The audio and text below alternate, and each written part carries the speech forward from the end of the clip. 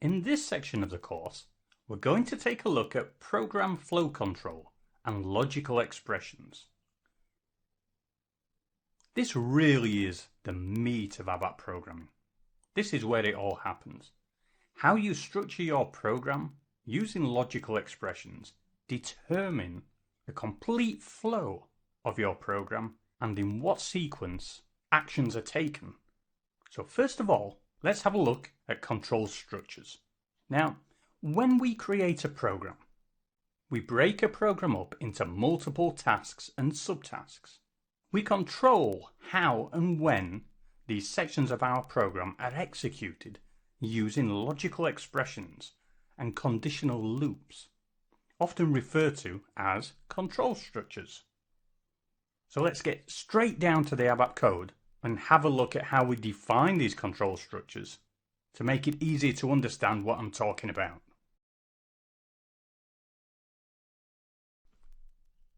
First of all, let's create a brand new program where we can test out some of the logic we will build. So I'm going to take a copy of the Z OpenSQL1 program that we used in the previous module. With the program name in the text box, just click the copy button and we'll give our program a brand new name. Let's call this Logic 1. Z Logic 1. And we'll just choose copy, local object, and our program has been duplicated. So let's go into change mode and we'll tidy the program up a little bit.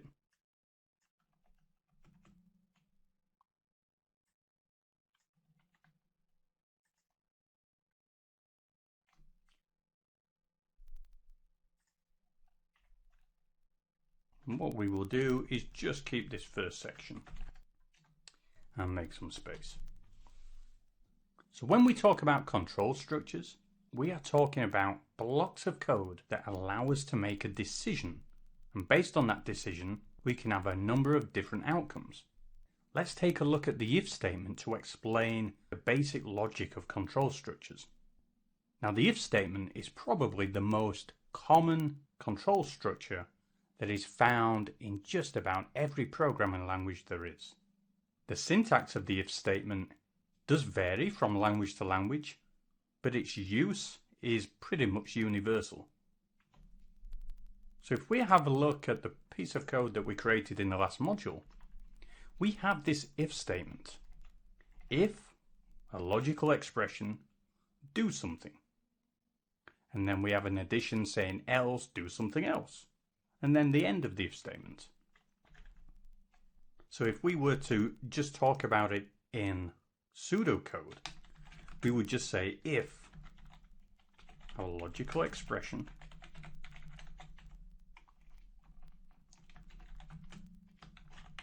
we would then do something, and then we would end our if statement. So you can see if starts the expression and the end if is the end of the expression. So this allows us to see that a control structure has a start with the if statement here, and it terminates with our end if statement. Both of our statements belong together, and every control structure we create will always have a start and an end. Now, when we break our program up into smaller tasks,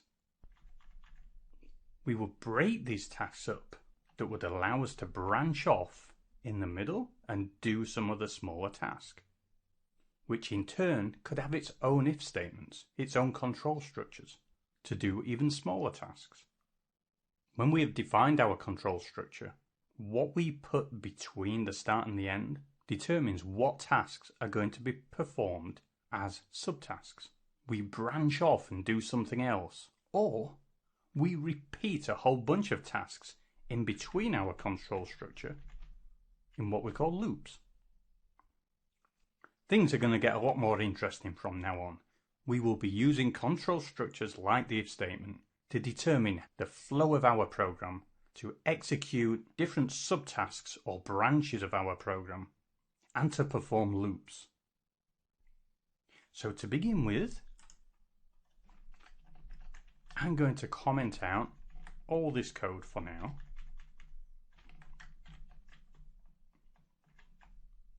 And I'm going to write some code here and see if you can determine what's going to happen. And to do this, let's make use of the pattern tool. So I'm going to click the pattern button, Ctrl F6, which brings up the insert statement dialog box.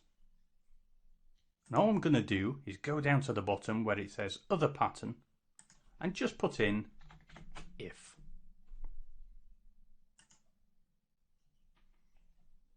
Now what this has done, it's brought back the structure of an if statement that we can follow as a guide, so that for those that are new to ABAP, you will get the syntax right and you won't have to worry too much about the actual placement of the full stops and so on.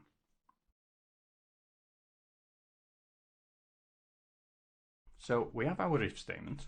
Now I'm going to do this. I'm going to create a data statement that's going to hold an employee's surname. So I'm just going to create a field called surname, a type character. I'll give it a length of 15 and pretty it up. We're going to set our surname to a value,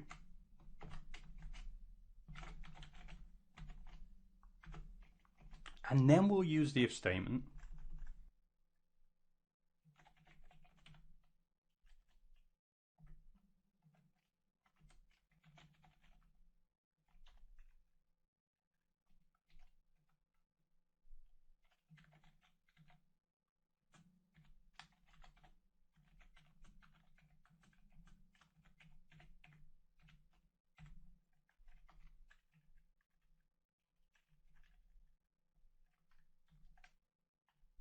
So there you can see I've written some logic. Now can you work out what that's going to do? It's pretty easy. Let's execute the program and see what it says. Oops. Silly me, been using the wrong quotes.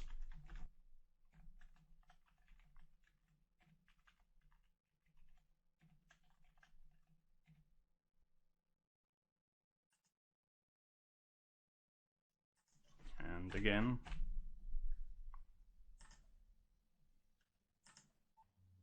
Oh, I do apologise.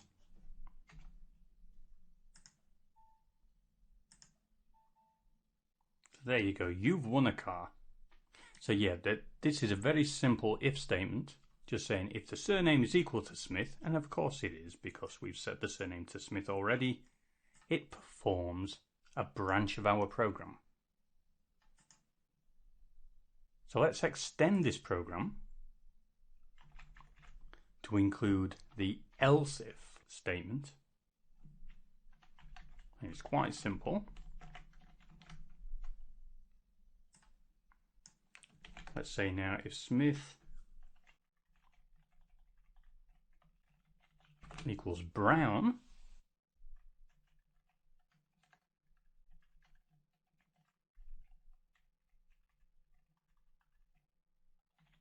this time you've won a boat.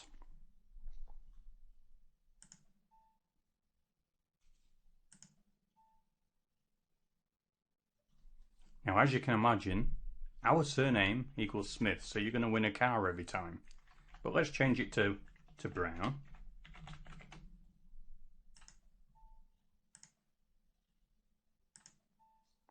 And now you can see the outcome is you've won a boat. So what we've done here is the first if statement was not true. Therefore, this branch of the program was not executed. So it went down to the next branch in the statement, which is the else if. Else if surname is Brown, which it is, then it will write this branch of the if statement. And we can keep on with the else if. We can, repeat it any number of times.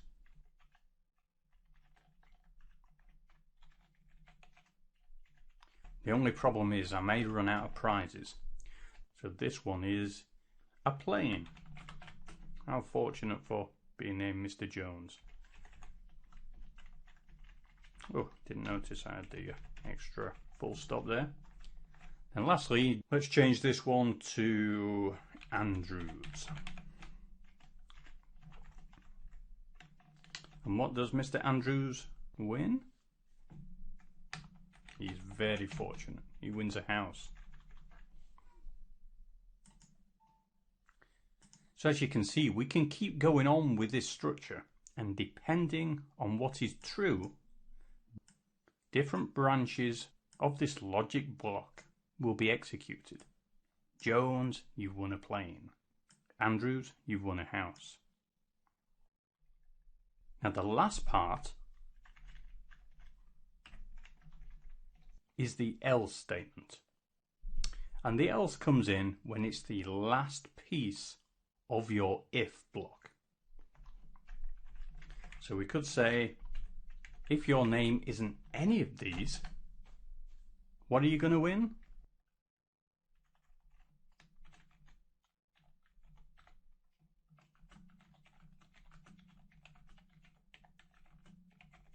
Unlucky. You go home empty-handed. So by introducing these different else if statements and the else statement, there is always going to be an outcome that is performed depending on the value of surname. We have taken care of every single possibility. If it's Smith, we're going to do this. If it's Brown, we're going to win a boat. If it's Jones, a plane, Andrews, a house, anything else, we're going to do this block of code. So the if statement is very powerful, and it is the key logic statement used in just about every program going to determine the flow of your program. We have a whole set of ABAP operators that we can use with our logic statements. So as we have seen with the if statement, we've been using the equals. We also can use the not equal to, which is the less than and greater than sign together, the less than, the greater than, less than and equal to, and the greater and equal to. Now ABAP, because of its roots, also has some other ways of writing these. And these are the EQ for equals, NE for not equals, and you can work the rest out.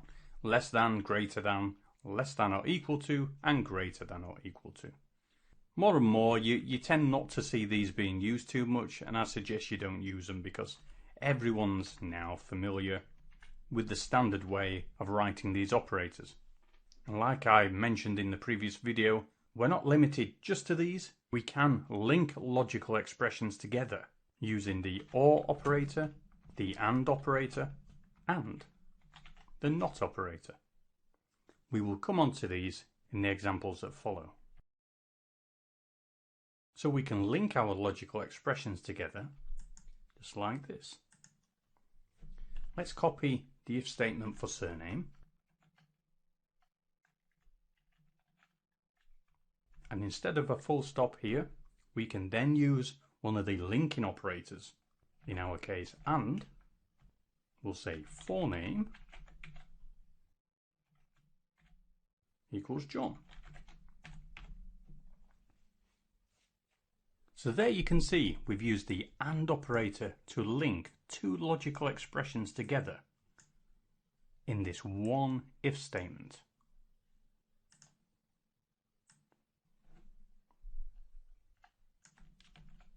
So the rest of the code that make up the statement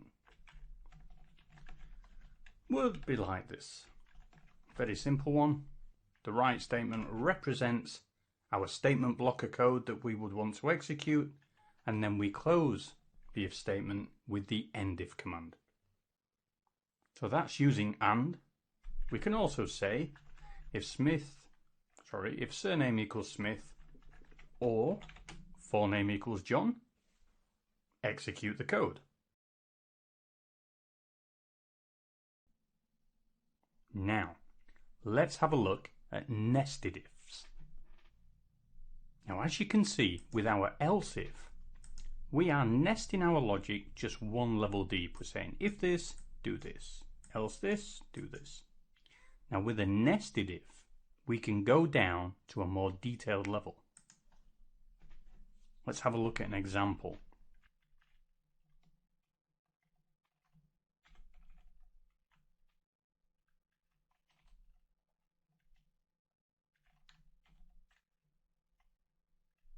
So first of all, we have if surname equals Smith, we're going to write something out.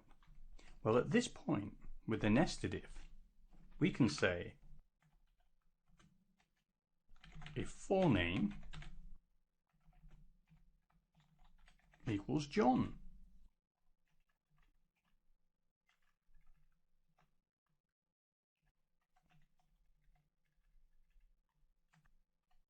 Else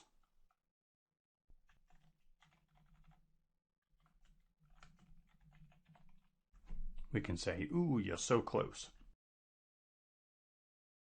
And then we end this if block with this line of code. So let's pretty it up and go through it.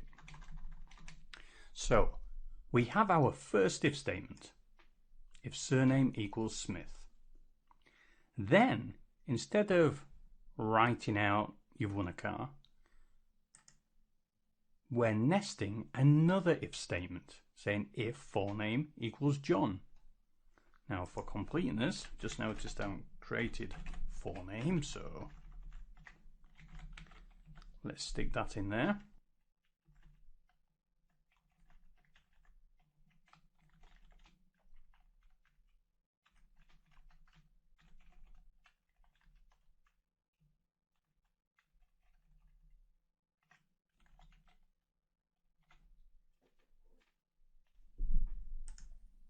Okay, so if forename equals John, you've won a car. Else, oh, you are so close. So we are checking two logical expressions. To win a car, you've got to have a name of Smith, and you've got to have a forename of John. And then for each if statement, we close it with a corresponding end if. Now you are not limited just to nesting, down to 2 levels. You can go on to your heart's content.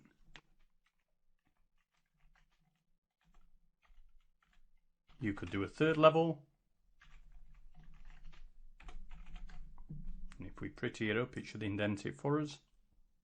So you could have something else. So if the surname is Smith, forename is John, and then, another field here. Location, UK. I know we haven't defined it as a field, but you get the idea. We can keep embedding logic like this until it meets all the criteria for your program. And you don't always have to nest if statements one after another, just like in this case. We could have a bunch of statements here, a bunch of statements here, some more statements, some more statements at this point. So going back to when we started this exercise, we're looking at, we define our control structure, we then execute some code, then we close our control structure. So the code that we execute can be anything at all. Writing, reading from database tables, more logical statements, such as the embedded if. You can introduce loops, call function modules, anything you can think of. And that's really it for the if statement. That's the structure. You have the if, you have the else if, you have the else, and then the end if to close off the block. And you can nest if statements and other logic statements as deep as you wish. So the if statement analyzes a logical expression. And like any other programming language, we are not just limited to an equal. We can use any logical expression. We can use the equal, not equal, less than, greater than, the or, the and, the not, and so on. So let's have a look at some of those and see how they are written in ABAP.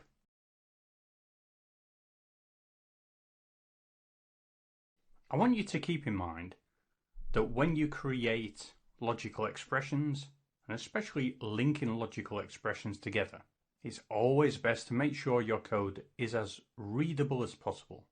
And the reason why I say this is because if you start producing code that's like this, well, even though it will work, we're linking lots of expressions together. Oh boy, it's so difficult to read. So try and limit the number of logical expressions you do link together. Structure your code a little bit differently, where you might use multiple single logical expressions, one after another. Or if you don't want to do that, at least structure your code so it is easier on the eye. For example, we can line things up like this.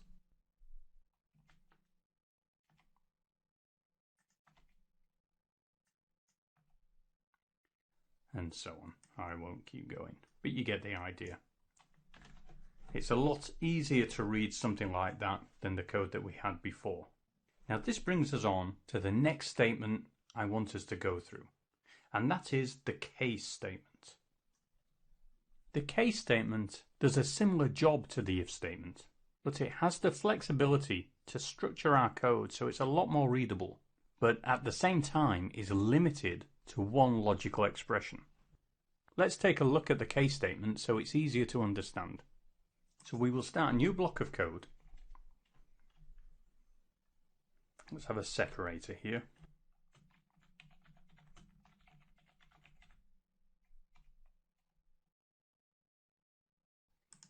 And we will begin the case statement with the word case, and we will use the surname and forename fields that we've used previously.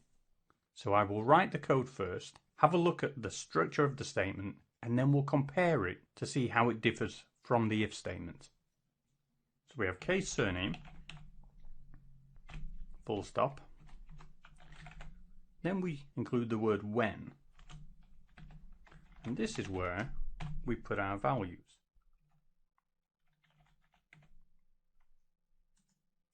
Let's copy this write statement to save me typing.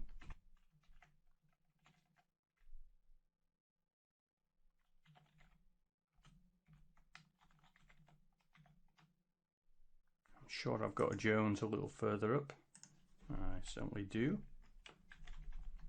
Mr. Jones wins a plane.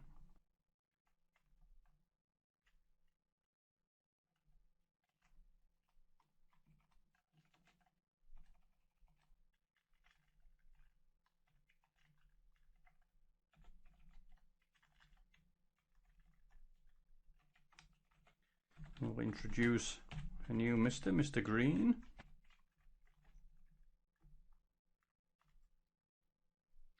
And Mr. Green, well, he wins the boat.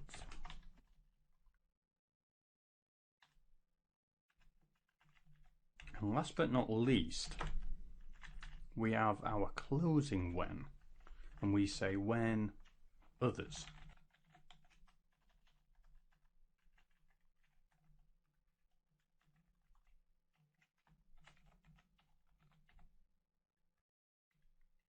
Then lastly, we end the case statement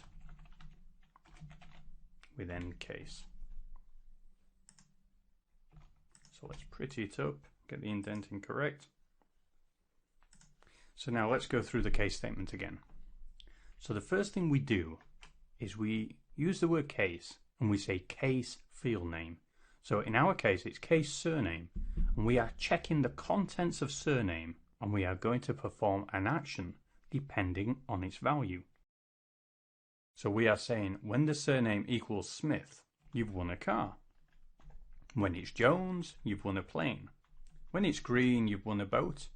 And anything else with when others, you don't win anything, unlucky. And then we close the case statement. Now personally, I think the case statement is much easier to read then lots of nested and linked if statements. And when we look at the differences with the case statement compared to the if statement, well, just as I mentioned, the case statement can only check one field, whereas the if statement, by using linked expressions, we can check multiple fields. Just like here, we're checking the surname and forename field.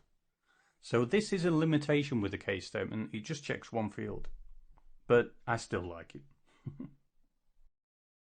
There's not much more to explain about the case statements, but before we move on, I will just mention, just like with the if statement, case statements can be nested. So with our example, where we have when Smith, we could write out some text to the screen and then we could introduce another case statement. And we can choose to have a case statement on another field, include the when,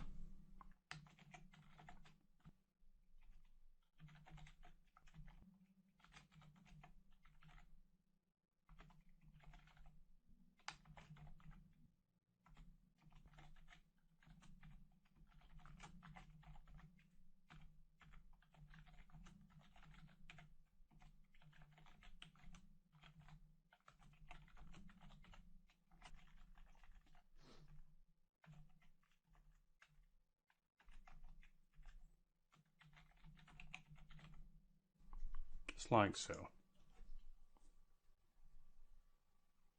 Oops, I do apologise. That's better. So there you can see a nested case statement within the original case statement. In this video, we are going to discuss iteration statements, otherwise known as looping statements. We use iteration statements to execute a block of ABAP code multiple times. So to start off with, I'm going to generate a new program by copying the one we used in the previous exercise, and then I'll strip it down so we can start fresh.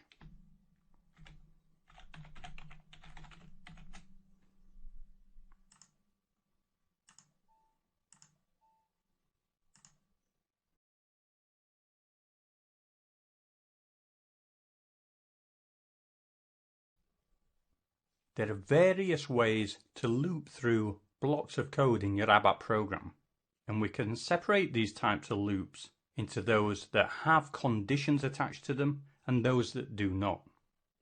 Now you've already been using a loop in the form of the select statement, and the select statement allows us to iterate through a record set. So let's revisit the select statement. And we've been using it in the form of select star, which means select every field from the table. And in our case, it will be Z employees. We would then have some ABAP that we would loop through. In this case, let's just do a simple write statement. And by doing this, Z employees, it would output the entire record onto the screen. And then all we need to say is end select. So as you can see, this is a very simple loop. Select every field from the table, write the record to the screen. Let's correct it. And then we get to the end select, which means we have finished writing our block of code, go back to the start until there are no more records left in the record set. Let's do a syntax check. Oops, we do have an error. Oh, my apologies. I missed the table statement at the top.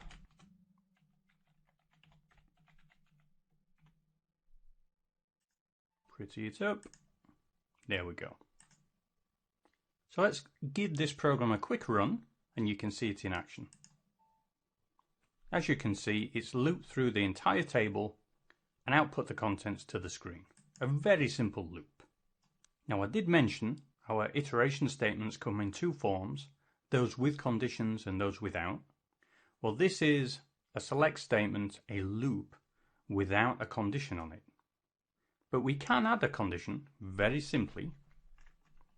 In this case, let's extend the first line of the select statement to say where surname equals Smith. So now when the select statement executes, it will only select records where the surname is Smith and output them to the screen.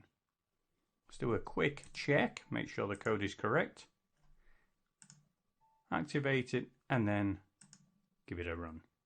And nothing was output. Let's have a look at our table.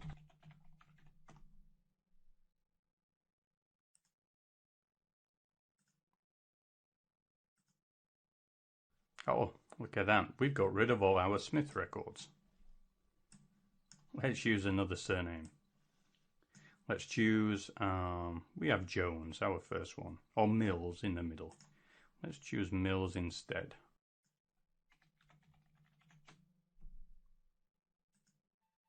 Everything is good. And there we go. It's output the one record where the surname is equal to Mills. So you can see it's quite easy to add logic into your select statement to limit the number of records you're going to iterate through. Let's now take a look at the do loop. A do loop is very simple. We start with defining the do loop. We then execute a statement block. And then we end the do loop. So in our case, we would change our statement block to our write statement. Instead of Z employees, we will just output the word hello. See the pretty printer? Oops, look at that, making silly mistakes. Here we go. And as you can see, it's very simple. But one thing you might notice is that there's nothing telling this loop statement when to stop. Let's see what happens when we execute this code.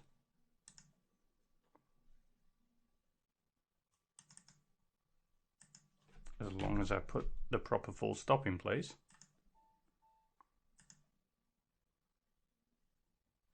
So now we're executing the program, but see how it's stuck?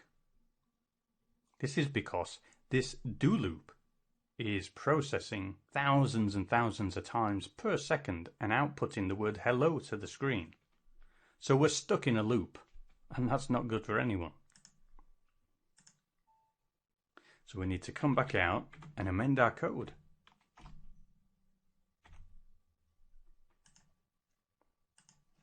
So what do you think we need to do here?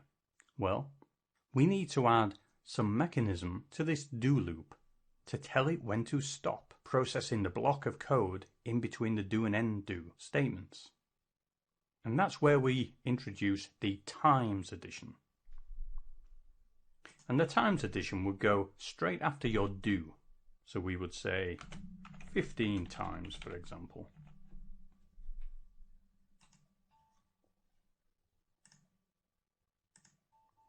And now when we test it, you can see the word hello is written out 15 times. Tell you what, let's stick it on a new line so it's easier to see. There we go.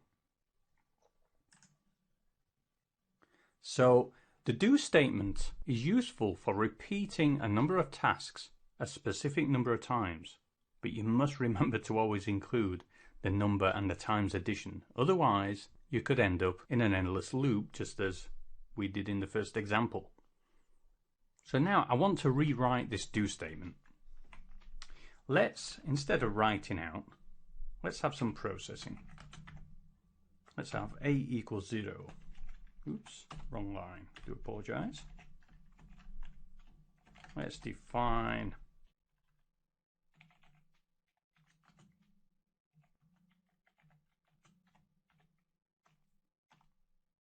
okay, so we define a as an integer. we set its value to 0, and then what we will do inside the loop is a calculation. A equals A plus 1. So this is just going to be a very simple counter. And what I want this to demonstrate is the do loop actually uses an internal counter to control how many times the loop is executed. You can check the SY index system variable to see how many times your loop has been processed. So let's do that. First of all, let's make sure we write out our own counter, and then we can compare it against the system counter.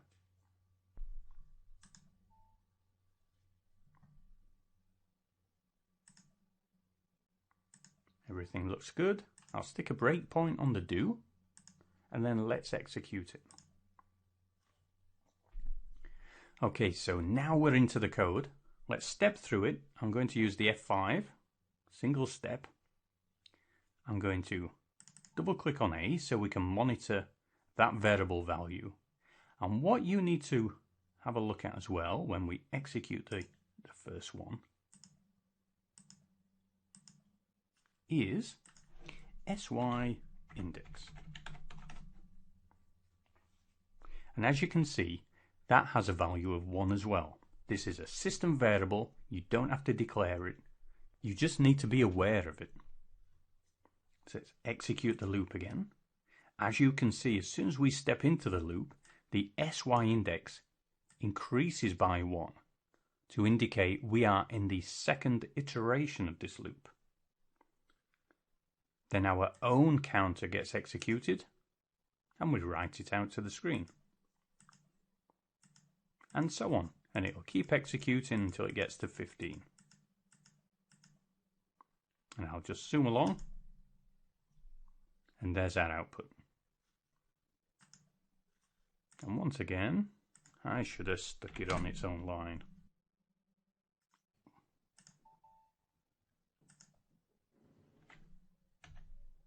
And there we go, all 15. As with many other statements, do loops can be nested. And if you do nest them, each do loop will have its own SY index created and monitored by the system. But do be aware that when you start nesting do loops and other types of loops, you need to consider how much work you're going to make the system do.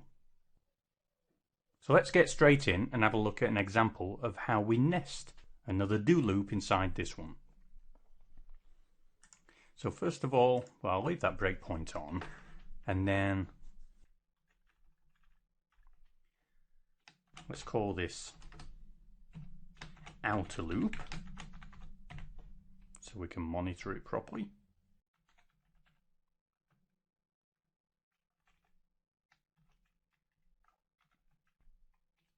And then let's do our do loop statement inside. So we'll do, let's say, 10 times.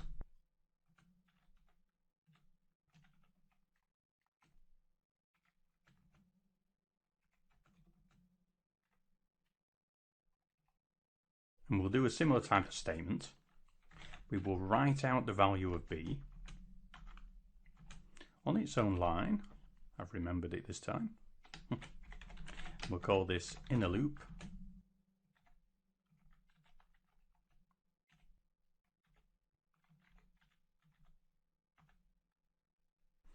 Let's just get it all in line. And don't forget, we need to declare our variable.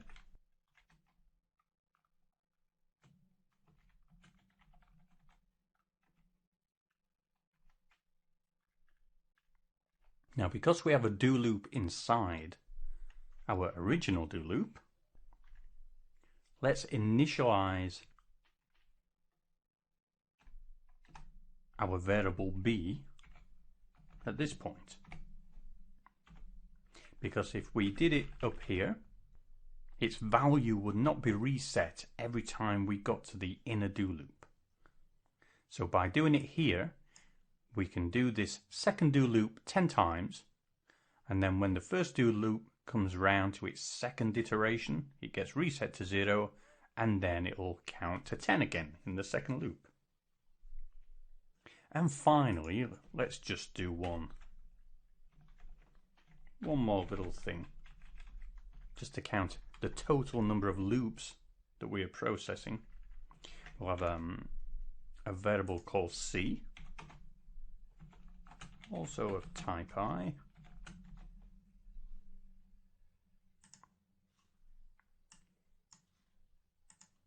and at the very end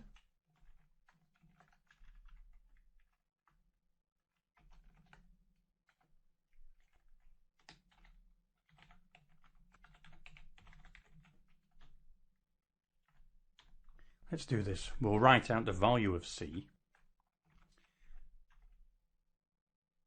but so it adds up correctly, what we need to do at the end of each second do loop is let C equal the value of B. So once it does 10 times, the value of B will be transferred to C. No, actually we need to do C plus B. So it gets added up every time. And then at the very end,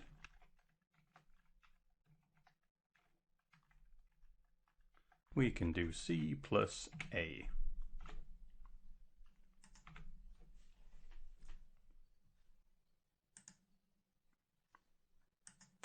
So this should be a good counter for us to count up how many times the system loops through both loops. So the first loop is 15 times, and then in each loop it loops 10 more times. So we should, if my math's correct, have around about 150 loops. That's quite a lot of code being executed. Now, obviously we're using an SAP system and it's going to process this instantaneously.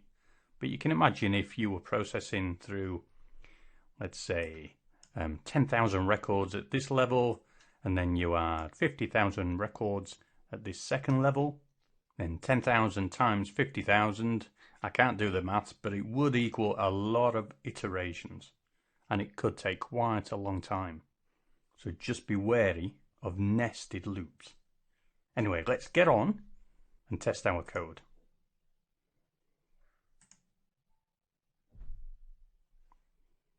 Our breakpoint is set here at line 22, so let's just execute it, and we'll bring up the values of A, double click, tell you what, change that to B, and we'll put C there. Now we will also bring up SY index at this point, and we can see that as a value of 0.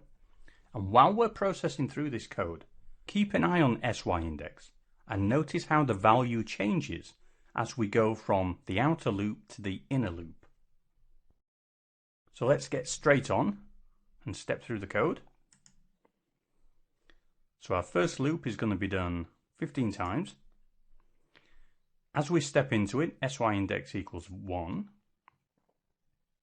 We will increment the value of A, write out our first statement, and we can see that B gets initialized. And now we're going to step into the second loop. SY index is 1 again, but because it's the first time we're going into this second loop, we don't actually see any change in the value, but SY index is pointing at the second loop now. It's monitoring this SY index value. As we step through, you'll see it change. So B is incremented by 1, we write out the statement, and now we're into the second iteration of the second loop, and we can see SY index is equal to. And as we step through, it should do it 10 times.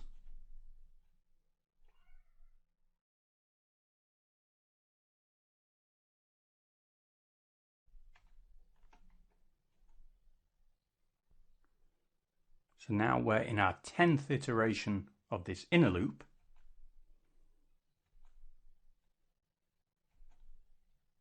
Goes back up, registers it's been done 10 times, jumps straight down to the end do statement, then processes the calculation of C.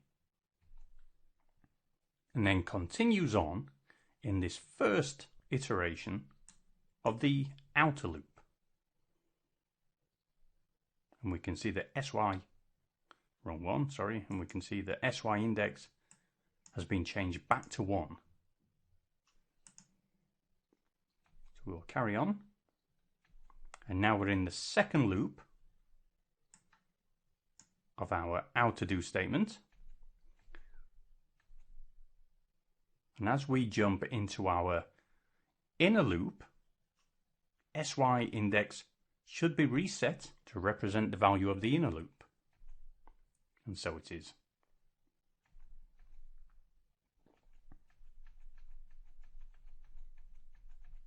So to save my fingers, all this key pressing, I am just going to place a breakpoint on this line of code.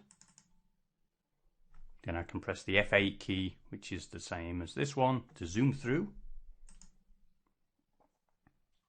So we can see B, which is our inner loop, has been processed 10 times again. And C gets incremented to 20. And so on. I'll just press F8. I'll keep pressing it. And we can see our outer loop is going to be processed 15 times. Here we go. End do to the bottom. And then C gets incremented with the value of A. And we write out the final value of C. So we can see our outer loop, then the inner loop values, outer loop again, inner loop, and so on. As we scroll down to the bottom, we finally get the total number of loops that have been performed in our code. Now it might have been a little bit better if I was just to maybe increase the number of positions from the left-hand margin of the inner loop print. I'll double click the breakpoint to get rid of it and then zoom through the code. There we go. That's easier to read. And there we go. So that's nesting do loops. We're now going to take a look at another looping statement, and this one is the while loop. Now this differs from the do loop in that the while loop checks for a condition that we have defined within the while loop before it executes any code. All the statements between the while and end while statement will be repeated as long as the condition is met. As soon as the condition is untrue, the loop will terminate. Just as we did with the do loop, we also monitor the SY index field to see how many times the loop is executed. So let's get straight in and have a look at the code.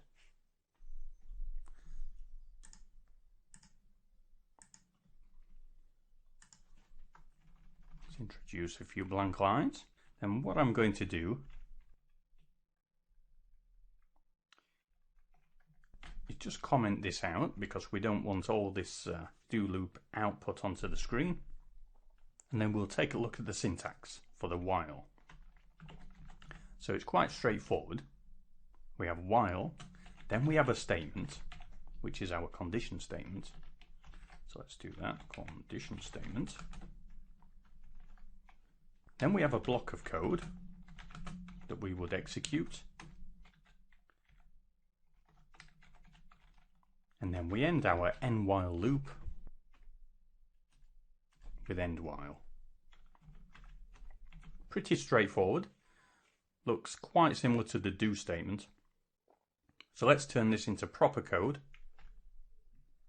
So we have our while statement and we would change this conditional statement to something proper. So we can say while A is not equal to 15. Let's copy this.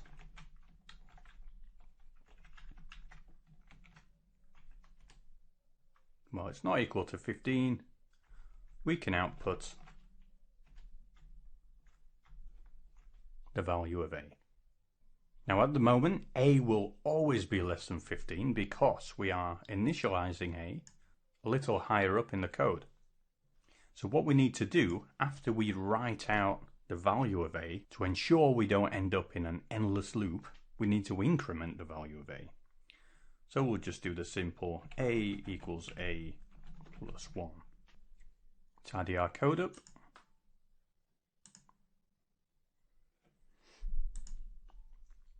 Execute it. And we can step through the code. So we will monitor the value of A and also SY index. And as we step through the while loop, it will check the condition, and as we can see, the value of A is 0. So we write out the statement to the screen. Then A gets incremented, and the loop continues. And notice our SY index is incrementing just as it did when we took a look at the do statement. So I'll just keep my finger on the button here to step through until we get close to 15, which we're right at right now. So we'll do it end while, checks the condition, skips the statement block, and goes to the end of the loop. And then outputs everything to the screen. Now because A started with a value of 0, that was the first cycle. So the maximum value A reached when it was output on the screen was 14.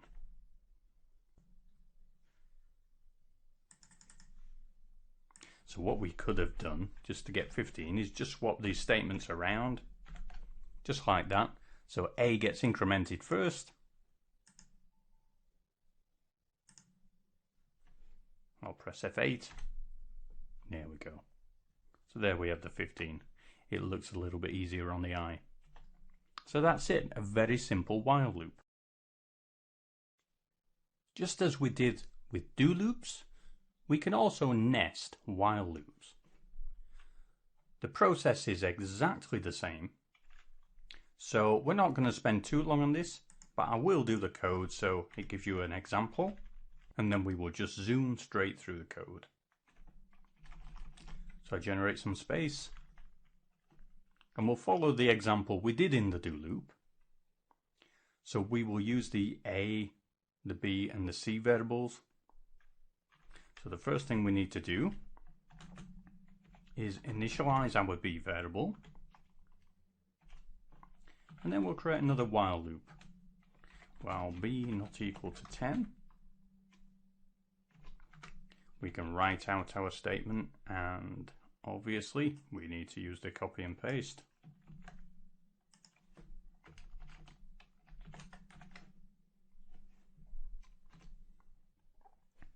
And then it's important at this point to make sure we increment B. So just as we did with A, we'll increment B right here. So B equals B plus 1. If we didn't do that, we'd end up with a continuous loop. It would never end and we would be stuck. So we have that. We'll bring that line back up. Then we'll increment C.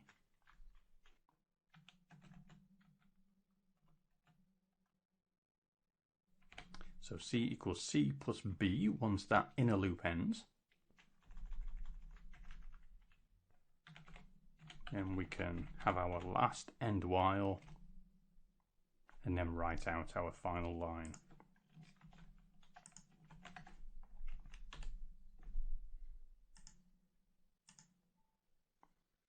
There we go. So I just have a final check. We're incrementing A, resetting B, incrementing B. That will do it until it reaches the 10th iteration. We write out B, increment C. Oh, and there's one more.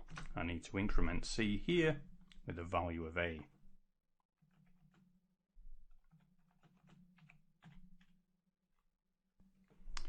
There we go. Have a code check, then activate it, and then we'll run straight through. I don't think I've got a breakpoint set. No. There we go. So we have the same type of result as we did with the nested do loop. We can see our outer loop, then the cycle of 10 inner loop statements, outer, and then inner, and so on, until we get to the bottom, where we can see a total of 165 iterations. Let's move on. Up to now, we have gone through our loop statements and let the condition inside the loop statement determine when the loop will finish. ABAP contains termination statements that allow you to terminate a loop prematurely, and there are two categories of termination statements: those that apply to the loop and those that apply to the entire processing block in which the loop occurs. So first of all, let's have a look at how we terminate the processing of a loop. And the first statement we're going to discuss is the continue statement. Now this allows us to terminate a loop pass unconditionally. And you'll see when we take a look at the syntax that there are no conditions added to the statement itself. When I first started ABAP, I thought the continue statement seemed a little bit odd. Why would you want to use the word continue to terminate a loop? It just seemed a bit backwards to me. But maybe that's just me. The continue statement actually means do not process any more statements in this loop. Just immediately end the processing of all the statements in the loop right here and jump to the start of the loop again. So if we include the continue statement inside our loop, the remaining statements will not be executed. As soon as the continue statement is hit, processing jumps right to the top of the loop again and starts another loop run, as long as the conditions set by the start of your loop statement are still met. So let's have a look at the structure of the continue statement and go through a quick example so you can see exactly what I'm talking about. I will use the do loop for this example. So let's get rid of this while and bring back our do loops. And we don't need an inner do loop for this example. Let's get rid of B. Okay, then what we're going to do is introduce an if statement. So let's say if sy index, which should be the same as the variable a that we are setting as a separate counter ourselves. So we're saying if sy index equals 2, then we will say continue. And that's all there is to it, just that one word, continue. Then we will end our if statement. So what this is going to do is start this loop. It thinks it's going to execute it 15 times. Then as soon as we're in this second loop, we will hit the continue statement and processing should jump straight back to the top of the loop. Which means we are not going to write out this outer loop cycles text with a value of a on the second loop pass. So let's run through. I will put the debugger on. Here we go. So we'll step through. Let's have a look at the value of a and the value of sy index. So if sy index is 2, which it's not, it's going to output the text to the screen. And we'll have a quick look. There you go, there's the output. So we'll step through again to the second time. Now sy index has been set to 2, so the if statement should be true this time. So we get to the continue statement, and you can see execution jumps straight to the top of the loop again. And I'll continue processing, and we're on the third iteration. So as soon as we hit the continue statement, the rest of the code was not executed. processing jumps straight out of the loop back to the top. So now I will just zoom along to the end. There's our output, and we can see we have 1, 3. So we have that missing 2.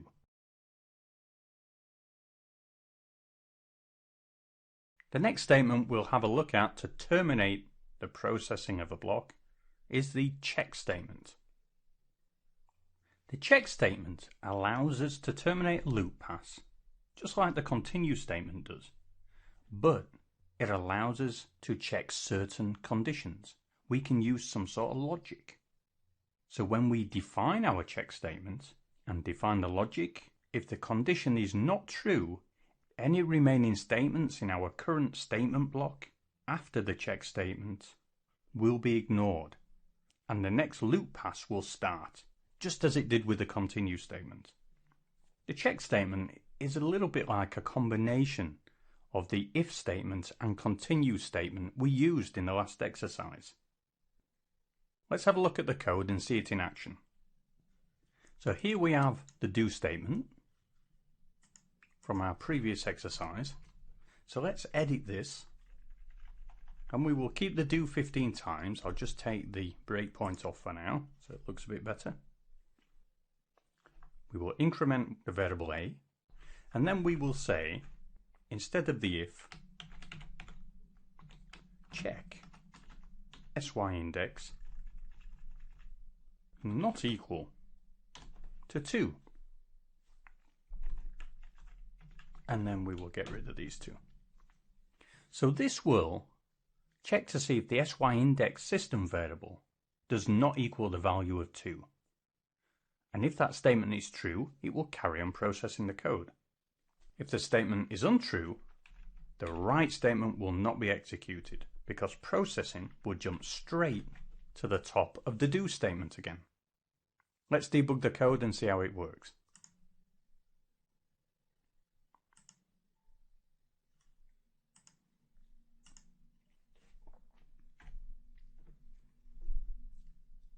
So we will have a look at sy index and a, and then I'll press F5 to step through. So sy index has a value of 1 at the moment. So that's fine. We know that 1 is not the same as 2. So it will write out our statement to the screen. Our next run through, now this time sy index is equal to 2. So our statement is not correct. So it should terminate the processing of this loop and go straight back to the top. Let's have a look. I'll press F5. There we go. It jumps straight to the top of the loop. Now it's equal to 3, so it should execute the write statement. And it does, and so on. So it should execute it 15 times. I'll press F8 to zoom, and there we go. Process 15 times, but missing the second write statement. So it's very similar to using the if and continue statements in the last exercise, but we can do it with just one line of code. Now when you are looking at programs that have been created by other people, and maybe creating programs yourself further down the line, don't be surprised to see the check statement outside of loops like the do loop or the while loop, because the check statement doesn't only terminate an individual loop run or loop pass, but it can also be used to check other processing blocks like subroutines or events. When the check statement is executed, it all depends at what level in your program it is being executed. If our check statement was outside of this loop, then it would actually terminate our program. If it was inside another processing block, maybe the @screen selection processing block, well, it would terminate that block of code. So you can use the check statement wherever you like. Just be aware of where you're using it, because that will have a big impact on the processing of your code. Let's have a quick example here. Let's stick the check statement outside this loop and just see it in practice on how it will terminate our program. Create a few blank lines. I'm going to stick that asterisk there, so we've always got a few blank lines for us.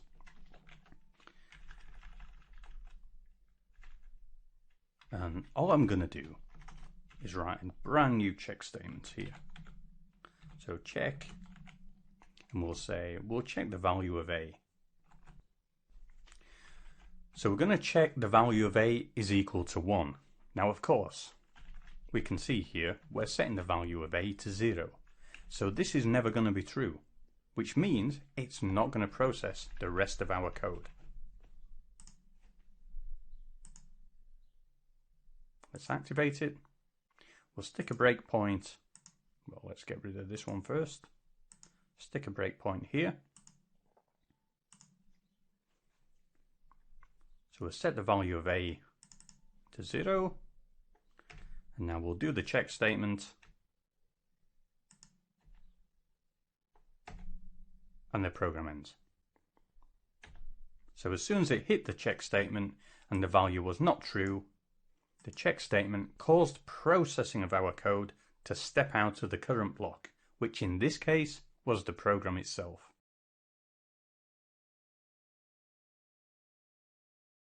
We can also use the exit statement to terminate loops. The exit statement allows us to terminate a loop immediately without any condition being checked. Now you may think, well, isn't this the same as the continue statement? Well, it sounds as though it's the same, but there is a difference. Where the continue statement stops processing the current loop and jumps back to the top of the loop to carry on, the exit statement terminates the whole loop itself. So once the processor meets the exit statement, the whole loop will finish and the program will continue to process a statement immediately following the closing statement of your loop, such as the end do or the end while. Now keep in mind, because we can exit loops using this exit statement, it will only exit the current loop. So if we have nested loops and we hit our exit statement within, say, the second level of the nested loop, only that level loop will terminate and we'll go back to the higher level loop. Now the exit statement can also be used outside of loops, just like the check statement. But you've got to be aware that if you use the exit statement outside of a loop, it will terminate whatever type of code structure you are currently in. So for example, if you use the exit statement within a subroutine, it will terminate the subroutine and processing will return back to the calling program. If you use the exit statement in your calling program and it's not in a loop or a different event structure, then it will actually terminate your whole program. So just be aware of where you use it, what context. So let's have a look at the code and see how we can use the exit statement in the examples we've been looking at so far.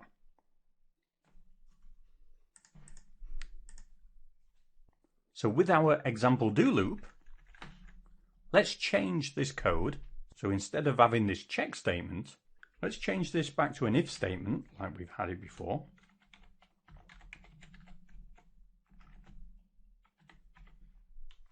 And let's do this. If the SY index is equal to 3, let's exit.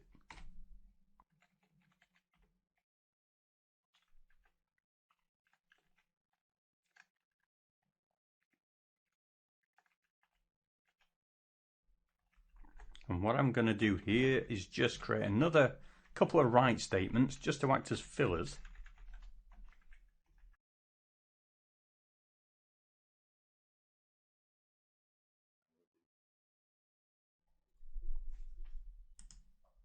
So that once our loop exits, we still have some code that will execute afterwards.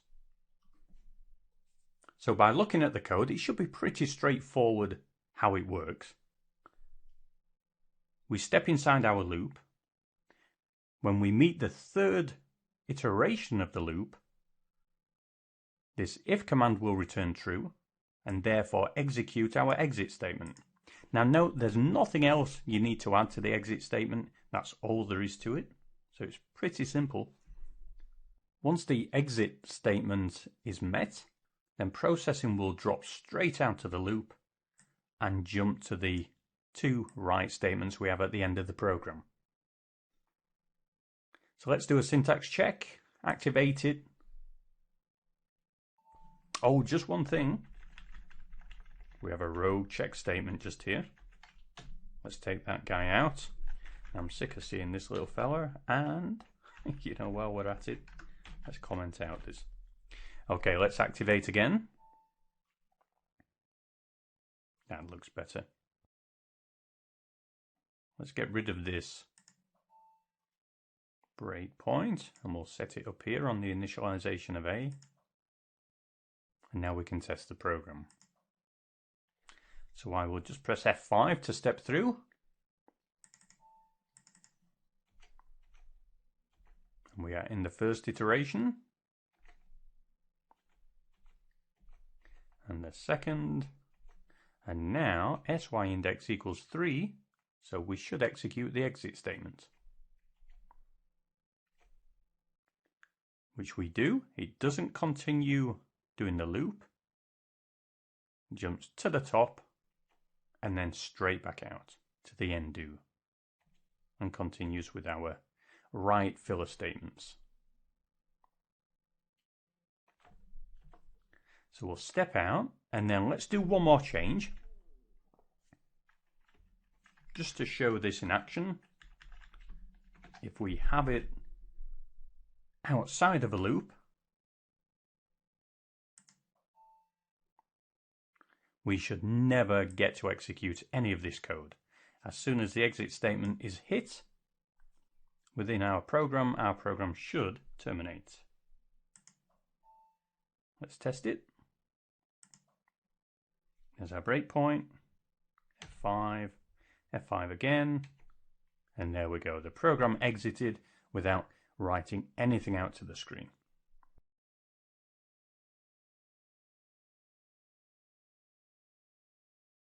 For us to be able to build our selection screens and use selection screens in our program, the first thing we have to understand are things called events. Events are what we call processing blocks, and what I mean is just a section of code, but specific for the selection screens. Now the structure of an event starts with the event keyword, but doesn't have an ending event keyword. The end of the event block of code is just implicit, because the start of the next event block will terminate the first one.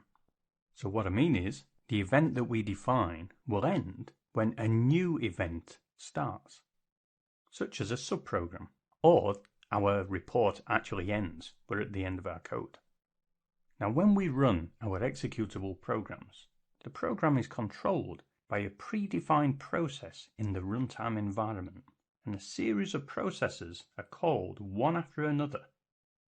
These processes trigger events for which we can define event blocks for in our program.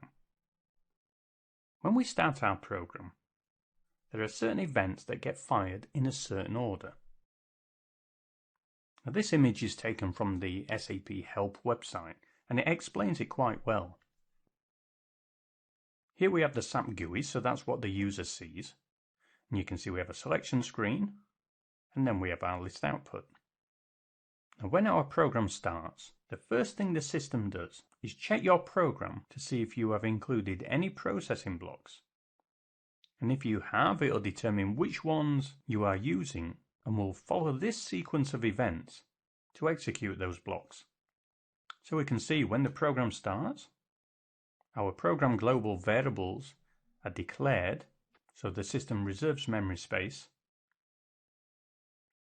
And then the runtime environment will look to see if you have an initialization event block. And if you do, this event block will be executed. Now bear in mind, the initialization event block will only be run once, and that's at the start of your program. And the things you include in the initialization block of code are things like setting up initial values for fields in your selection screen. The runtime environment will then check whether a selection screen has been defined in your report. So if at least one input field is being used, then control will be passed to the selection screen processor, which is this piece right here. Now this selection screen processor will display the screen to the user, and once it is shown, the user can then interact with the screen, fill in fields, select data from drop-down boxes, etc. And when the user clicks on execute to run the report, after filling in all the fields, the screen processor will then trigger the @selection screen event block. And this is where you can write your own code to check all the entries the user has keyed in to the individual fields on the selection screen. If the user has entered any incorrect values, your code can capture these mistakes, and instead of processing your program, you can force the selection screen to be displayed again to the user to allow them to correct any errors.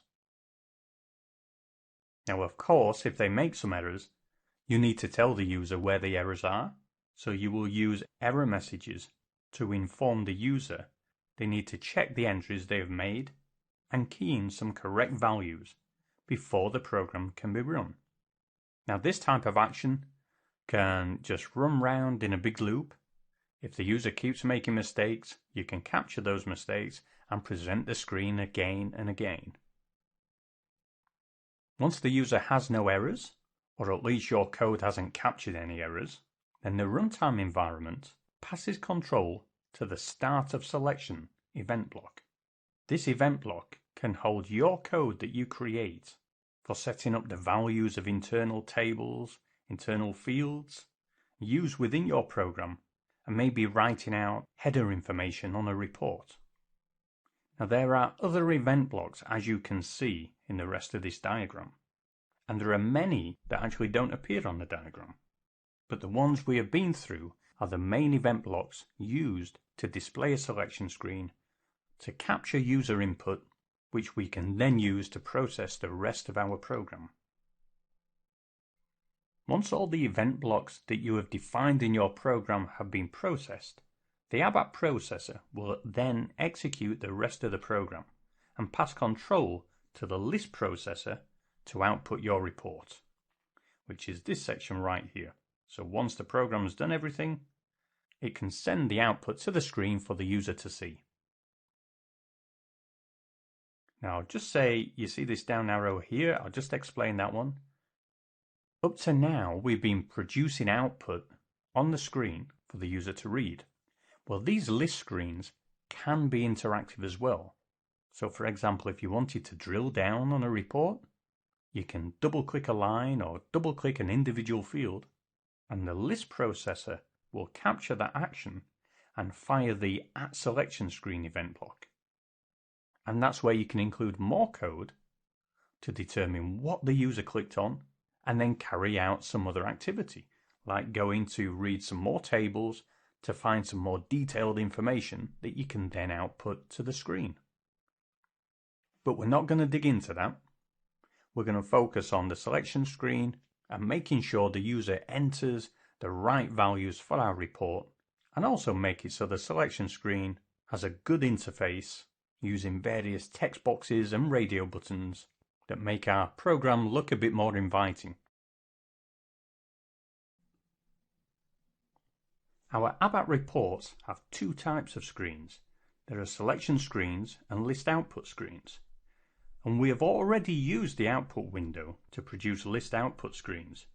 So now let's focus on the selection screens themselves and how we put individual fields on there, like drop downs, text boxes, radio buttons, and so on, for the user to enter values themselves.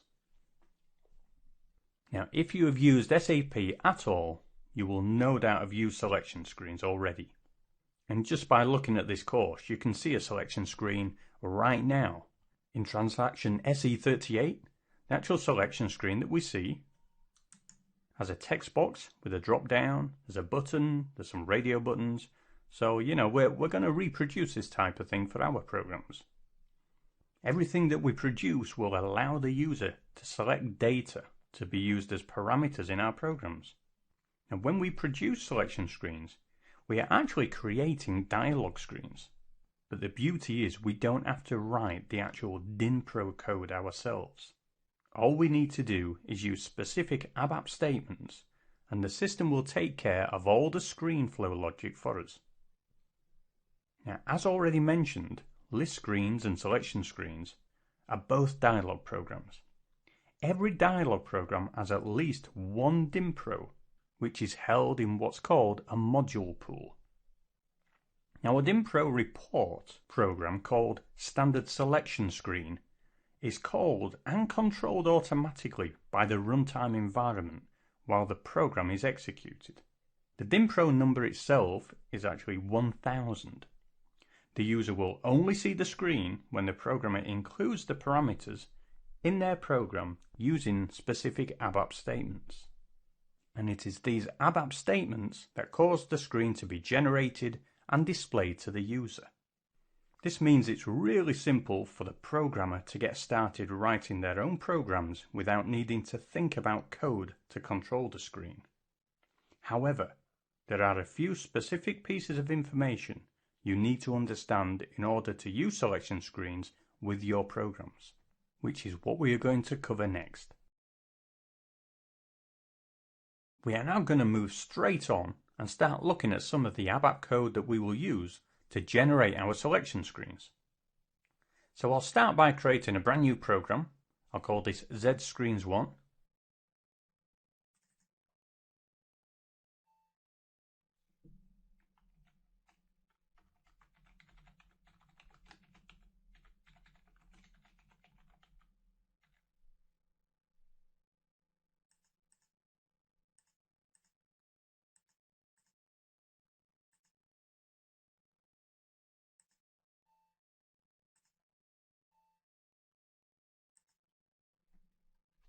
Okay, we have our blank report.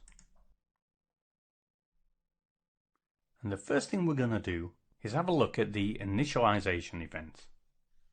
If you remember, the initialization event is the first thing that gets triggered in our program, the first event block. So if we recall, we have an employee table that we set up in the system. And let's say for our program, we would like to know the last employee number that was used to create an employee record. Now, the initialization event is the ideal place for this type of code. So we can find out what the last employee number was and display it to the user on the selection screen so that they know not to select any values greater than that last employee number. So let's start off, we'll just save and check everything.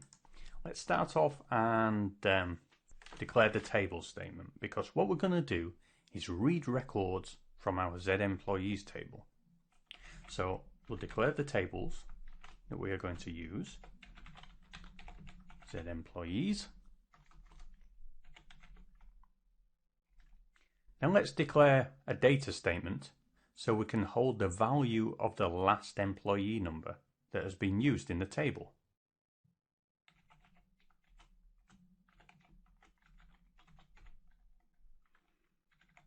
So WA employee, so that's like a work area.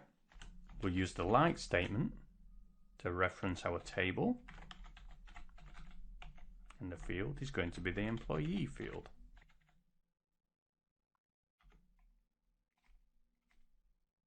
Now, this is where we create our initialization section. So all we need to do is type in initialization. And then we start writing our code. So to get the last employee number, we'll use a select statement. And let's just use a generic one. We'll select all the fields, even though all we need is the employee number field.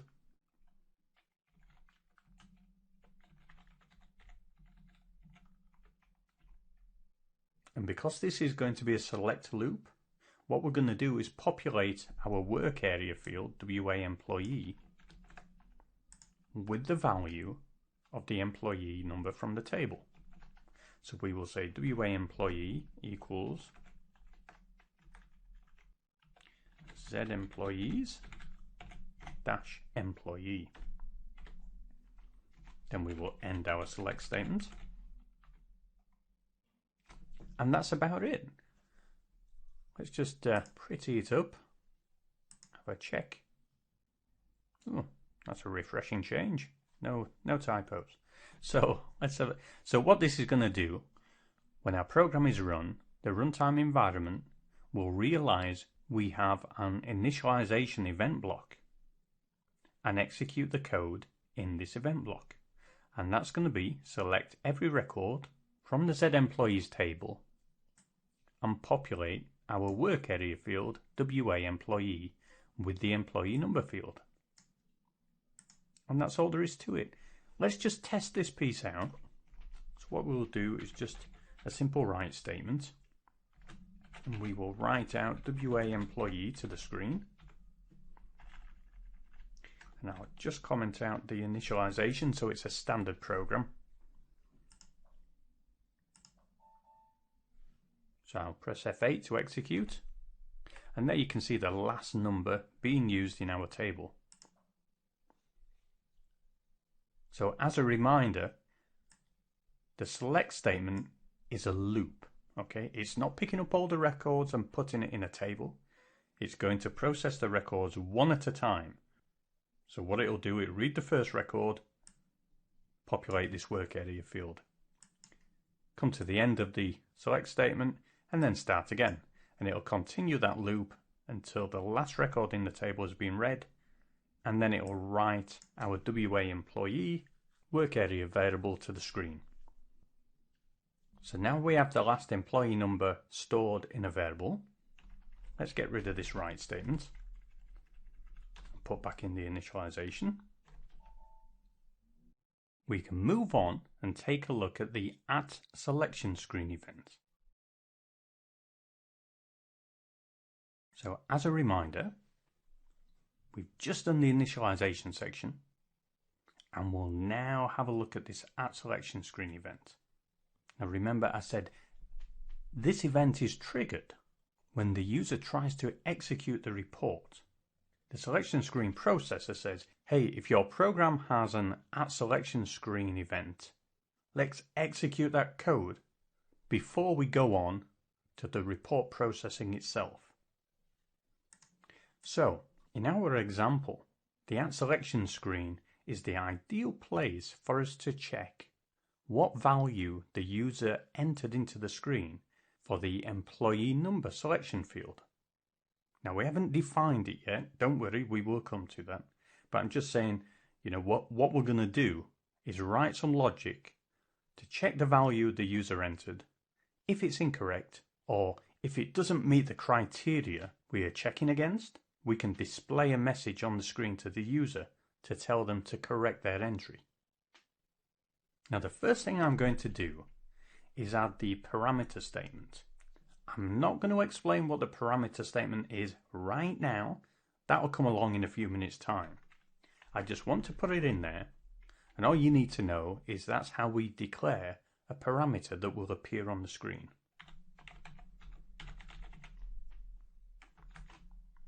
So I use parameters. Well, I might as well talk about it as I'm typing. So it's very much like the data statement. I'm going to declare a brand new variable called myEE for employee. And I'm going to make it like the employee field in our table. Now, we'll get down to writing the @selection screen event.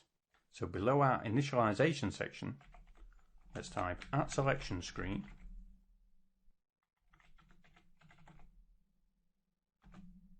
And I'm going to use an addition here called on,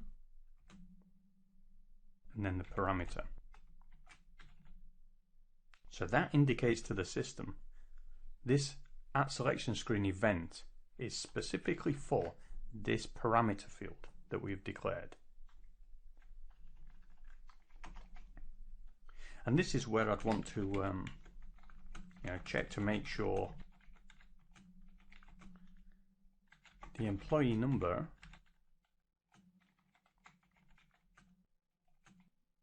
is not greater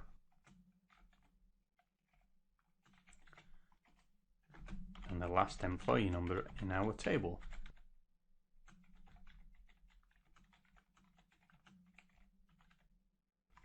So I can do that with a simple if statement.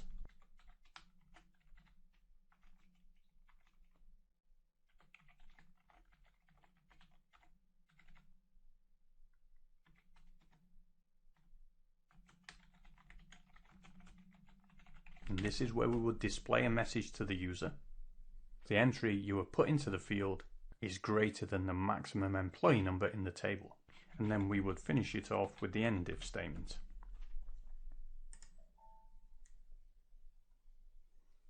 We will fill in these pieces shortly. But for now, that's really the pseudo logic. So because we store the last employee number in memory, we can then check with the @selection screen event to make sure the user has not entered a value greater than our stored employee number. If they have, we're going to display a message, and that will present the screen to the user again for them to re-enter the value. Now you'll be able to see by the coding here. Remember earlier I mentioned that these event blocks end implicitly, meaning they end only when another event block starts. So this is an example of that.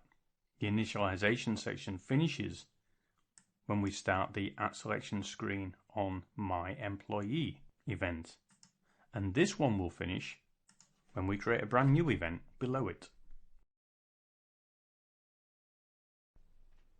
Let's now step back and have a look at this parameters statement. Now, just by the simple fact that we have defined a brand new variable called myEE using the parameter statement is enough to tell the system we are going to generate our own selection screen. And the parameter statement is all we need to display a field on the screen. Let me just make sure this program works. And let's just display this one field on the screen. So there you can see we got my employee and we got an entry field. That's all it took, one statement. Now let's go through it in a bit more detail. As I said, it's very much like the data statement. We specify a new variable name. We can make it a type. So we could say type I for an integer. Or, just like I've done here, I've used the like statement. So it picks up the field attributes of the employee field in our table Z employees. Let's add a few more fields just as an example to show you how this works.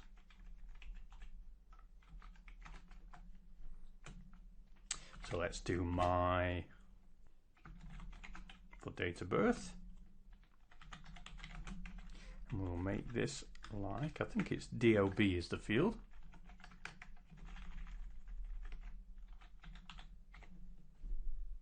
Let's give it a check. And there you can see we've got a date of birth field, and it's picking up the parameters and it's picking up the field attributes from the table, and it even gives us a drop down box where we can select a date. How easy is that?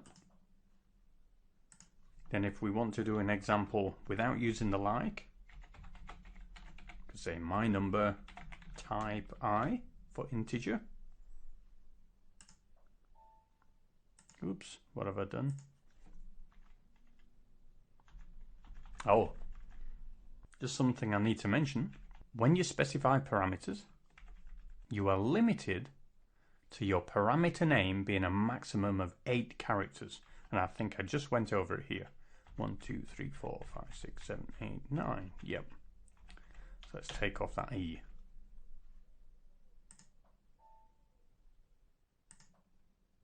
There we go. My number. And one other point is the parameter statement can use any data type, just like the data statement, apart from floating point numbers. The floating point data type cannot be used as a parameter. You will have noticed when we showed the fields on the screen that the screen automatically gives us a text label here for each field, and it just uses our parameter variable name by default. And the order in which the fields are displayed are determined by how they are defined in our program. And one other thing to see is notice how our variable names are being converted to uppercase. This is the default action. So let's step back and clear some of these example parameters out.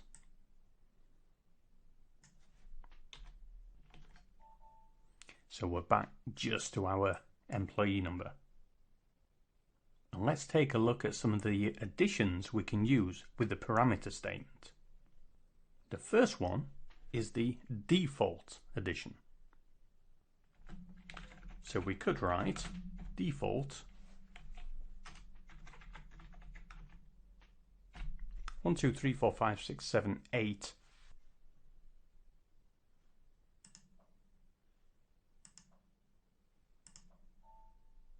And no surprises, this is going to default this value into the field on the screen, as you can see here. Now, for those of you who are paying attention, the default statement actually isn't used with the data statement. For the data statement, we use the value addition, but for parameters, we use default. Now, the default is only a suggestion. The user can override the value. You know, there's nothing saying they have to use that. It's just a default value that we can populate on the screen and maybe cut down the amount of data we want the user to enter on the screen. Our next addition is by making the field mandatory. We can use the addition obligatory. So with this addition, we have the default, and we have the default value, and then we would just write obligatory. Let's just put these on a new line so it's easier to read. So you can see this addition here, when executed, forces this little tick box to appear in the blank field. So if I try to run the report,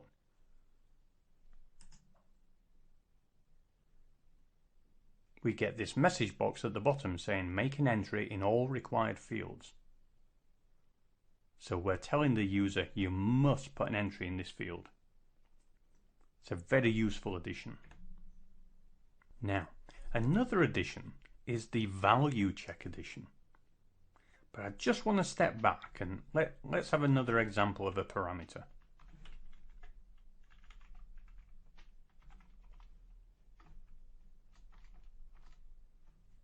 Now I need to jog my memory, so I'm going to open up a new session. Have a look at our table.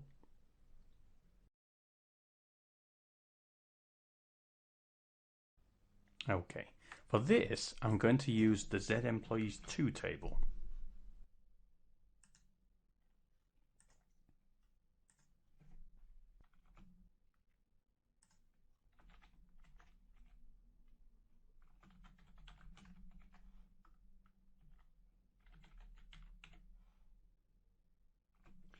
And we're going to look at a field called gender. Let's make sure I've got everything correct. Now, with the gender field, notice when I click on it, we get the drop down. And this is because when we created this table, we actually created some individual values that can be used as a drop down list for entering data into that table. So when we use this field on a selection screen, the ABAP dictionary is working away in the background, helping to ensure any fields that we use like this automatically refer to any value help text or foreign key relationships that we've already set up to help the user to select valid values. Pretty cool, huh? So let's go back. And now here, I think if we try and run this program and put any old value in here, see, normally we would have to select MF or U. Let's say I enter K. We don't get any error message or anything like that to say K is invalid. The only help we get is to say, hey, we've got some drop down values for you. But this value check addition allows us to include value checking.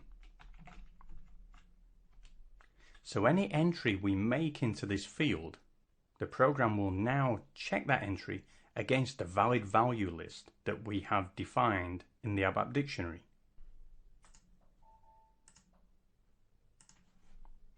Enter K, press enter, and there you can see, enter a valid value.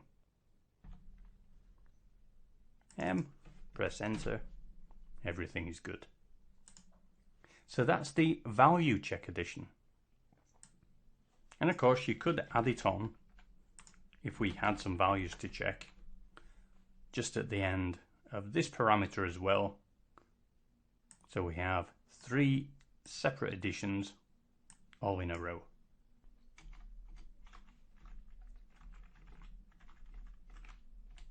So let's get rid of that for now and remove this entry for Z employees 2. Okay, the last addition is going to be the lowercase addition. Remember I mentioned earlier that the parameter statement converts everything to uppercase? We can get around this by using the lowercase addition. So let's define a brand new parameter, and we'll be super original and use surname. We'll make it like Z employee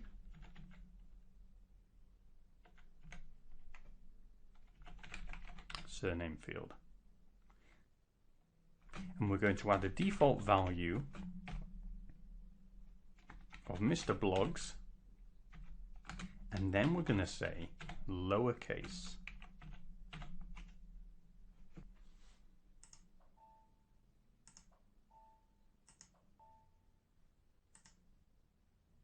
To demonstrate how this works and how it's taken effect, I'm going to enter some lowercase letters.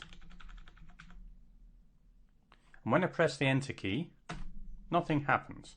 We still have the uppercase and we still have the lowercase letters in the field. If we didn't have the value check addition there, these lowercase letters would all be converted to uppercase. Let me show you that.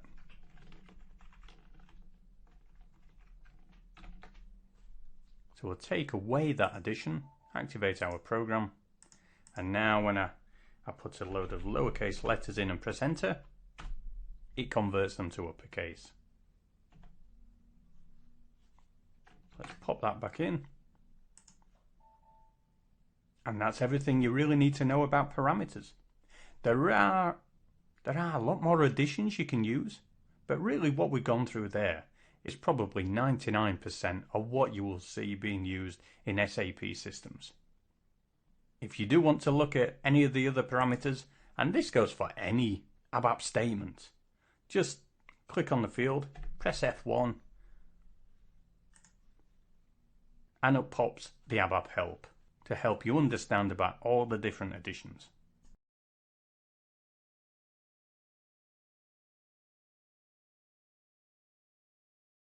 The next thing we're going to look at is adding checkboxes to the screen.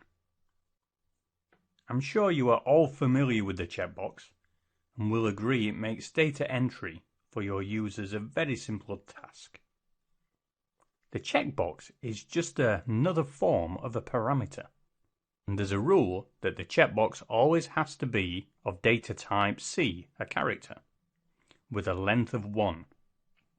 And the contents that get stored in that parameter will either be an X for when it's checked, or it will be blank. So let's have a look how we define a parameter. Let's get rid of the surname field.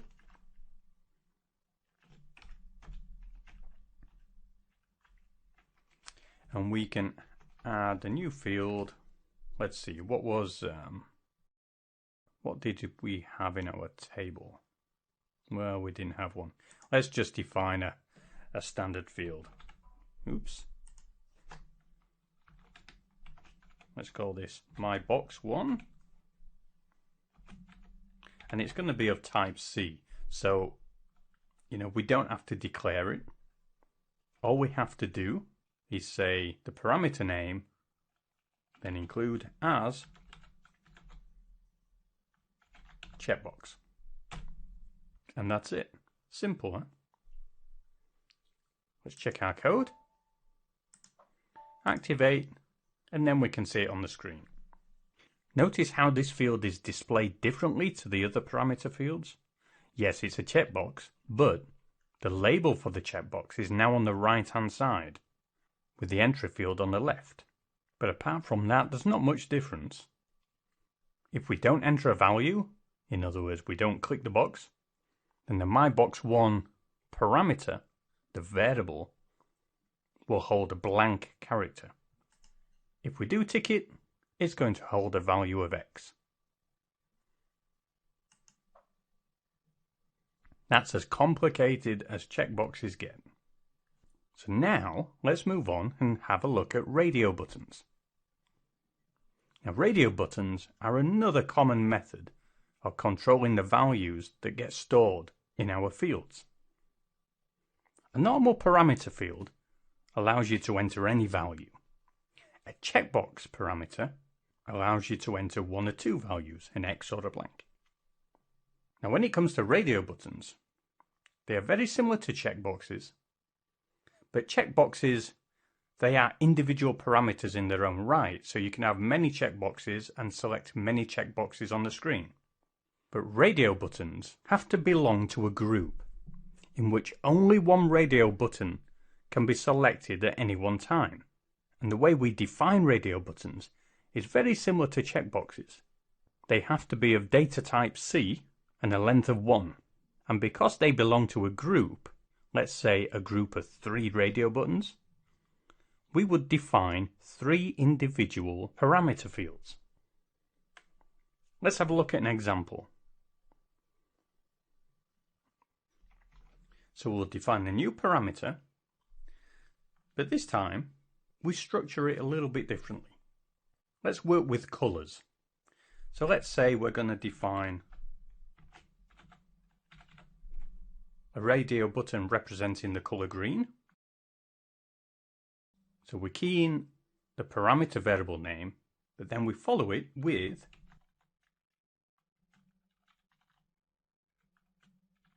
radio button group to define we're making a group of radio buttons, and then we give the group a name.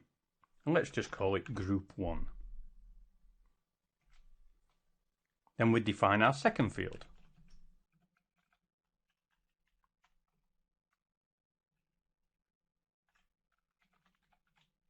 This time we'll define blue.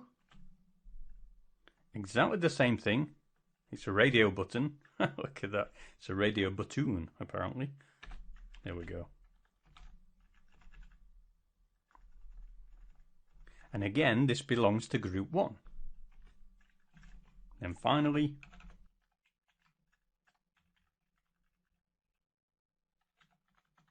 Mr. Yellow. Let's line them up as well. And again, that's part of group 1. Now, because I'm using the chain command with the parameter statement, got to have commas there.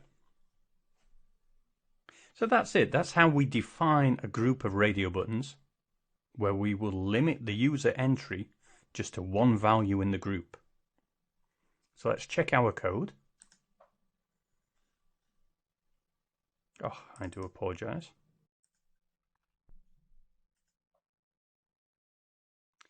And it looks like I've gone a bit too long with yellow. So I'm afraid yellow is going to have to go. And we'll choose red.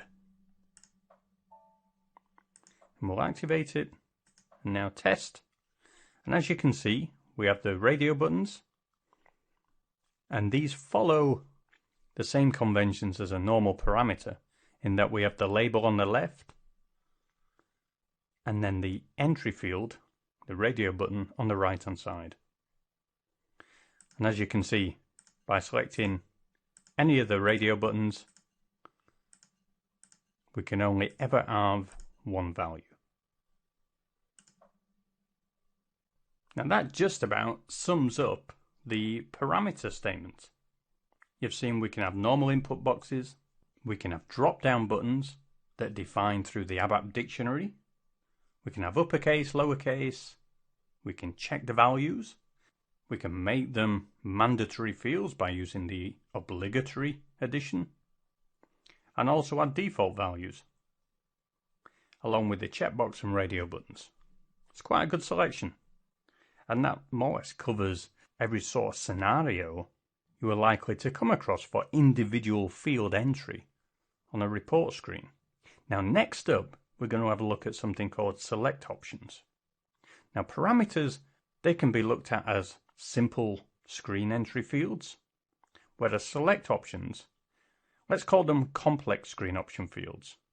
But they're not really complex, but they're super flexible and they have a lot of functionality built into them.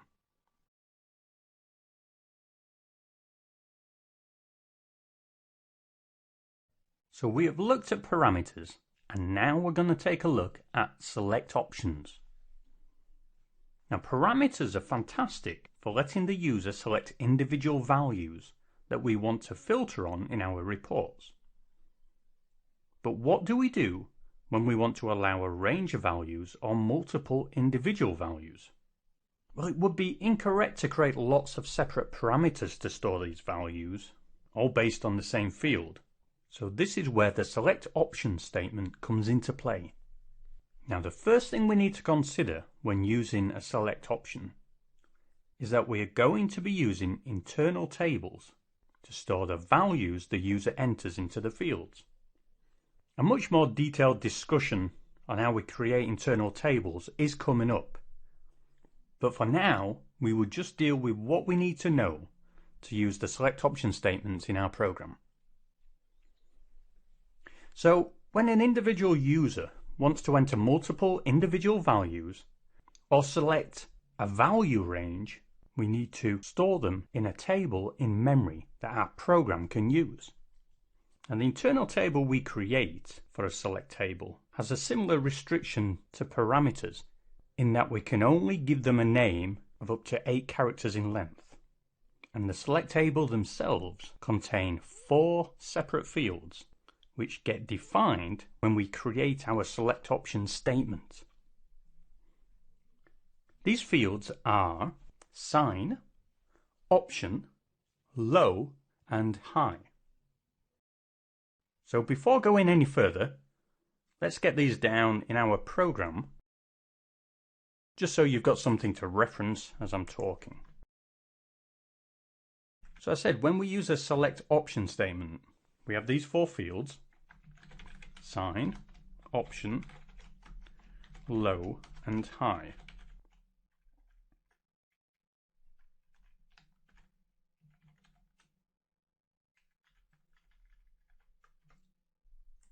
When a user makes a choice by filling in a selection field on the screen, whether that is a single value or range of values, a record is generated and put into this internal table.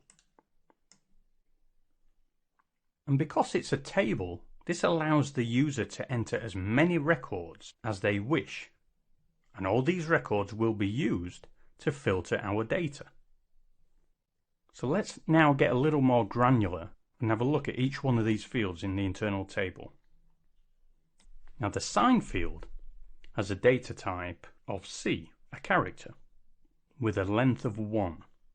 The data stored in this field determines for each record whether or not the record is to be included or excluded from the result set that our report selects. And the possible values that get stored in this field are I and E. Now I stands for inclusive, so we are including the criteria, and E stands for exclusive.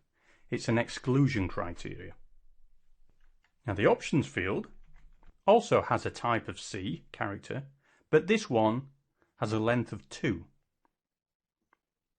And this field holds the selection operator. So for example, it can hold a value of EQ for equals, NE for not equals, GT, I'm sure you can work these out, Then we have a couple of special ones, CP and lastly NP. And as you can see, they're the same type of logical operators as those that are used for logical expressions.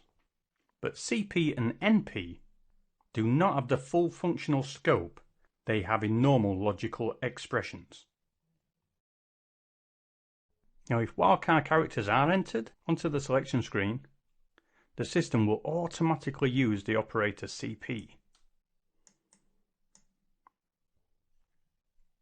Now, the low field is used to enter the lower limit for a range of values that a user can enter.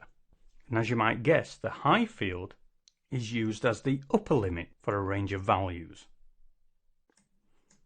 Now, both of these are low and high fields. Their data type is determined by the database table to which our selection criteria is linked. So the data type will vary. If the field we are selecting on is an integer, they will take on the data type of an integer. If it's a character, they'll use a character data type. When we define our select options, we can, of course, refer to fields in the database table, as well as defining individual fields in our program. When we define a select option field that refers to a database table field, the attributes of that field will automatically apply to the input fields on the selection screen. Why would we use a select option instead of a parameter? Well, if you recall back on our Z employees table we created, one of the fields is date of birth. Now, we could create a parameter on the date of birth field and have the user enter a date of birth that we could then use in our program to select data from a database table. But you know, the date of birth field is very, very unique. Most of the records in our database table are going to have a unique date of birth. So if we use this field, we're at best going to get one record being returned for our program. And it's not flexible. We would require the user to know the exact date of birth of an employee. Whereas if we use a select option, we can give the user the functionality to allow them to use wildcards. They can use date ranges to select employees. You know, they could say the 1st of January 1960 to the 31st of December 1980 and return a whole bunch of records. They can exclude certain values and they can exclude ranges of values too. The select option is so much more functional than a single parameter field. You'll find users requesting this type of input field a lot more than a standard parameter. So enough of the talk, let's get straight on to having a look at how we define select options. So let me clear out this piece of text. And we'll come back up here, and then just below parameters, we can take a look at the syntax. So I just mentioned the date of birth field, so let's use that as our example. So the way we define a select option is simply by typing select-options. Then we declare a field we are going to use for our select option.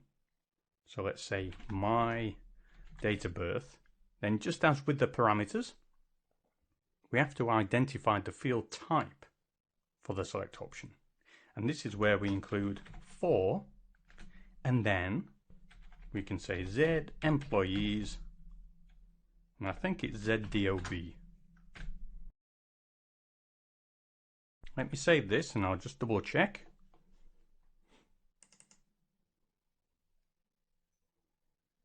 Oh, it's not ZDOB, it's just DOB. I'll just pretty it up. And there we go, that's all you need to do to define a select option field. Let's have a look at how it gets displayed on the screen. So I'll just execute the program after I've activated it. We have some errors.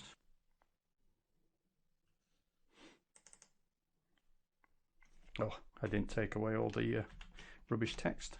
There we go.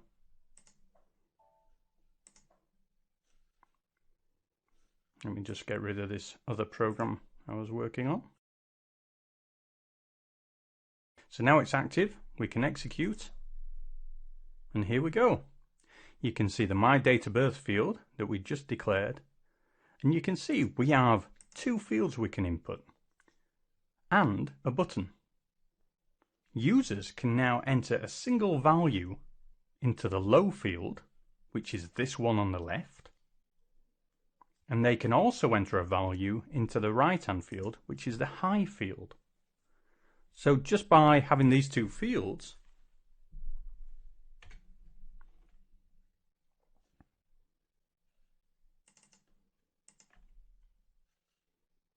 let's do this, we can have a range. So now our select option low field will contain the 1st of July and the high field will contain the 30th of July. Now if a user didn't enter anything into this field, then our table is going to be blank. It won't have any records generated. Now you might be wondering, what's that button on the right? Well, this is where we get a load more functionality. Let me click it and then I will explain. So now we get this pop-up box. And as you can see, we've got 4 tabs along the top. Here we can enter individual single values for this field. And it doesn't matter what sequence you put them in. You can enter as many individual values as you wish. And also, hopefully you're familiar with how these work, but if you have, let's say, 50 entries, 50 single values you want to put in there that you have in a spreadsheet or something like that, you can copy those values to the clipboard, click on an empty line, and then just paste them in. So you've got functionality down here to allow you to paste, remove records, delete every record there is on the screen. So go through these and have a look. Now, let's move on to the next tab, and this is ranges. So where we could enter a single range in our first low and high value here, we can actually go to ranges and enter multiple range values. So we could say the 1st of May to the 5th of May, then the 10th of May to the 15th of May, and so on. Now, you'll notice 2 of these tabs have got the green square, and then 2 have got red circles. So the green, that indicates we are going to include values in our selection criteria. And if we click onto the red, any values we enter here will be excluded. So the internal table, if we step back to it,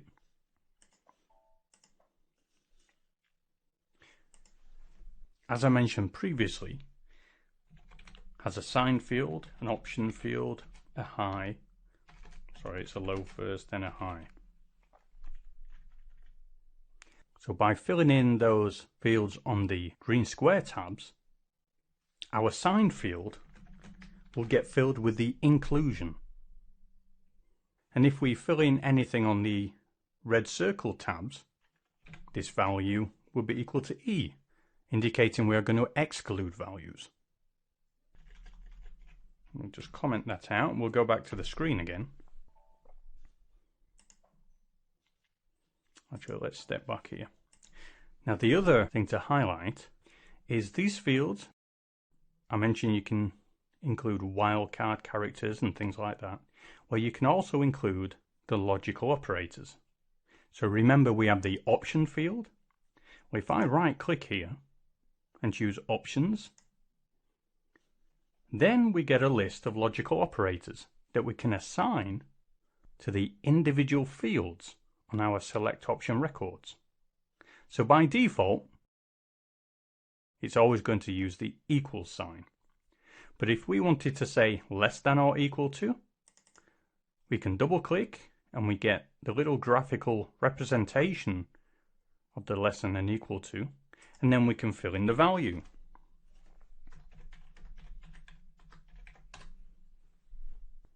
And the same on the 2. Just right click, select option, and you can choose any you want. And you'll notice we also have the green and the red options down here. So it's include or exclude. And just as we have on this single line, if you bring up the multiple selection dialog box, you can see it's carried through the single selection. And as with the other tabs, we can do exactly the same type of thing. Just instead of right clicking, we just click on the little button at the side and it'll bring up the select options.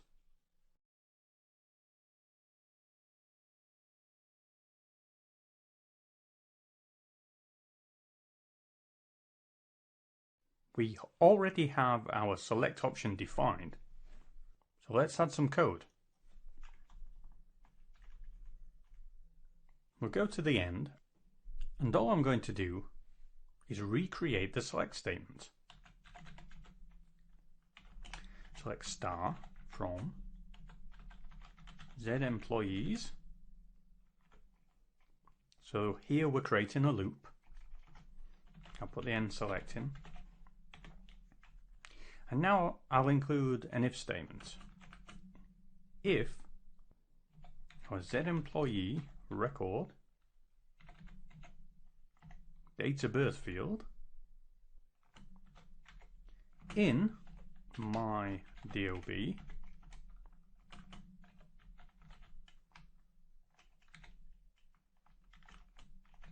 we will just write out the full record to the screen.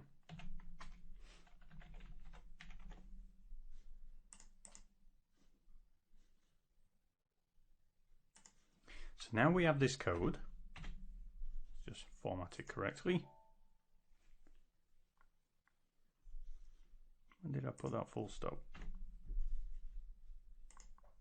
There we go.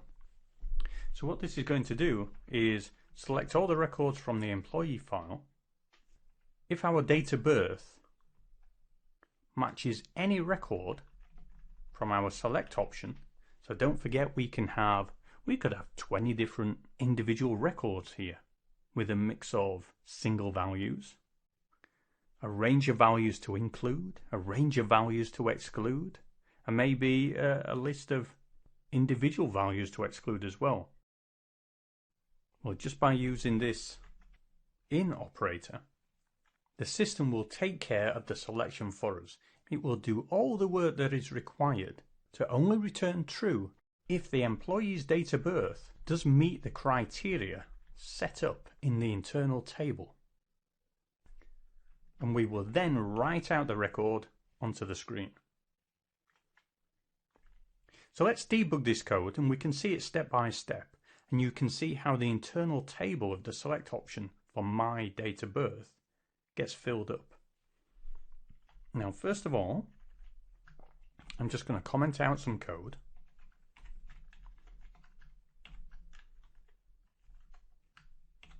Take this out and we'll take these out as well, just so we've got our very simple select option.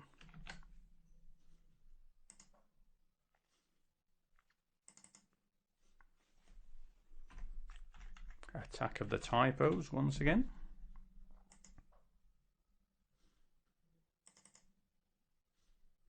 What have I got here? Select star from, oh, look at that. Dear me, the fingers don't seem to be working quite correct. There we go. I'll stick a breakpoint here as well. And now we'll execute the code. So first of all, we get presented with the select screen. And what I'm going to do is not enter anything into date of birth, just so you can see what's presented. I'll press F8 to execute. Now we come to the breakpoint, and if I double click my DOB, we can see by this icon here, it actually represents an internal table. So I'll double click that, and now you can see the individual fields that make up this table. The hat symbol we will come to later. That represents a header line. And then here we would have the individual entries, one for each record that makes up our select option. But because we didn't enter anything, we've got no records here. So I'm just going to F5. We should loop through the table and output every record. There shouldn't be too many, 5 or 6. There we go. And I'll just make a note of the date of birth here. So we got 1969, 77, 58. So we range from 58 up to 2000, just so I know what to use in the selection criteria. Now let's run it again. And this time we'll fill in a value. So let's say greater than, I'll tell you what, F8. Let me pick a specific date. Let's choose this guy here. I'll enter one value. Well, of course, go to, what was the value? 02/12/58.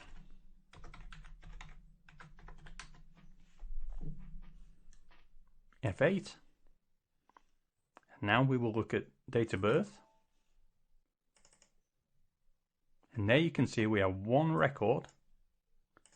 The sign has been included. That's the inclusion. And we're saying equal to. And there's our date of birth field in the low field. So now when we step through our code, the if statement gets evaluated. We go back to fields and show the employee's DOB, we can make out the individual entries right here. So this is 18th of November 1969, and you can see we're on the 2nd of December 58. So this shouldn't match, and it doesn't, and it skips straight through. Our next record shouldn't match either. This one does match. We got the 2nd of December. And as you can see, using this in operator, the statement has been evaluated as true, so therefore we will write a record to the screen. I'll just zoom through, and I guess we will see one record display on the screen. And there we go. Let's run it again, and we'll include some more options. So the first thing we did was that one. Let's click the multiple selection tool. And you know what? I've forgotten the other values. I need to open another session. Let's pop this over here. Z employees.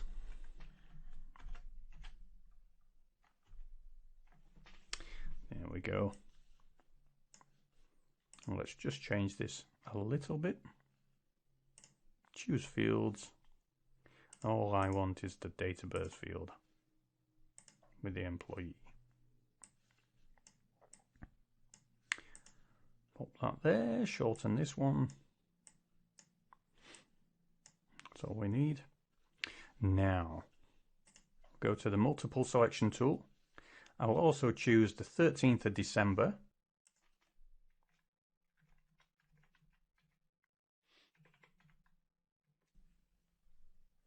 And then let's exclude, what dates have we got? 58 to 92. Let's exclude 1st of January 1999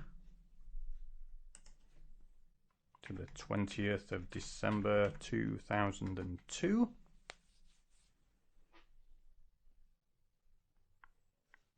Click execute, and just a note, when you do fill additional entries in on the multiple selection screen, the icon does change. We have this little green square to indicate we have got multiple selections.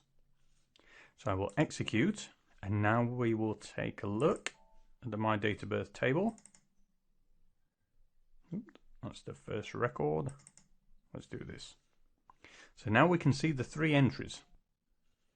The first one, which we saw before. Then the second one in the multiple selection screen. And we can see it's the same, it's the inclusion equals to sign. And then we have a range that we are excluding. So you can see we are excluding the 1st of January 99 to the 20th of December 2002. And BT, that equals between. So between this date and this date. So now when our if statement gets evaluated, just this simple in operator triggers the system to automatically check all the records in this internal table. And if you ask me, I think that's really, really neat. Because you just don't have to think about all the different type of logic, the different permutations you would have to code for yourself to be able to check against all these different types of entries. You can just say if our field in, then the select option field. And that's it, all the logic is done. So F8, and then we get 2 records returned. As with most ABAP statements in SAP, we have a number of additions we can include with the select option statement. So let's have a look at those. So very similar to the parameters statement, the select options also has the obligatory, also lowercase,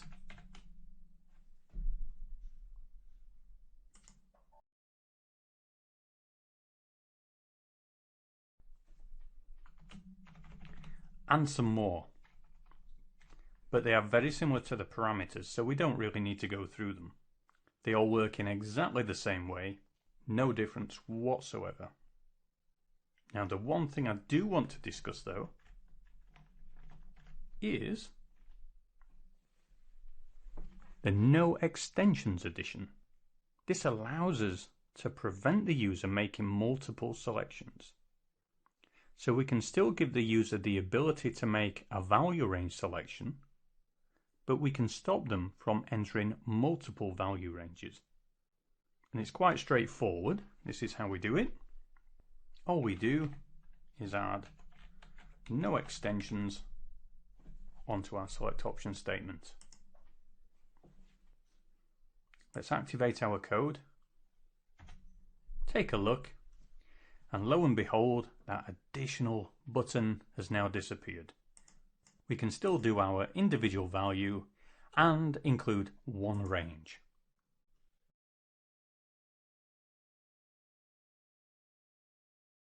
We have covered parameters and select options, and no doubt you will have noticed that each field on the selection screen contains the technical name of the fields which we declared in our program. Let's have a look how we can change that. Our program still needs to reference these types of fields using the technical name, but the user always prefers to see the descriptive text. And to do this, we make use of special text elements called selection texts. Now, as you know, every ABAP program is made up of its own sub-objects, like text elements. If we go back to the SE38 screen, you can see here that when we create our program, or probably a better example is when we choose copy. Let's create one called Screens 3. You can see here it's saying, do you want to copy these sub-objects, the documents, the variants, user interface, screens, and includes? Well, notice we have got two types of objects that are always copied no matter what you select on the screen. First one is obvious, it's the source code, but then the next one is the text elements. And your text elements that you create for your program belong to your program. And that's why they have to be copied across. So let me cancel this and we'll just go back into our original program. Now when we create text elements, we create them in what are called text pools. And these text pools hold all the text elements of our program. Now every program that we create is language independent. This means we create text elements for our program that can be quickly and easily translated into other languages without the need for changing our source code. There are three kinds of text elements that we can use in our program. I've already hinted at one called selection text, but there are two others, text symbols and list headings. Now text symbols, these are text elements that we can create for our program to give us some flexibility so we don't have to hard code literals into our source code. We can use these text symbols instead. List headings, well, as you might guess from the name, when building reports, we create report headers.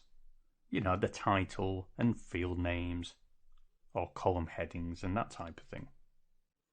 By using list headings instead of hard coding the headings into our program, we can ensure they get translated into any other languages we need. And also, if the headings have to change later on, well, we can just go in and change the list headings text elements instead of changing the source code. And the last one, selection text, this is what we're working on right now. And this is where you can display text elements on the screen so that the user doesn't have to see the technical name, as we've seen in all of our examples up to now. So sticking with selection texts, as with many things in SAP, there are many different ways we can navigate to the screen where we create and change these text elements. Again, I'll step back to SE38 and you can see we have an option for creating text elements from this screen. Now alternatively, if you are in your program, like we are now, you can use the Go to menu, select text elements, and go to selection text from there. And as you can see, the other two, list headings and text symbols, can also be navigated to from this menu. So let's click on selection texts and notice anything familiar? Well, the fields that appear here on the left hand side in the screen, they're the technical names for the fields we defined for our program. Let's step back and have a look.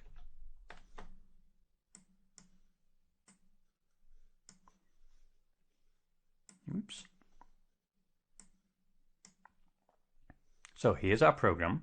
We have parameters. We have my employee, my box 1, WA green, blue and red. Let's go back to the text elements. And there you can see it. My employee, my box 1. Oh, we've got my date of birth as well. I didn't see that one. But we have the WA green, blue and red. So the system automatically knows that you've declared parameters and select options, fills in records here, and all it requires is for you to enter some descriptive text. Now there's one thing to notice here. We have this third column that refers to dictionary references. And what this is, it's recognizing that some of your fields refer to fields set up in the ABAP dictionary, and we're able to use this checkbox button. So when I click this and choose Save, notice how it brings the actual field name from the ABAP dictionary, you know, the table we created earlier, and just populates it for us. This is one of the beauties of an SAP system. Everything works together. So we don't have to declare our own text for these fields. Now you can, of course, choose not to use these dictionary objects and just overwrite them yourself, put in any text you want. But why bother? Now for the others, all we need to do is just key in the text ourselves.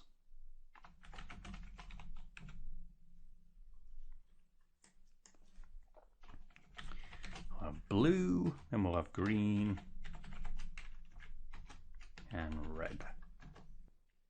Now just before we leave this screen, I'll just say you're limited to 30 characters in length for your text elements, so just bear that in mind.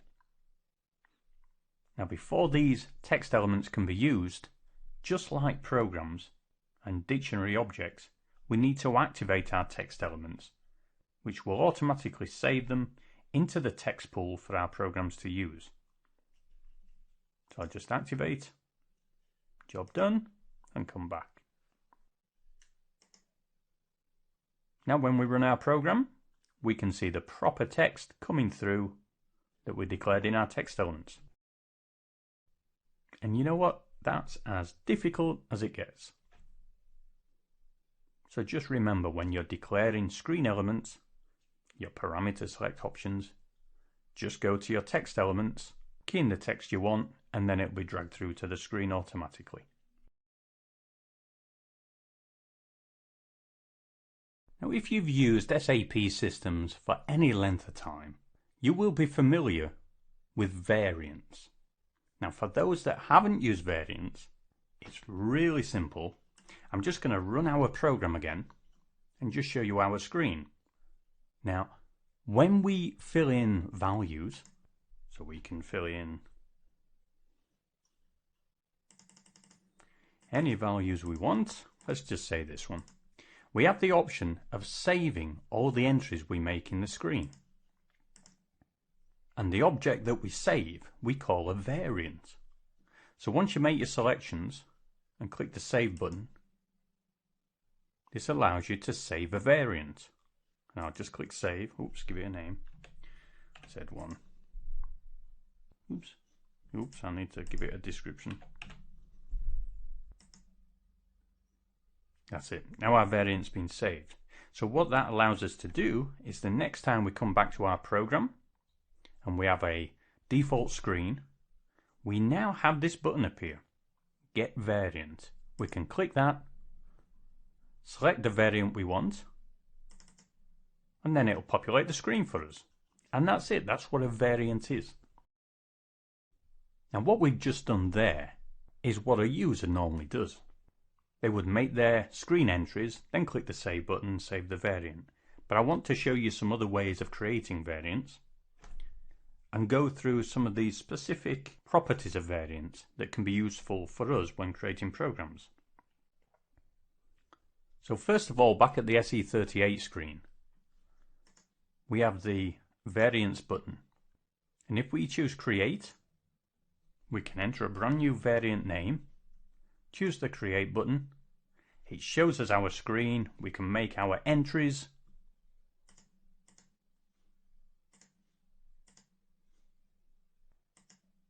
Give it a description. Click Save and we're done. We have another variant. And if I do a drop down, you can see there's the first and the second one we've just created. Let me step back. Now what I suggest is when you're creating your program, you create your variants this way. It's just cleaner. And if we go in, we have this additional screen where we can work with the variants. Now what I'm going to do is select one, and then we're going to choose Change. These are the values. If I step back, we've got attributes as well. Attributes take you into this second screen. If you go to the values, then do Change, you then have the option of clicking the Variants Attributes button from there. Now let's work our way down this screen and have a look at the different attributes of a variant. Well, first of all, we have only for background processing. And when we create ABAP programs, quite often these programs, they might not be report programs, they might just be batch jobs. And we really only want to run them in the background. Maybe we only want to trigger them in the early hours of the morning to do some batch updates when no one else is around using the system. Well, we can save variants for those types of programs and specify only allow this variant to be used when the program is being run as a batch job in the background. And when this happens, that means we don't have to have the program on the screen. We can schedule the job to run overnight by itself without having to monitor it. The next option is Protect Variant, and this allows us, as you might guess, to protect the variant. It stops other users from being able to select the variant and using it on their reports. The next option down, Only Display in Catalog. Well, this basically makes the variant inactive. The variant will exist, but when a user does an F4 drop down to have a look at the list of variants, it won't show in the list. Now moving on down, we have this section in the middle, Field Attributes. And if we work from left to right, which means bottom to top, we can see we can protect an individual field that is displayed on our screen. We can hide a field with this one. Then we have another hide field. Then selection variable, save fields without values, switch GPA off and required field. Have a play around with these. I mean, things like required field, it'll make a field mandatory, so it has to be filled in. You can see we already made employee number mandatory, so the users can do this themselves with variants. Now, in case you're wondering, the P and S down here, P represents parameter and S is select option. Now, just as a little practice, let's use some of these. And let's protect a field so that we can't change the values. Let's protect date of birth. Oops. Click Save.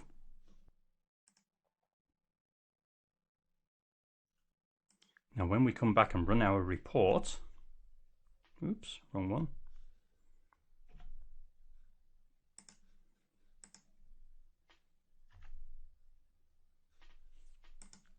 We will choose our variant. Oh, it looks as though I hid the variant, did I?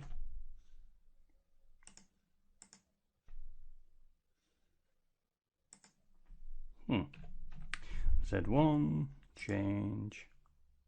Oh, I did, didn't I? Let's take that off, and that one, and that one. Click Save. And we've still got the protected date of birth field. Go to our source code, run our program, and now we can select the variant.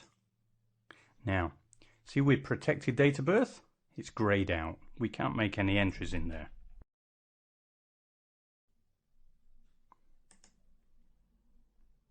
If we load another variant, then it opens it up.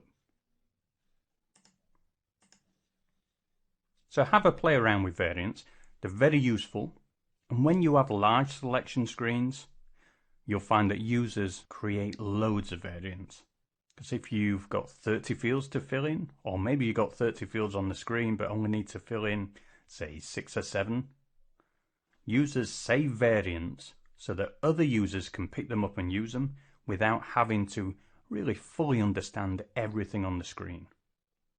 Every month they may save a variant that the rest of the team may use, so they are all consistent when running the reports. And by using the different options, the different attributes of the variants, they can remove fields to make it look a lot easier. They can protect fields. They can define default values and then hide the fields, so that when other users are running the reports, it doesn't look so complicated. They're really useful parts of the system. Now, there are various ways we can start a report with a variant. Now, from this SE38 screen, we can see a with a variant execution button up here. I think that's Shift F6. Yeah, that's right. So when we click this one, it says choose a variant, green tick, and it starts it automatically. But you know, a user won't normally have access to SE38. This is really only useful for us in a development environment. When a user runs a transaction in SAP, they usually select the transaction from the SAP menu tree, or they enter the transaction code in the top left-hand corner of the screen. Now, another way of running a report is by the user going to the System menu and then the Services option and choosing Reporting from there. So they'll go System, Services, and choose Reporting.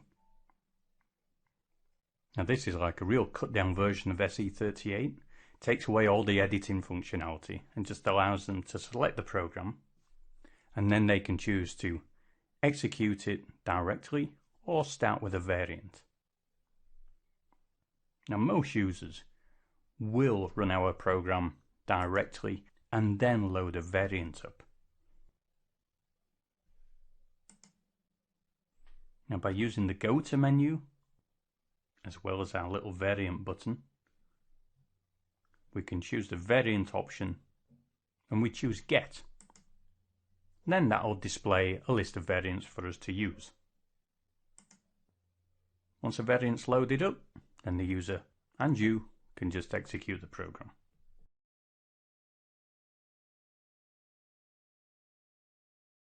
There are a couple more things we need to look at to complete covering text objects in general, to enable you to completely set up your own selection screens for your programs. And these are text symbols and messages. So what are these? Well, text symbols we use to replace literals in our program. For example, when we use the write statement, we can choose to use text symbols, which will enable us to reuse text we have already set up, and it gives us the added functionality of being able to use translated text within our program. So basically, we stay away from using any hard-coded literals in our program and use text symbols instead. Now let me go back into SE38 and we'll have a look at our program. And we'll discuss, well, what are text symbols? Well, quite simply, they are just placeholders for text. Instead of having a write statement such as, let's see, write, new line, surname as a title, we can use a text symbol instead. And we would do this by creating our write statement again, but instead of having a literal saying surname, we would say use text dash and then a number. And this represents a text symbol that we can set up. Now it's important you take note how the text symbol is declared. You must use text, which is this word here, followed by a 3-digit number.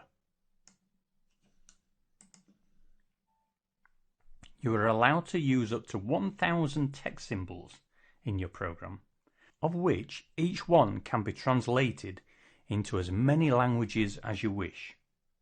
Now there is a limitation to the length of a text symbol, and that's 132 characters. But as you can imagine, that's probably enough for any situation you'll come up against. Now we have already seen how to get to text elements by using the menus when we had a look at selection text.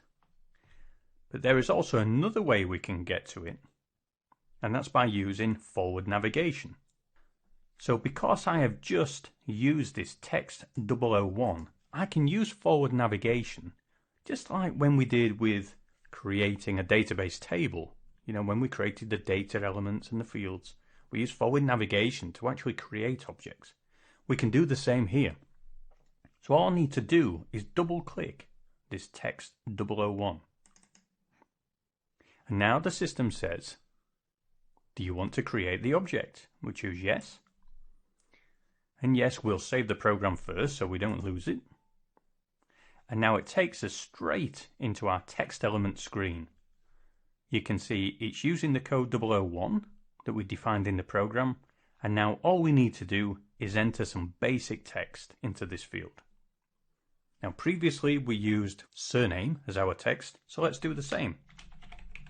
Let's just use surname. The field here on the right, D length, that's just the length. I've just pressed enter, and that's just the length of the text that we've keyed in. And the field on the far right is the maximum length. So let's activate this object. And now we can step back to our program. And what I'll do just in this example, let's just remove this select statement. What else have we got in the program? That's fine, we'll leave the selection screen in. And we'll run this report, and then you'll see the word surname output twice. First by our write statement, outputting a literal, and then by us using the text symbol. I'll activate the program, press F8, click execute, and there you can see surname is output twice. First by the literal, and then by our text symbol. So as you can see, text symbols are super easy to define and set up. And I advise you do use them wherever you can, because if you ever need to change any text that you output on the screen, you can just change the text symbol value without having to recompile your program. And plus, it has the added benefit of allowing you to use translations for other languages. Now moving on, the next thing we'll look at is messages. When we want to provide feedback to the user, we could use literals in our program. But I'm sure you know by now we don't want to be doing this.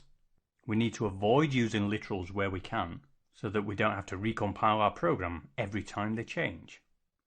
And plus, we also want to allow the facility for our messages to be translated into other languages. So how do we use messages? Well, the first thing we need to do, we need to store our messages in what we call a message class, which in turn gets stored in a database table called T100. Let's have a look at T100. I'll open up a new session, go to SE11,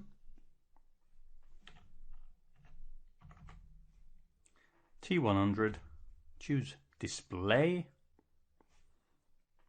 and there we can see this table called messages, and it only contains 4 fields. Let's have a look at the content so it's easier to understand. And here we go. You can see we have a language key. D represents German language. We have an application area, then we have a message code, and then the actual text.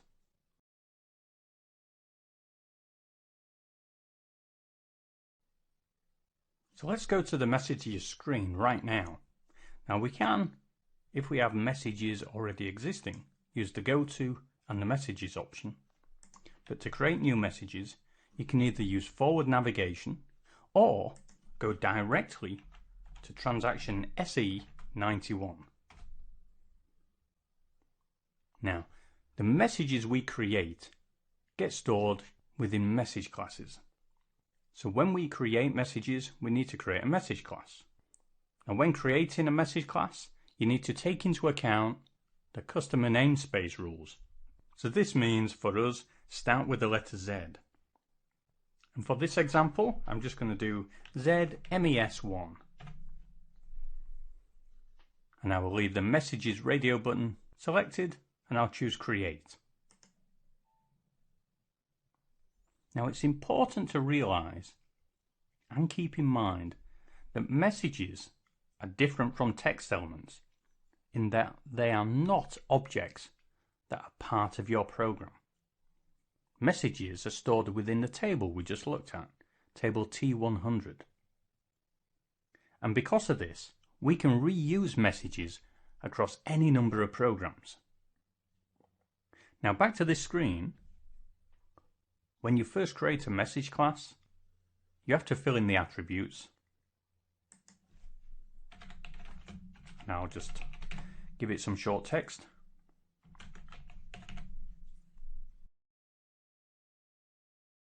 And then we save it, and it'll ask for a transport. And once it's saved, we can then click on the Messages tab. and key in the messages. So let's create a message, and if you remember back to our program, let's see if we can jump back to it. We have a selection screen where we're looking for an employee number. We have some radio buttons, then we have a selection option for date of birth. Well, some time back we created this @selection screen event. So let's bring this back in. And this is where we can check to make sure the employee number is not greater than the last employee number in our table. So in that case, we need to bring back in our initialization section. So remember, this is going to be run as soon as the program is run, and it will store the last employee number in this variable WA employee. Then when the selection screen is shown, we can do this check. If the value the user entered is greater than the employee number we have stored in WA employee, we can display a message. So what message should we display? Well, let's go here and we can key in a message that's going to tell the user that the employee number they entered onto the screen is too high in value and they need to choose a lower one. So we can just type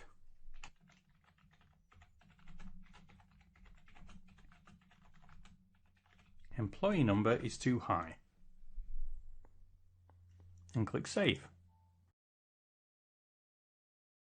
So let's go back to our program and take a look how we can use this message within our code. So we just need to locate the line where we need to put the message, which is right here, and key in the relevant ABAP. Now before we do, I want to tell you about the different message types that we can use in the program. Now I have a graphic here that comes from the SAP websites that list the message types. And you can see we have AEI, SWX. So a termination message. You can just read the text here and it just tells you a message box is thrown up and then the program terminates. Next one is E, error message, and this is the one we're going to use in our example because we want to tell the user this is an error. But depending on where we use this, it can have a different effect within our program. We're going to use it in the selection screen event. So what's going to happen is processing of that event will stop, the message will be shown on the screen, and the user will be able to amend their entry. When they press execute or press enter, the @selection screen event will fire again. And then the if statement will test the condition to see if the user entered the correct values. If it's incorrect again, another error message will be shown on the screen. If everything's okay, then processing will continue. Now if we used an error message outside of an event like the @selection screen, let's just say it was in the body of the program, well, this would cause our program to close. So you've got to be aware of where you're using this type of message. Then you can read the rest here. We have information, status, warning, and an exit again. So let's get back to our example and we'll put in the code for displaying the message. Now it's really easy. If we refer back to our message class, let's make it a bit smaller and we'll pop it over here. Our message class is ZMES1 and our message is 3 zeros. So down here in the code,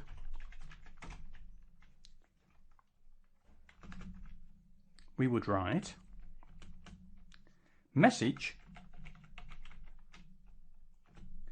then the message type, and in this case it's going to be an error represented by the E, and then the message number, which is 3 zeros. And then open bracket and we put the message class ZMES1. Close bracket, full stop. And that's it. That's all there is to display messages. So let's check our code, make sure everything's correct. And of course, it's not, so we'll just make that into a comment, like it should be. Okay, everything is good. We'll activate the program, and now we'll test it out. And what I'll do, I'll put a breakpoint here, so we can see the code in action, and I'll press F8 to start. So, just as a note, first of all, we'll have the initialization section. That'll execute and load up the last employee number. Okay, now we do have a default value which is greater than our highest number in the table, but because the user hasn't triggered any action yet, our error message hasn't kicked in, which means the @selection screen event hasn't fired. So let's just key in 55555, and I'll press enter, and just by pressing enter, that's caused this event to trigger @selection screen. And don't forget, we're basing it on the employee field. And now we're going to check our condition. So I'll double click my EE. There's the 5s that we've entered. Our highest number in our work area employee, as you can see, is 1, lots of 0s and 6. So this should trigger our message. I will press F8. And there you can see at the bottom of the screen, we have an error message, employee number is too high. And that just represents what we keyed in for the message text. So that's it. That's how you can use messages within your program to prompt the user to do something or tell them why a program has terminated, or just for information purposes. So one thing, because it's an error message here, oops, sorry, I pressed enter again. Okay, it's forcing us to enter a good employee number. So I'm just going to do 1 and this one, and now it should be good. I'll press enter again. It's doing this event. I'll press F5 to step through. And that's it. It's just gone through the program. The error message wasn't triggered, so the error message has now disappeared from the screen. Let's step back out. And we'll get rid of this breakpoint. Now, before moving on, let's talk about the addition that we can include with our messages. And the addition for messages that we're going to discuss uses the word with. And then we can specify a field. Now, this with addition is very handy. It allows us to include up to 4 different operands or parameters that we can pass into our message. So for example, here we're displaying an error message based on the employee number field. Well, we can actually include the value that the user entered onto the screen to display inside our message. And the way we do this is by, first of all, making sure we have an error message that can accept parameters. So let's bring this across, and let's create a duplicate of this. Let's use error message 01. And what we need to do is edit this message with the ampersand character. So I'm going to say the employee number, and then we'll put the ampersand here, is too high. So in effect, that will insert the employee number the user entered onto the screen, and we captured in our myEE variable. So let's save this message, move it out of the way, come back to our code, and now with this with addition, all I need to do is send my EE into the message. So it's going to display the message saying with my EE variable. Let's do a code check. Execute. I won't do a breakpoint this time, we'll just execute the program. Let's key in our 5s, now press enter. And it didn't work. Why didn't it work? Oh, no, sorry, my mistake. We're using the wrong message number. So we created a new message number 001. So we need to specify that in our program.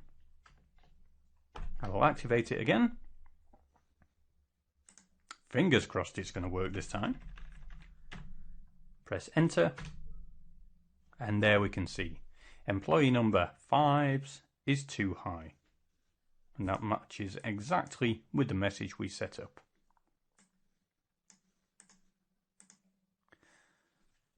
Now this with addition to the messages statement allows you to send up to 4 different parameters into your message.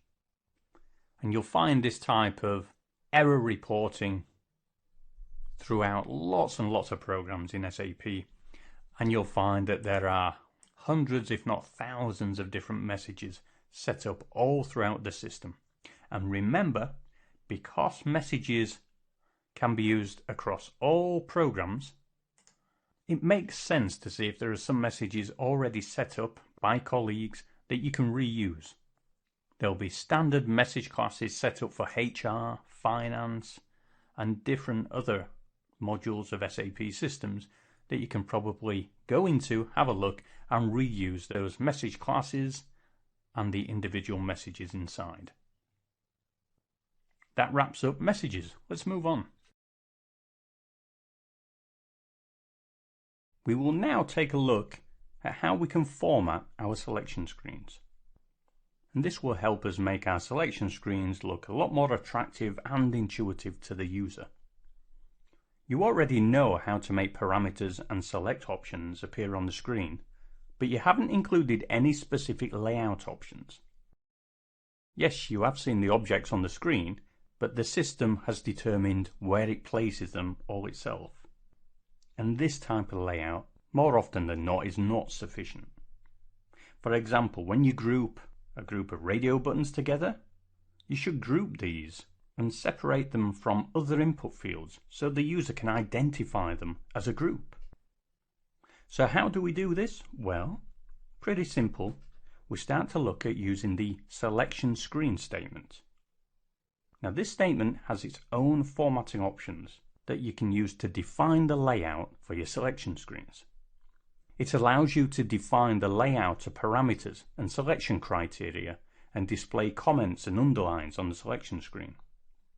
Now the selection screen statement needs to have additions with it that specify the specific type of layout option you are defining. So let's take a look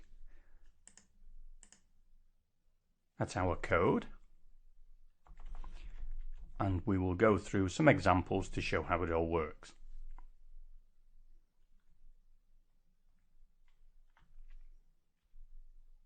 So the first thing we're going to do is locate the place in our program where we start to specify the screen layout. And this is here where we have the parameter statement.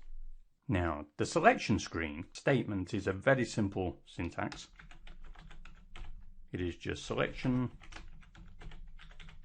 screen. Can't be much easier than that. But then we have additions. So the first thing we're going to look at is blank lines. So if we want to insert a blank line between parameters and things like that, we would use the skip addition.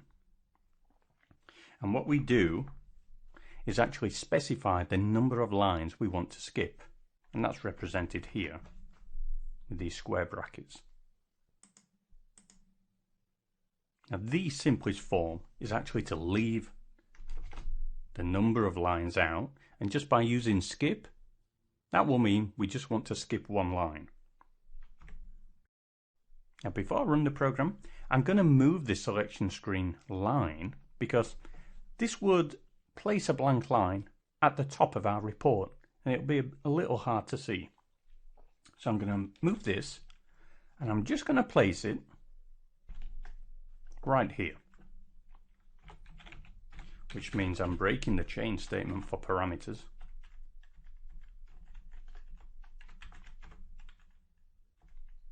There we go.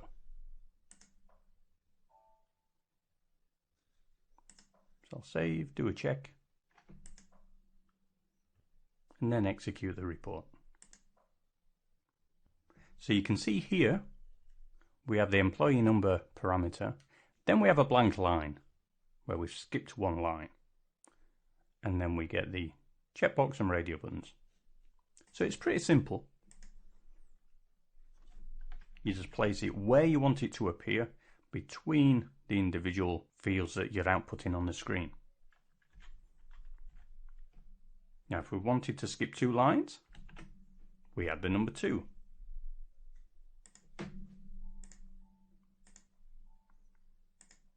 And as you can see in the test, we now have 2 lines. Now the next addition I want to show you is how we add a vertical line to the screen. So I'm just going to copy the selection screen statement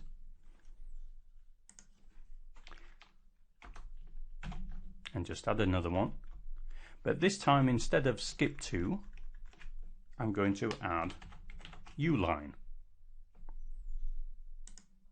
Do a save. As you can guess, uline means underline. Check, activate, and execute. And there you can see we have added a horizontal line. Very simple stuff. There are some additions we can add to the underline, and these are quite easy to understand. We have a position and a length addition.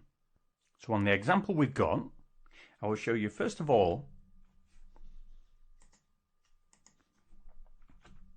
we can add a slash, which actually gives us a brand new line. Then we can add the position, let's say position 1, which is the first character on the screen, and then we can give it a length, let's say just 8 characters long. We'll give it a check, then activate, and then give it a test. And there you can see, just 8 characters long. If we wanted to move it into the middle of the screen, all we would do is change the initial position. So let's say we want to move it 40 characters along. Let's activate and test. And there you can see. Next up, we'll take a look at comments. And comments are just to allow you to place text on the screen without actually placing a field. You know, it's just standard text. So to place comments on the selection screen, we would use the following syntax.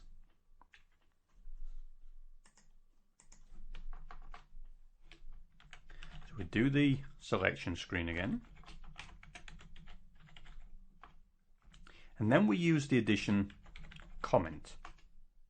And as with the underline, we can also say, put our comments on the new line, and we can give it a starting position, let's say 40 characters long, and then we can give it a length.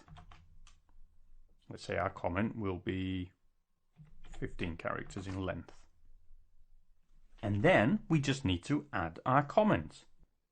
You can either use a text symbol, which we've already looked at creating in a previous video, or a field name. But your field name has to be a maximum length of 8 characters. Now this character field must not be declared with the data statement, but it is generated automatically when we declare the length of our comment. So let's take a look at it in action, and then you'll see what I mean. So first of all, let's use a text symbol we've already created. And I'm going to choose text. I do apologize, text 001. I'll save. Then I'm just going to double click the text element just to make sure it does exist. Here we go. It's called, well, it actually has a value of surname. So we should get the word surname appear 40 characters in. Let's activate and test. And there you can see the surname.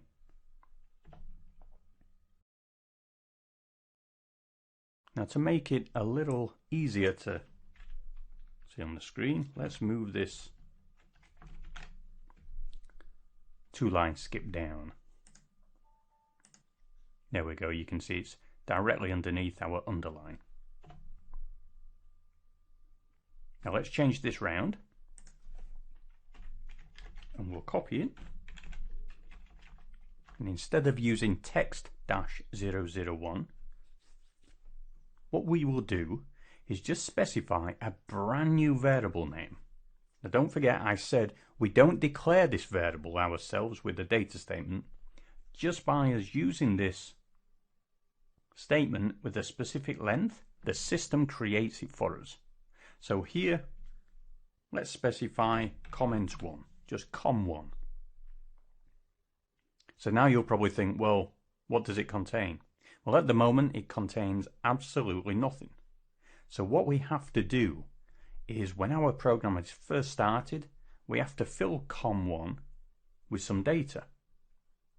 And if we go down and have a look at the initialization section, that's where we can put this code. So we can say com1 equals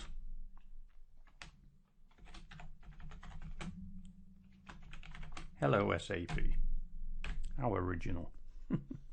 So we'll do a check and activate.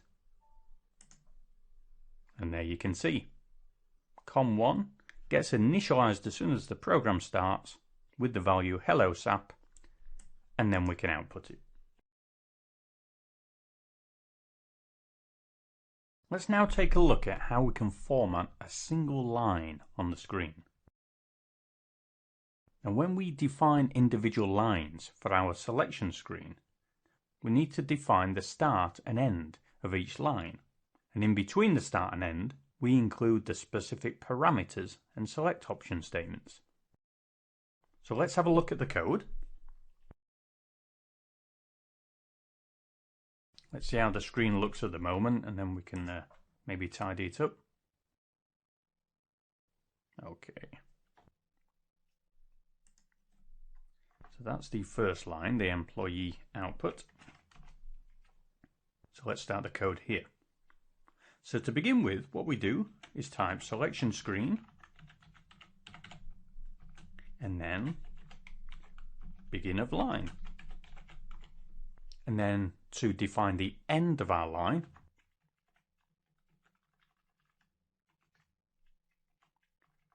we do selection screen. To help if I spelt it properly, wouldn't it? Selection screen, as you may guess, just end of line. So now anything between the begin and end will all appear on one line. So let's change the 3 lines in between. Or 2 lines. First of all, we have a comment. And we'll say this is going to start at position 1. We don't want a new line there. It's going to be 15 characters long, and it will contain the word surname. If you remember, text 001 contains the value surname. Here we go. Then that will be followed by another comment. And we'll say, let's start this at position 20. And that's going to be for a length of 10.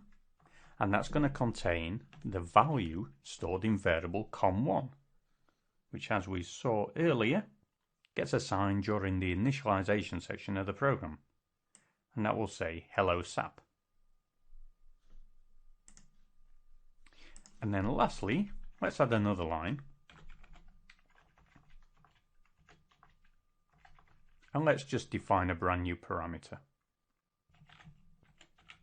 Let's define a parameter called ABC, and we'll make it a character data type with a length of 5. If you remember, when we define character data types, we don't have to define it as a type C because that's implied, because it's the default. So I'll just leave it in the short form, just like that. And that's it.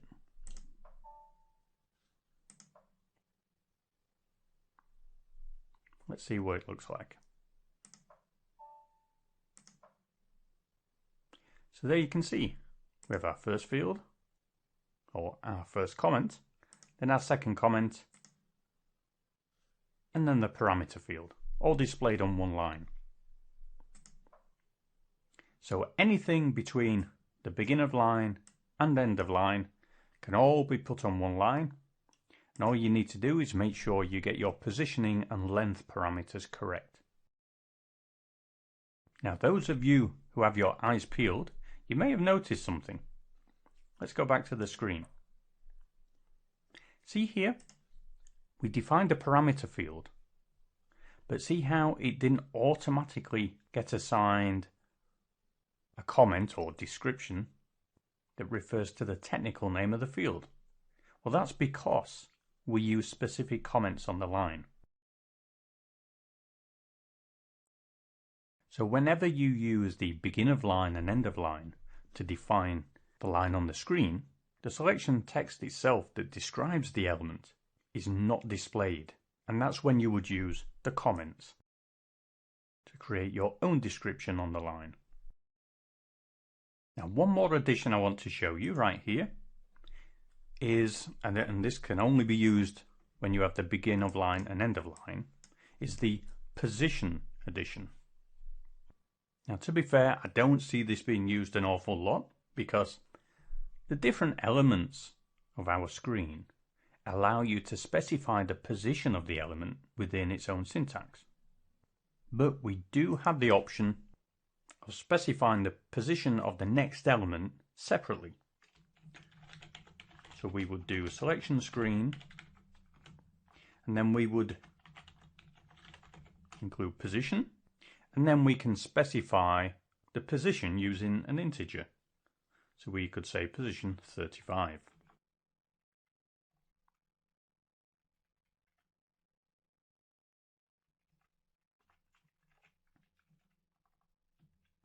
Then if we include a parameter straight after this position, then our parameter will appear at position 35. Let's check it out.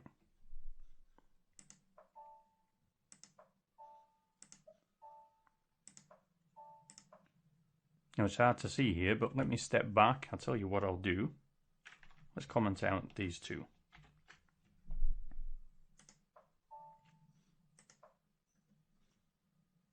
I do apologise. Tell you what, instead of commenting them out, let's move them down.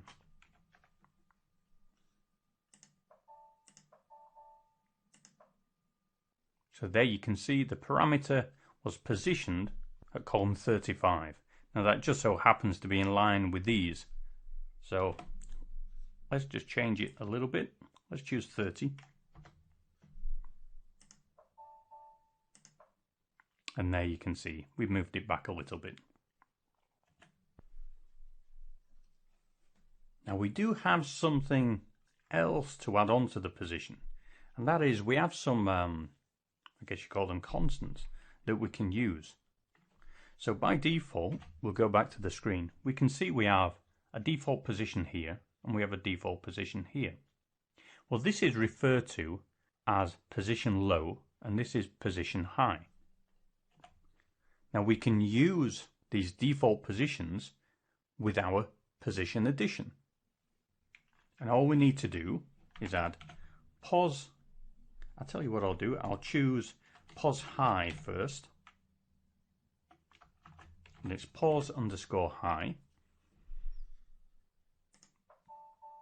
And what you'll see is when we execute the program, our parameter is lined with the high position. So if you're defining your own fields and you want them all to line up just as they do with the select option, you can use the pos high so you don't have to remember the actual value. And the pos low, well, that will bring it in line with the first. There we go.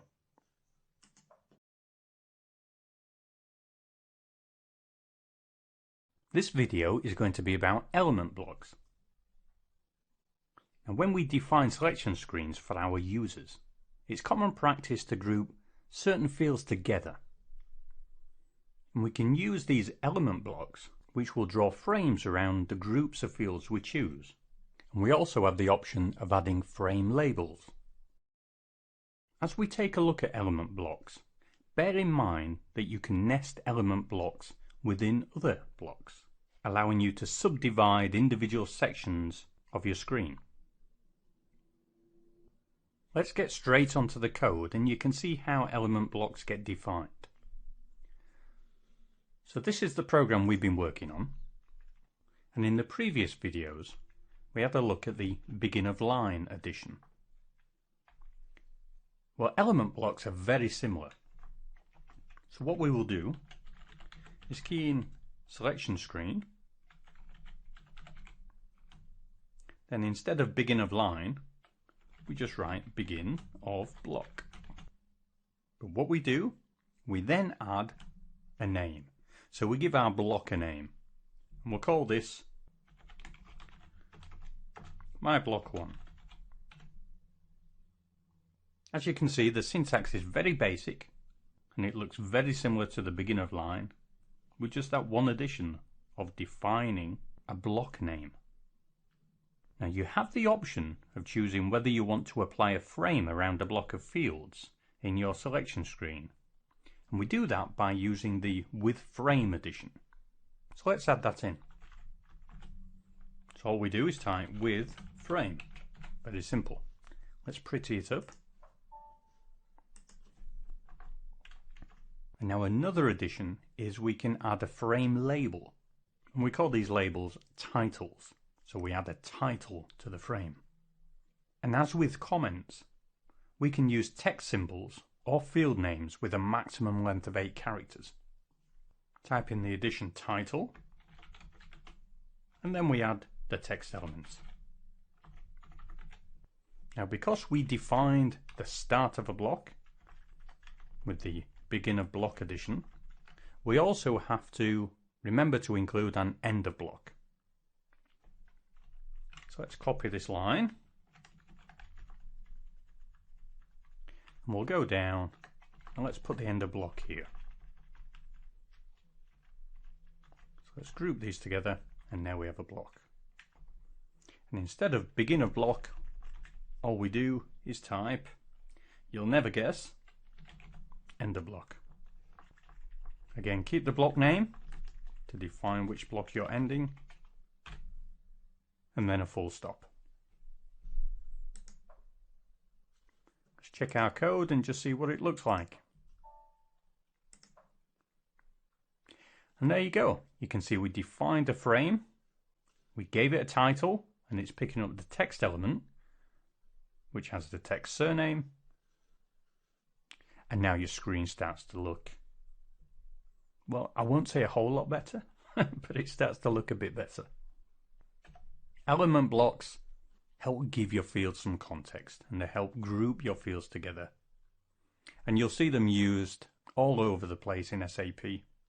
So when you're designing your screens, keep element blocks in mind. And make sure you make use of them because it looks a lot better from the user's perspective. So we have looked at many different elements of designing screens for our programs. We've discussed events, parameters, select options, how we can use text elements, looked at saving variants and how the user can actually change the screen layout as well. And then finally, how we, let's say, pretty up our screens, group fields together and make it look a lot more presentable to the user. And that covers our selection screen statement. It's now time to take a look at one of the most important elements of an ABAP program, and that's dealing with internal tables. Now you've already covered tables in the ABAP dictionary, and we've sort of hinted at internal tables throughout this course, but we haven't really dug deep into what they are, how we use them, and the syntax, and that's what we're going to do right now. If you are planning on writing any ABAP programs at all, or reading ABAP programs and really understanding them, you've got to understand internal tables. Because just about every program uses them. And you have to learn both the old method of using internal tables with header lines, as well as the newer method of using separate work areas. Why do we have to learn both? Well, SAP has been around a long time, and there are still a lot of programs in the system that use the old method of using header lines with internal tables. So when you're trying to recode, you've got to understand how they work. But when you're creating your own code, you want to use the newer method of creating separate work areas. And this will also make it easier when you move on to understanding ABAP objects. Now, internal tables only ever exist when your program is running. They're internal to a running program only. When you write your ABAP program, you specify the structure for an internal table, and you write your program to make use of it. And once your program finishes using the internal table, it is then destroyed. When you start to use internal tables in your programs, you will see that they behave exactly the same way as structures that you define in your program. And these structures are called work areas. The only difference is that your structures have only one line, whereas an internal table can have an unlimited number of lines, just like a normal database table. So let's ask ourselves, what is the use of an internal table? Well, internal tables are used for an awful lot of things in our programs. They allow us to hold results of calculations that we can use later on in our program. They allow us to hold records of data that we can access really quickly instead of having to read data from database tables over and over again, and a whole host of other reasons. Now, internal tables are really flexible because they can be defined using any number of other defined structures. This allows you to have many normal table structures grouped together and placed into one internal table. If you're familiar with other programming languages, think of multi-dimensional arrays. You will see as we work with internal tables that the basic form consists of a table body, which is all the records within the table, and then we have a header record. Now remember, the header record means we're working with the older style internal table. But for the newer style, we would have the table body and a separate work area, defined exactly the same structure as the table, but it is kept separate and works separately. Now flipping back to the older method, the header line or work area is used when we read individual records from our internal tables. And what do I mean by this? Well, when we read a record for the older style table, that record gets placed into the header record that we can access directly. For the newer style table, we read a record into a work area, very similar to a header record, but remember it's separate. And also when we want to add records to an internal table, for the older style, we place the contents into the header area. For the newer style, we place contents into the work area, and then we transfer the header record or work area into the body of the internal table, which results in us creating a new record. During this course, we have introduced the table statement, which we use to declare an ABAP dictionary data table that we wanted to work with. Now, internal tables are a little bit different in that we have to declare the internal table ourselves. And whilst we do this, we must declare if we want to use a header line as our work area or a separate work area. As I've mentioned before, you'll find that old SAP programs often use a header line with their internal tables. But today it's best practice to use a separate work area. You see, using a header line has several restrictions, and when SAP introduced the possibility to work with internal tables without header lines by using our own work areas, we were given the ability to create multi-dimensional tables, which as I mentioned before with the multi-dimensional arrays, it's just tables within tables. Now we're not going to dig that deep into multi-dimensional tables in this course, but just bear in mind this can be done, and you'll find it used an awful lot. Now I mentioned earlier that internal tables can have an unlimited number of records. Well, I told a bit of a white lie there. There are some restrictions. The architecture of an SAP system limits the size of our internal tables to around 2 GB in size. You will also need to bear in mind just how powerful your specific SAP system is. Take into account the hardware, the operating system, the amount of memory there is, and so on. Even though we can create internal tables up to 2 GB in size, it's best practice to keep them as small as possible, because if you have multiple programs taking up so much memory in your system, you'll run the risk of making your whole system run really, really slow. And the last thing you want is a basis guy coming up to you saying, why is your program taking up so much memory? You're causing everybody else's programs to run really slow. And the last thing you want is users complaining, because then you start getting some earache. Now I mentioned earlier that internal tables are made up of a table body and either a header line or a work area. Well, from now on, just assume we are talking about the newer style internal table, and that's an internal table with a work area. As a nice simple example, an internal table can be made up of just a number of individual fields that correspond to different columns of a table. Just like when you created the data dictionary table, you created the individual fields. And if you recall, when we set up that table, we also identified key fields. Well, the same thing can apply for internal tables, but we have a little bit more flexibility. When we declared our table in the ABAP dictionary, we had to use key fields to uniquely identify every record in the table. Well, internal tables are a little bit different. As well as identifying unique records, you can also specify a non-unique key. This allows us to store any number of non-unique records. So what I mean is, a unique key will specify an individual record in our table that can only appear once. But a non-unique key allows us to have any number of duplicate records we want. The differences don't just stop there. We can define different types of internal tables too. And this is mainly so we can access our data in the most efficient manner possible. What I mean is really, really fast. So first of all, we have standard tables. Now a standard table gives us the option of accessing the records using a table key or an index. I'll show you how to define table keys and indexes in a little while.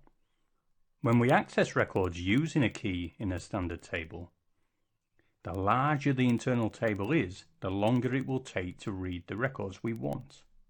And this is why we have the option of using a table index. Standard tables don't give the option of defining a unique key, which results in the possibility of having identical lines appearing many times throughout your table. Now, as I just mentioned previously, we don't have to have unique records in our table. So a standard table can hold any number of records that have identical lines. Now, although accessing records using a table key can take a fair amount of time with a standard table with lots of records, there is a flip side, in that a standard table can be filled with records very, very quickly, because the system doesn't have to check the table key for any duplicate records. And you'll find that when looking at programs and creating your own, standard tables are really easy to define and work with, and you will see that they are the most often used table type within SAP system programs. Now next up, we come to sorted tables. Now, as you might guess, with a sorted table, we can define a unique key. This means we can force all records to be unique in the internal table. thus removing any duplication of records. And like a standard table, we can access records of a sorted table using the table key or using the table index. Another commonality with standard tables is that you can use the table key to find records. Now in standard tables, I mentioned this can be quite slow the bigger your table gets. Well, the same sort of thing applies with sorted tables, but I must say the performance is a lot better. But it's not the best we can get. Now it is preferable to use a sorted table over a standard table. One, because of the increased speed in accessing records, but also because a sorted table sorts your records into a specific sequence. It gives you a performance increase when accessing the data. Now the final internal table I want to discuss is a hashed table. And hash tables do differ from standard and sorted tables in that you do not access the records of a hash table using an index. You will only use a unique key. Hashed tables are normally the preferred internal table when it comes to speed. Now this isn't always the case, but generally it is. When you think your internal table is going to get quite large, a hash table normally gives you the best bang for your buck. And I recommend you use hash tables whenever you think you're going to have large internal tables. See, these types of tables use what's known as a special hash algorithm to ensure the response times of reading records are maintained no matter how many rows of data your table contains. They really are super fast. Now saying that, you will find that standard tables and sorted tables are used way more in SAP programs than hashed tables. And because of that reason, we'll stick with standard and sorted tables going forward. Before we move on to looking at how we actually create internal tables, the specific syntax, I want to spend a few moments regarding best practices.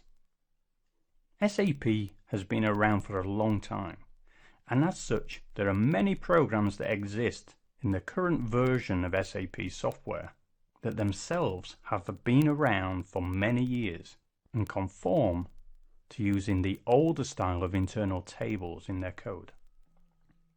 When you create your own programs, please use the newer style.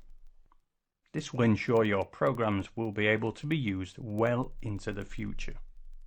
This doesn't mean you can't use the older way of programming. But if you have a choice, why not use the newer syntax?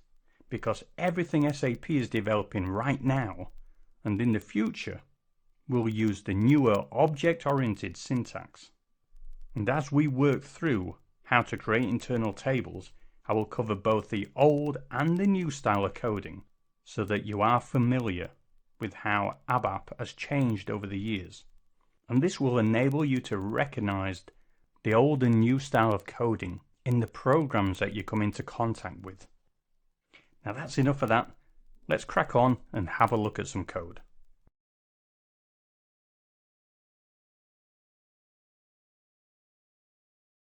I've created a new program that we will use to take a look at how we use internal tables in our programs. Now you will already be familiar with the data statement that we use to declare fields.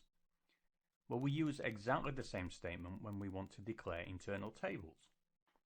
Now when we declare internal tables, we have to define the start of the table and the end of the table. So let's have a look how we do this. So we start with the data statement, and then we use the begin of addition, and then we specify the table name. I'm going to use itab01, and you will see itab being used as a temporary table name all throughout SAP programs. itab01, and then we have to have an occurs addition, followed by a numeric. So what this does is the begin of means we are starting the definition of something, and then we specify what we are declaring.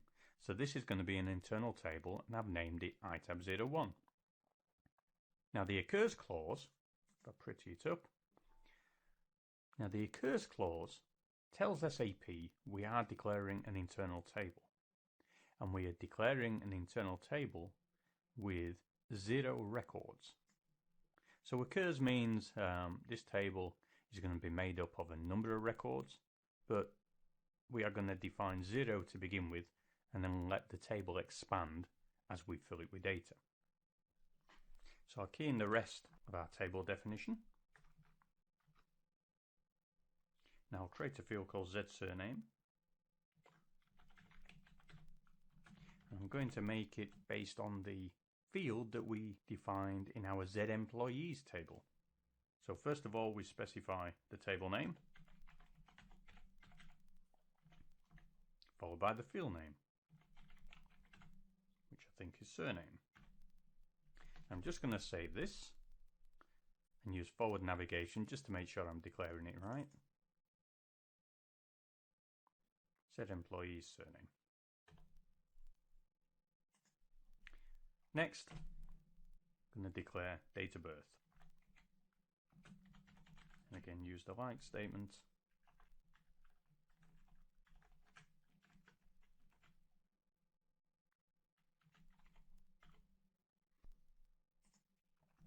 I do like to keep everything lined up as well. This should have been a comma, not full stop. And then what we do is specify the end of our internal table. So here we use end of and then specify the table name again, iTab01. And that's it, we've created the structure for an internal table, and we can now write code to fill it with records. Now, as I've mentioned previously, there are two types of declaring tables, the old style where we use header records and the new style where we use a separate work area. Well, just by the fact that we're using this occurs clause, we're telling the system we are going to create an internal table with a header record.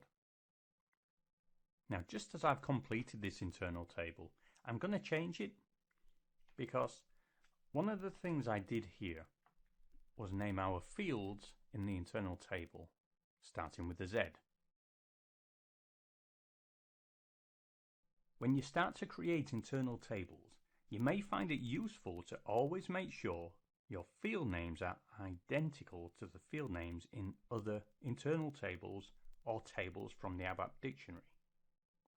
Now the reason I say this is because, well, we've already looked at the move statement, which allows us to move data from one field to another. Well, there is another statement called move corresponding, which we will use a little later on, that is used quite often in ABAP programs. And the reason why we use this move corresponding is, well, I'll give you an example. If you want to move 5 fields from table 1 to 5 fields from table 2, and both tables have the same field names, we can just write one line of code using this move corresponding statement, which will automatically search for any field names that are identical and make sure the data contained in the table 1 fields are moved to the corresponding fields of table 2. And the good thing is, it doesn't matter if these two different tables have a different structure. And what I mean is the fields can be in a completely different order. The move corresponding works it out. It matches the actual name of the field together. And we will take a look at how we do this a little later on. But for now, just bear it in mind and keep your field names the same. So let's just make sure our code is all complete. Do a check. Yes, everything looks good.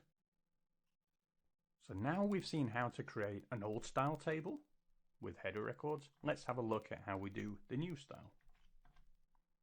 So remember, this is the way you want to define your internal tables moving forward, because it complies with the new style of coding and can be used with ABAP objects, which is now the standard way of writing new programs, and you will see lots of ABAP objects code when you dip into standard SAP programs. Now, just so you know, we are not going to dip into ABAP objects programming right now. We're just going to concentrate on how to declare internal tables and structures using object-oriented techniques, because you will see this being used in the majority of programs, whether they are object-oriented programs or not. Now, for those that don't know, the whole thing about object-oriented programming is that we want to keep each part of our program separate from other parts, which allows you and others to reuse all these individual objects throughout your program and in other programs.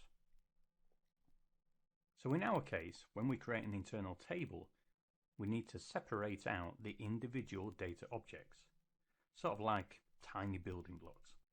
We can then put these building blocks together to create any type of object we want.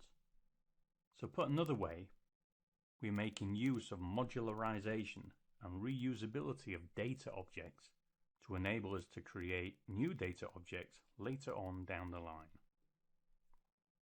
Okay, let's have a look at this code.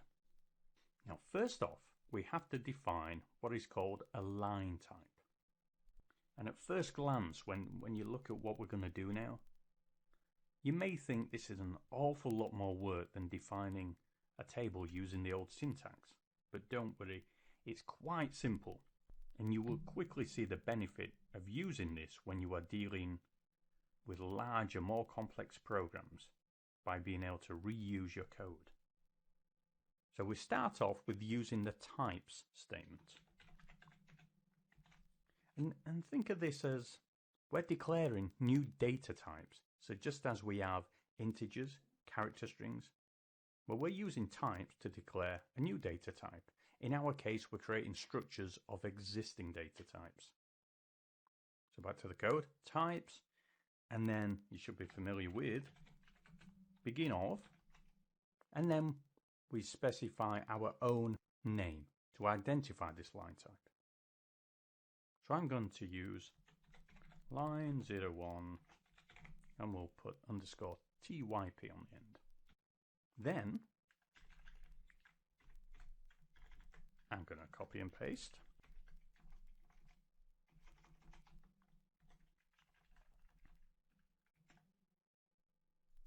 our two fields, exactly the same, and then I will use end of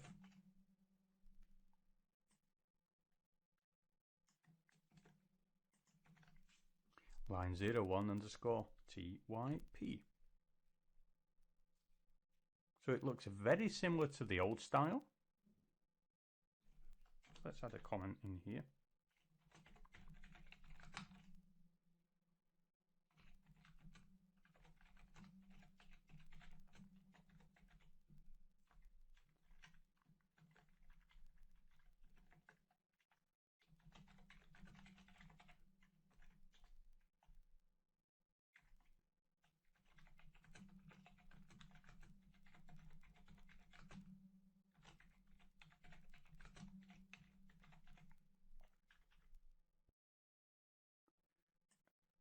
In this statement, we declared a table, so that consists of a line, and also saying to the system, we're going to store multiple lines in a table.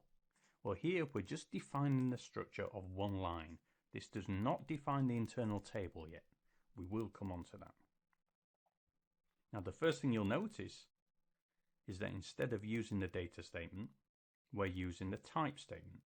And of course, there's no occurs addition, because we're not defining an internal table at this point. We are just defining a line of a table.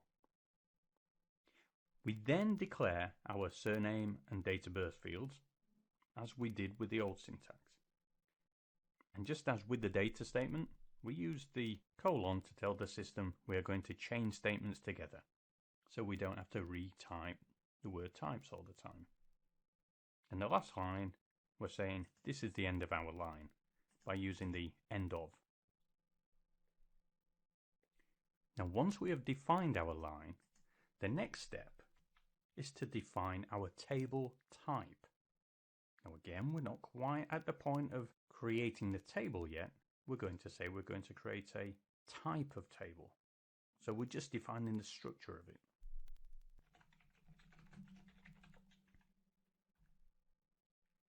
And again, we do this with the type statement.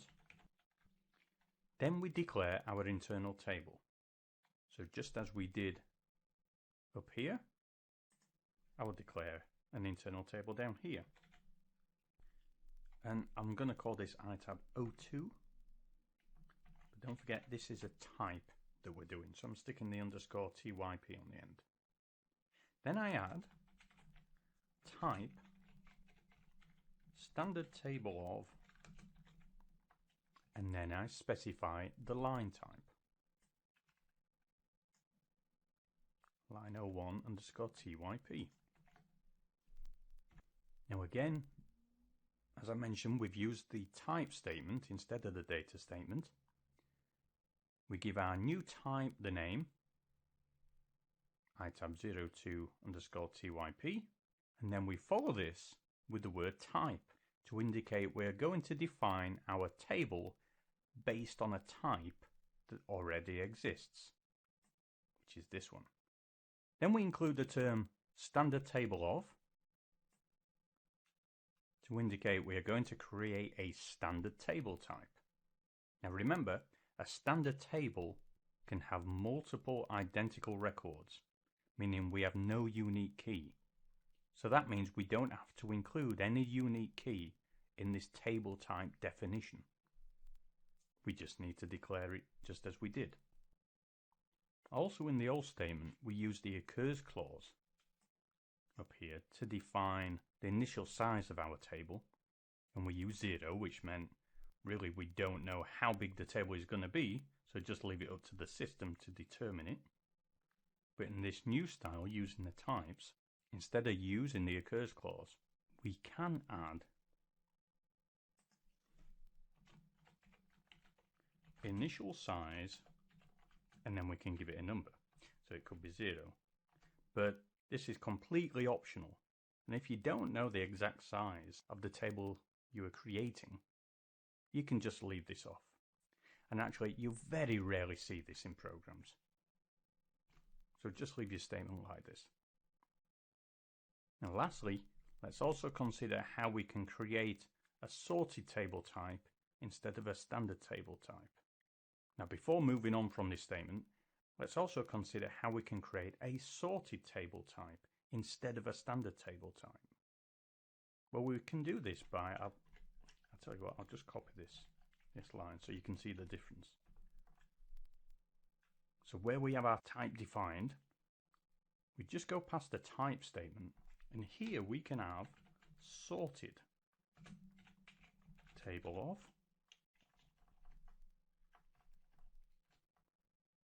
line 01 underscore type, and then we specify our table key. So because our table is made up of surname and date of birth, we can then say with unique key, and then we can add a key. So we can put surname. It's just gone on to 2 lines, so let's put this like this. So you can see it's very similar, but we're saying, with the proper words, we're creating a sorted table instead of a standard table. And because we're going to create a sorted table, we need to say what we're going to sort the table by. So we're going to say we've got a unique key, and we're using the field surname, which is part of our line type. Sorry, which is this one there. Now this is just an example because we know that the table we created and the records we have in there, we actually have duplicate records based on surname. So later on, when we create a sorted table, we will specify a unique key where we will use more than one field that defines the unique record. And just to show you how you can do that now, all you need to do is list the fields at the end of the statement separated by a comma. So because our table only exists in 2 fields, in this case I will just say comma DOB. Okay, next up, remember we have still only declared types at this point. So next we want to declare the table itself.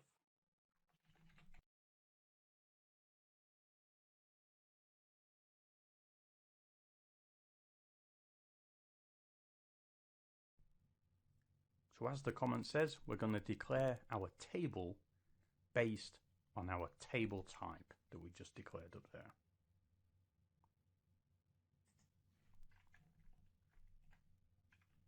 Let's make it so it works. So we'll just comment out the sorted table. So up to now, we've defined the line type, and then we've defined the table type that is based on the line type. But all these are just type definitions. We've just created the blueprints to make up a table.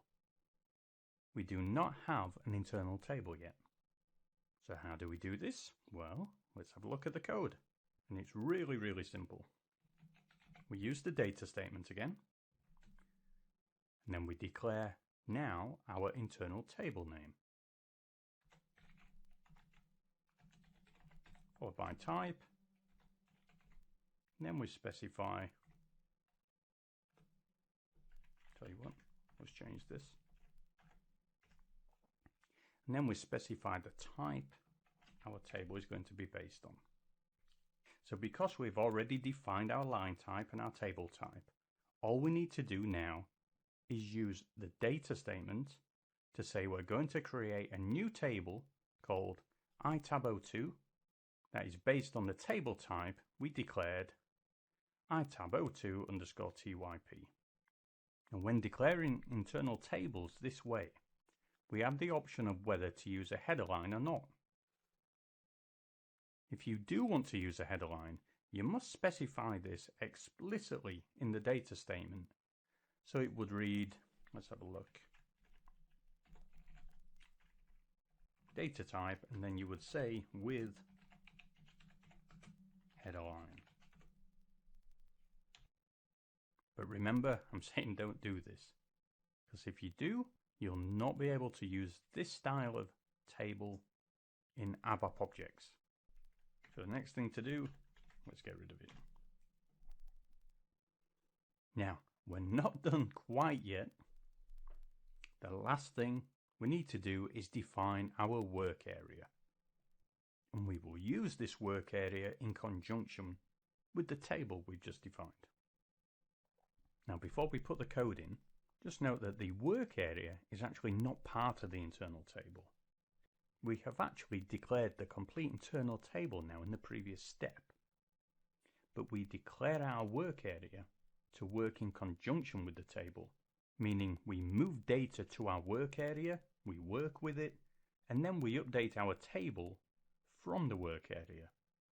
Or we read data from our table into our work area to allow us to work with it. The work area is completely separate.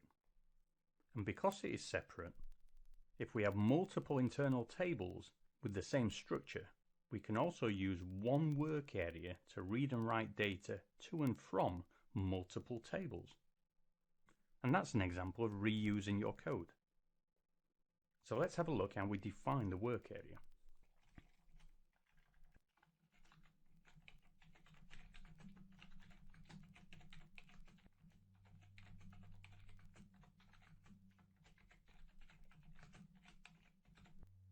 So once again, we use the data statement.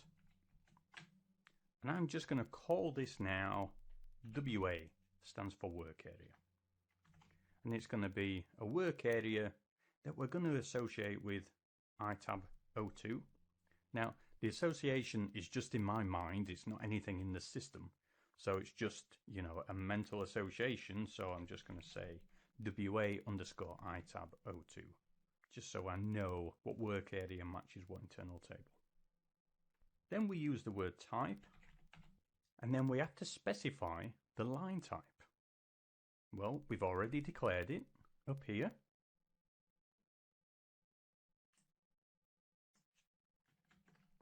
So we can just copy and paste and bring it down. And that's it. That's how we declare our work area.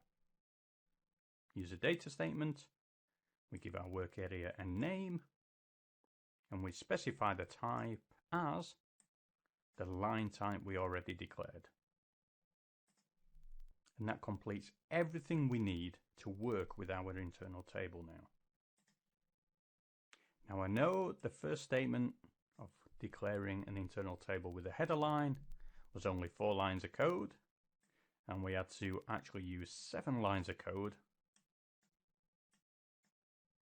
to use the new style of internal table. But believe me, it is much better to code this way. And just as an example, if we want to create a brand new internal table on the same structure, well, all we need to do is this. iTab 03 using the O2 line type. And it can go on and on. We can create 10 internal tables, all based on the same line type. So that's how we can reuse our code.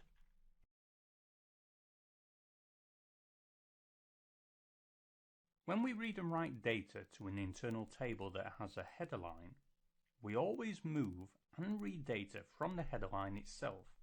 So what I mean here is when we read a record from an internal table, the record is moved to the header line of the internal table and we access the header line. When we want to write a record to an internal table, we move the contents to the header line of the internal table, and then the header line gets appended to the table itself. Let's get straight on to the ABAP code and see how we can populate our internal table. So at the moment, the code we have from our previous video is not quite suitable for this example. So I'm going to, I'll probably pause the video a little bit here, declare a brand new internal table, and then we'll have a look at the code. Okay, so I've created some new code, and you'll see it's fairly basic. I've included a table statement to declare the table we're going to be accessing, and then created a brand new internal table with almost the same structure as our Z employees table. So we have employee, surname, forename, title, date of birth, but I've then added an extra field called LOS, which stands for length of service, which will have a default value of 3, something like 3 years. So now let's take a look at how we fill this internal table. And to do this, we will use a select statement. So we start with select.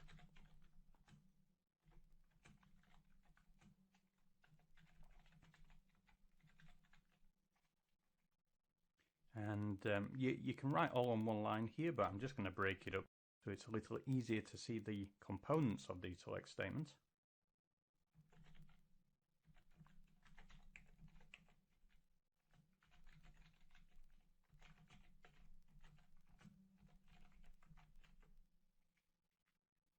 Okay. So let's break this down. We have our select statement, and the asterisk means we're going to select all fields, and then we say from, and then our table name. Then we're going to say into corresponding fields of table iTab 01. So this means select all the fields from Z employees and move them into the corresponding fields that match by name of our internal table. Now this is what's called an array fetch. So it picks up the records and puts them in our table all at once. So before you've seen how we use the select statement as a loop, where it'll do one record at a time. Well, this way of using it does it all at once as an array fetch. And you'll notice there's no end select statements. So as you can see, it's super easy to move all the records from our database table into our internal table. Now, our internal table does have an extra field, length of service. So what will happen here is that every record will be filled with a value of 3. I will add one more line of code just to help with debugging. We're not really bothered about seeing the output, but it will just let us pause the code and interrogate the internal table in the debugging session.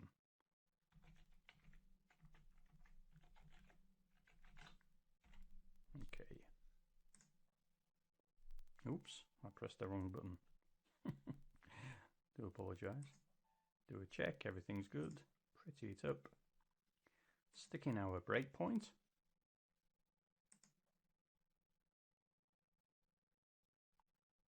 Sorry, I didn't activate. Breakpoint, and now we can test. So we're at the line of code where we're going to fill our internal table.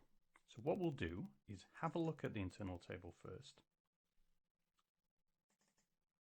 And we can see this hat symbol represents a header line.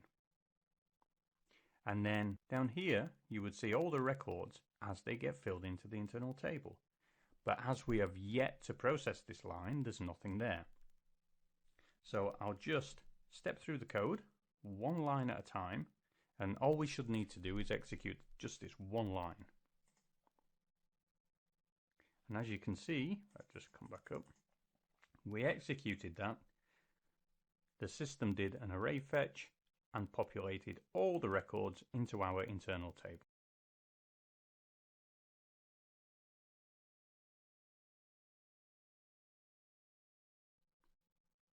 Let's change things round a little bit, and I want to introduce the append statement, just to give you an idea of another way of filling an internal table. So I'll take the breakpoint off. Let's change around the select statement. And what we will do is create a select loop.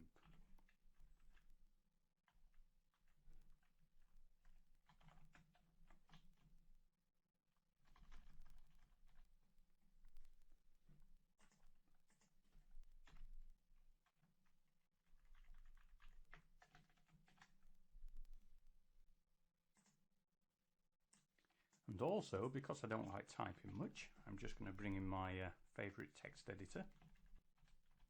Oops.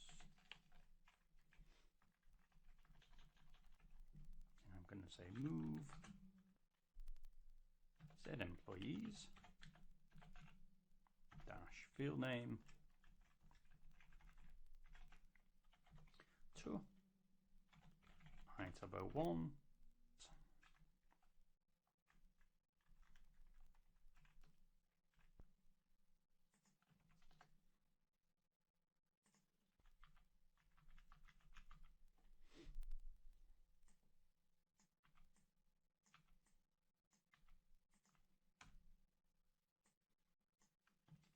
Okay, saving my fingers.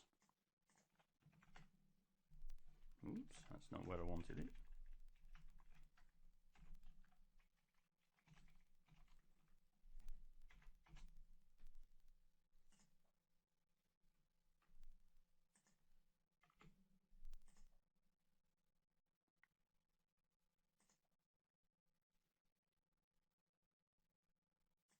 Oh, of course, we don't have that field in the table, so I just remove that one.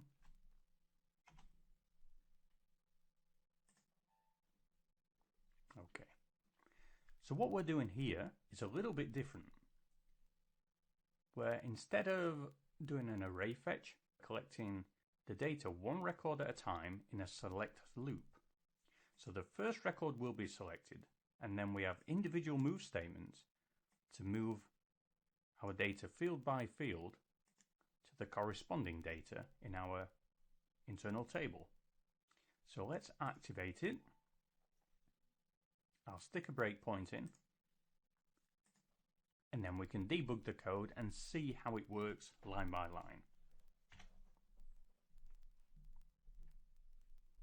Okay, so I'm going to step through. Let's bring up just itab 01 and we'll look at the complete table. So it's executed the select statement, and that's just held in SAP's memory at the moment. And now we're going to execute the individual moves.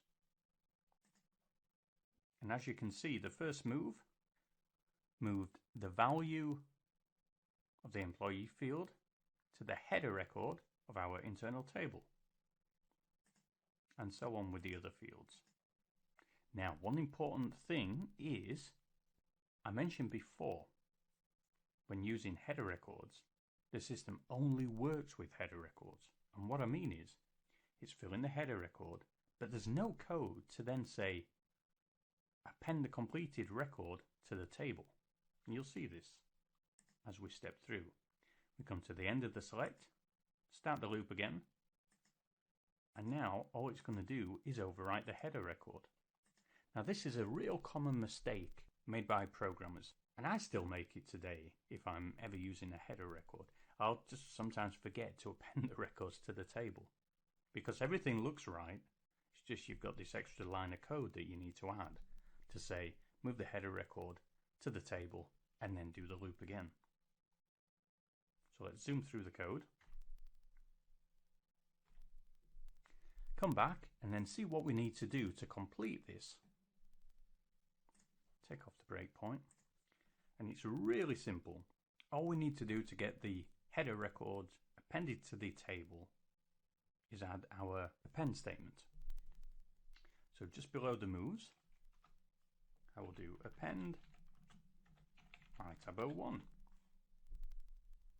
This will tell the system to take the values from the header record and add them to the body of the internal table.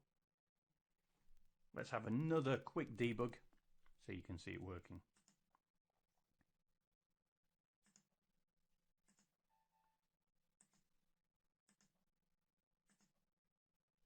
Okay, I'll step through again, one line at a time. Let's have a look at itab first.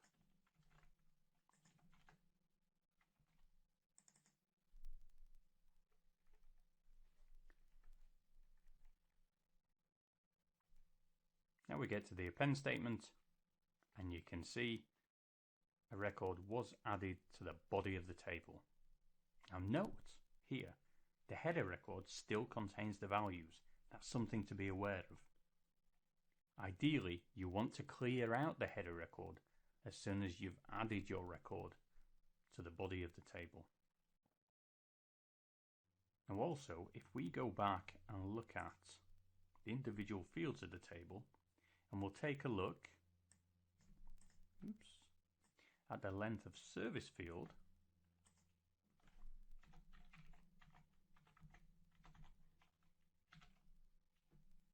you can see the default value of 3 has been appended. So we can zoom through the program and get back to the code.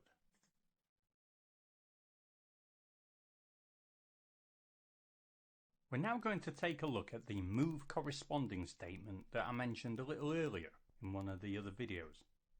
There's not much to talk about, so let's just get straight down to the code and show you what it does. So in our previous example, we moved the individual fields to the header record of our internal table and then used the append statement to write that header record to the table. Well, instead of writing those 5 lines of code, those move statements, we can just use one line, and that's by making use of move corresponding. So here's how it looks. We have the move statement, and we have dash,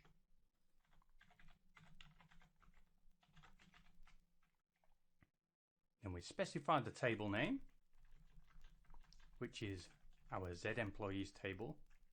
Then we just say we want to move it to our itab table. And that's all there is to it, and we can get rid of these remaining move statements. So it matches up the technical name of each field from the Z employees, and where there's a matching field in itab 01, it'll move the contents. It's really simple, and it's a real time-saving statement. And all you need to make sure is that the fields that you are hoping to move are named the same between the two tables.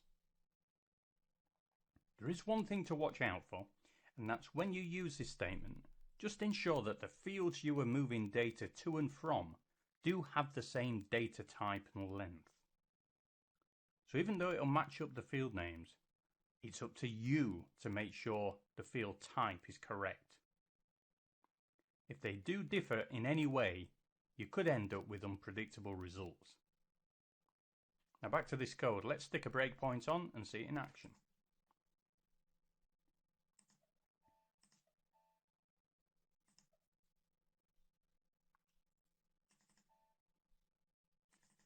have a look at our internal table, and then we'll step through the code.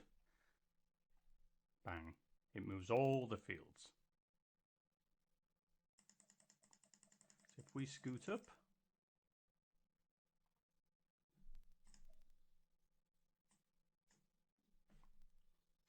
and I just type in the fields here. Oops, I missed the I tab. I tab 01.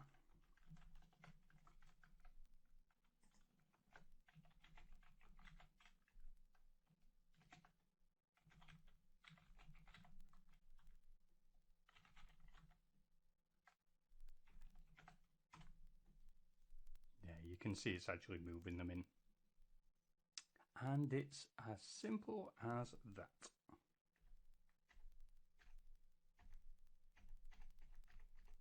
And so on. I'll zoom through the program. Let's get back to some more ABAP.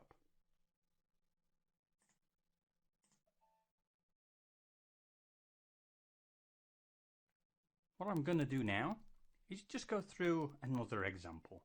It's the same stuff what you've seen, but just different ways of populating internal tables. So we'll go back to using an array fetch, which means we can use the select statement but without doing a loop. Blocks of data are transferred all together instead of one record at a time. Now at the same time, we're going to create a new internal table as well, but show you how you can create a new internal table using other statements of ABAP. So what I'll do, I'll create an iTab2.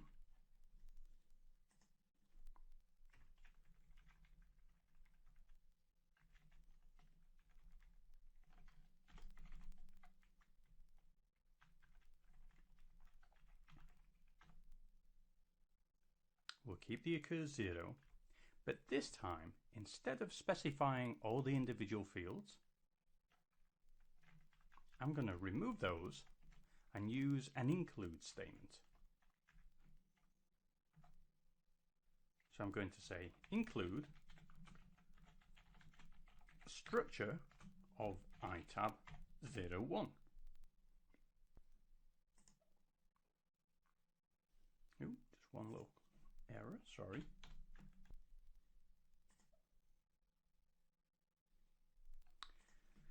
Oh, 2 little errors. And also, I need another data statement because I used a full stop.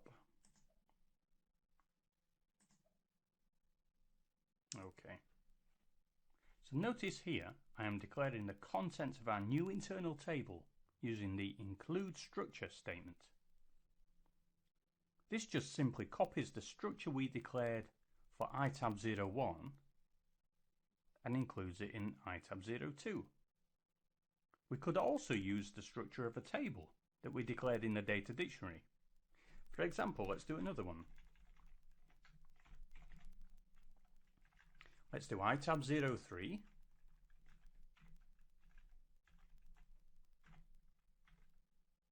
And instead of the internal table, this time I'm going to say bring in the structure of Z employees, if I spell it correctly.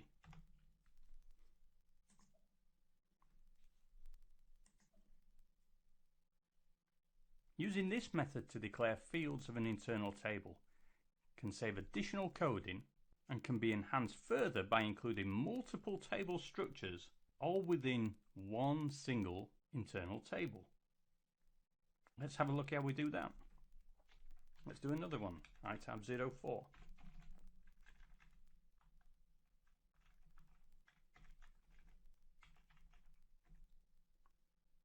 So here we have the include structure of Z employees.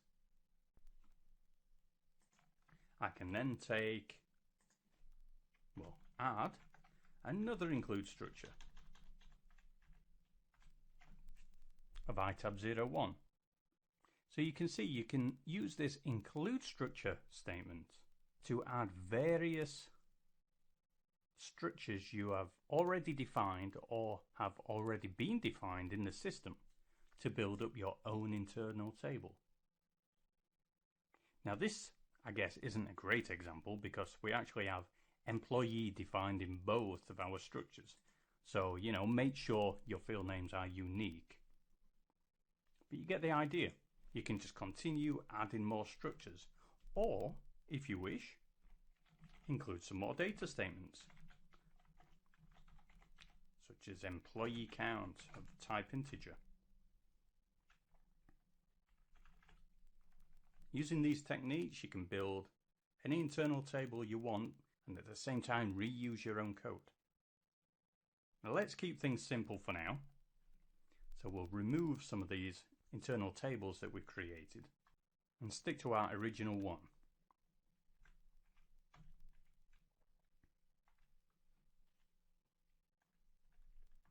And I'll tell you what we'll do. We'll go back to the array fetch method of populating tables by taking away this move corresponding. Well, I'll tell you what, I'll keep that there to save me typing.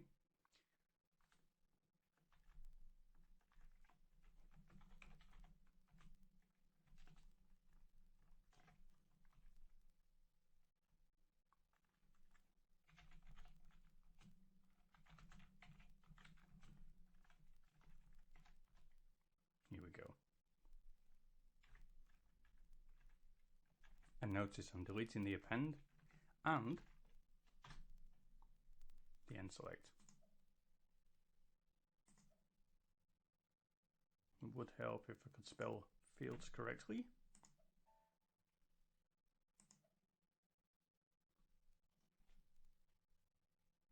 So what I want to do is I want to run through this again because this is quite an efficient method of filling your internal tables. You see, using an array fetch, we are not populating our table line by line, and we are taking away the loop generated by the select statement and end select statement.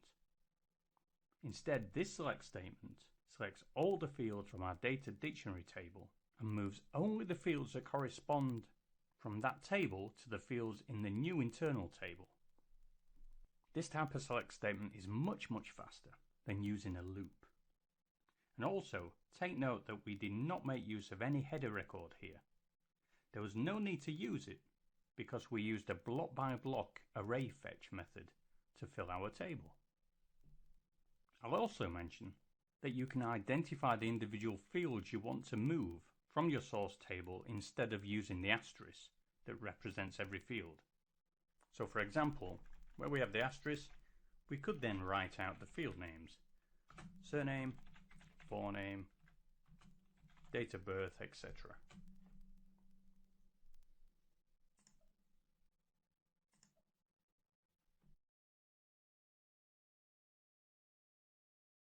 We will now switch tact and have a look at how all this works where we want to use a work area instead of a header line.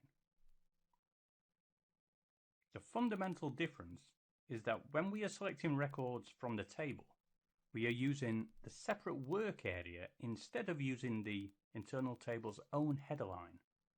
Let's go straight to look at some code.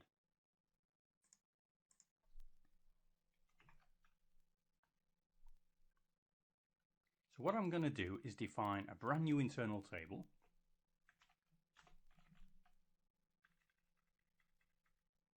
In fact, let me clear out this stuff, because further down in the program we got the stuff we declared before.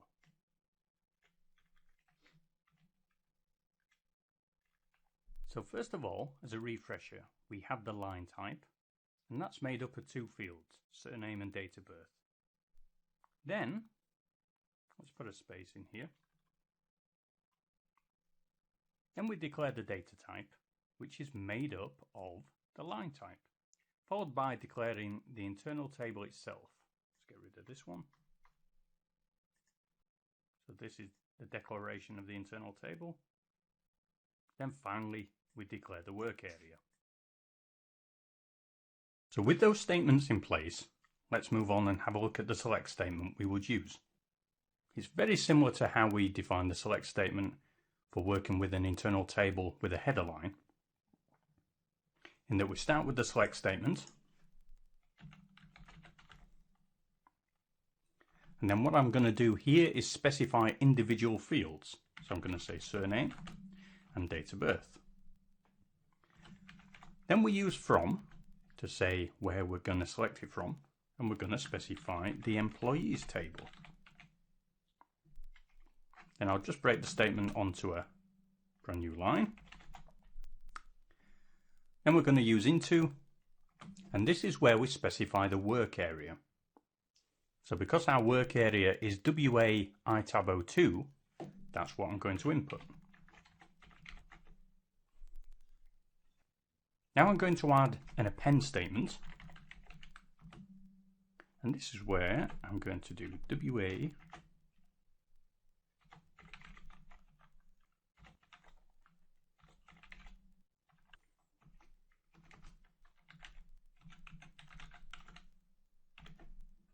Let's check the code. Always good. So now let's explain it fully. So we have our normal select statement. We specify it is going into our work area. Then we have our append statement, and we're going to say append the record from the work area to our internal table.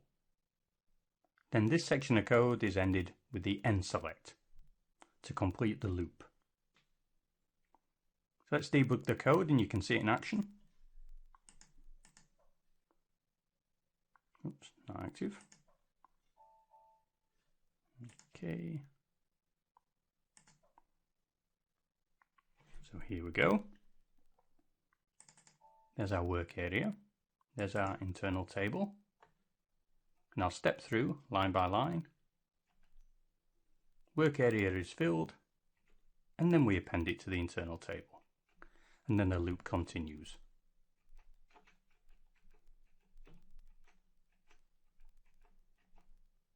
I'll zoom through. Fairly simple stuff. In some of our previous examples, we looked at using an array fetch, which in essence skipped the header record. Well, the same thing applies here. Even though we are using an internal table without a header record, we can still take a look at the same type of code.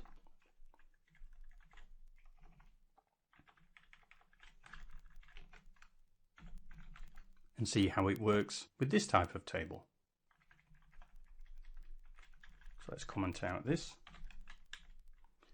And let's now just code a simple array fetch. So we would have the select statement. Let's choose all fields. So we select star from Z employees into corresponding fields of our table, which is itab 02. We don't need the append or the end select.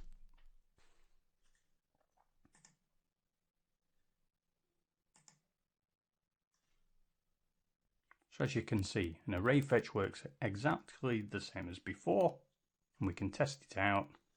Well, if I stick a breakpoint in,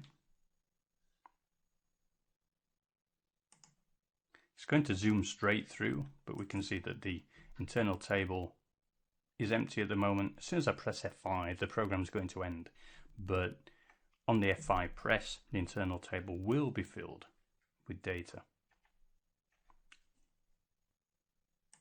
I guess what we need to show that is then just create a bit of code. We will come to loops later on, so don't worry about that.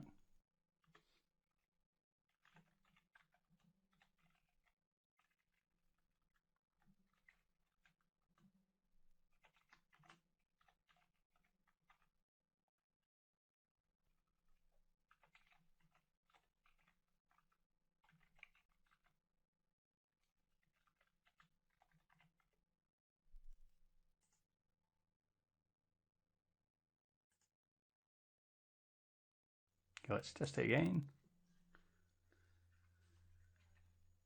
Have a look at itab 02, press F5, and you can see we've got 5 records inserted into the table all in one go. So I'll just zoom through the rest of the program. We don't really need to look at this output.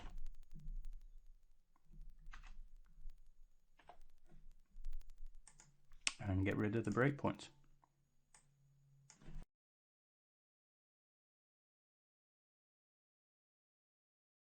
So we have learned how to create and fill a standard internal table. Let's have a look at how we would use that data line by line. Now, our internal tables are just tables that are held in memory and similar in many respects as tables that we hold in a database. So let's take a look at how we can read through the records of an internal table line by line using a loop. The way we access the records of an internal table is different to how we access records of a standard ABAP dictionary table. Instead of using the select statement, we will use the loop and end loop statements. The loop and end loop statements are very similar to the select and end select statements, in that we start our record selection with a loop, include any ABAP code we want inside the loop to process the records that we have selected, and then we end our loop with the end loop statement. So let's take a look at how this works with an internal table that has a header line. And I'll change the screen to bring up the header line examples we've used in previous videos.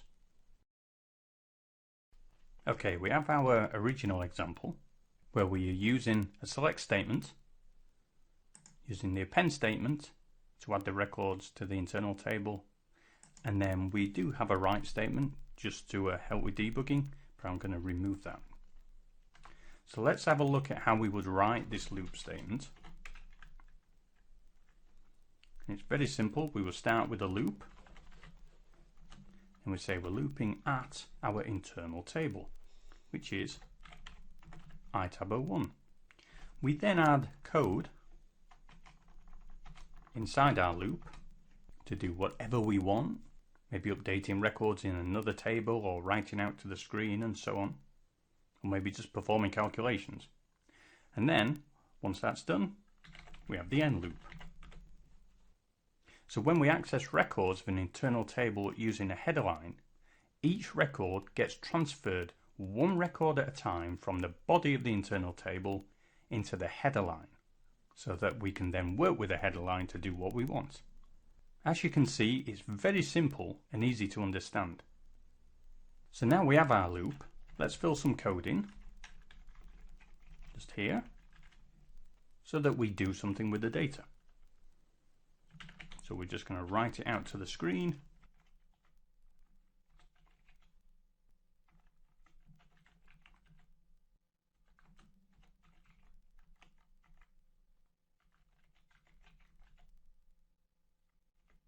And it's as simple as that. Let's pretty it up.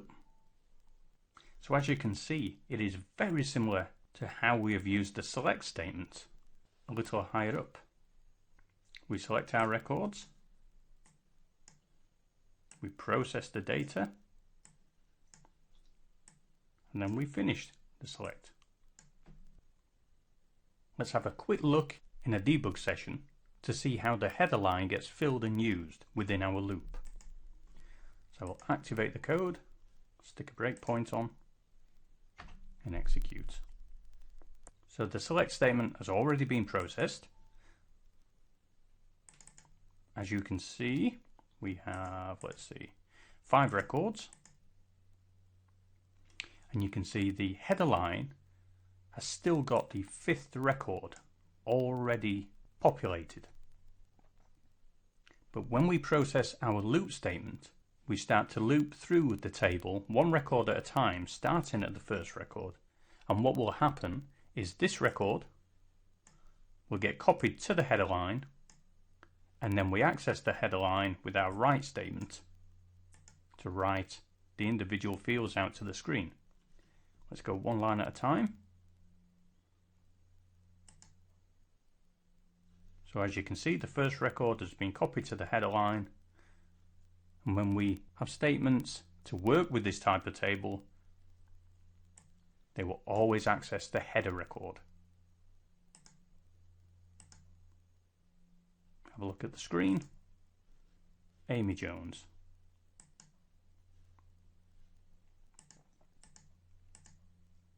And so on. I'll zoom through.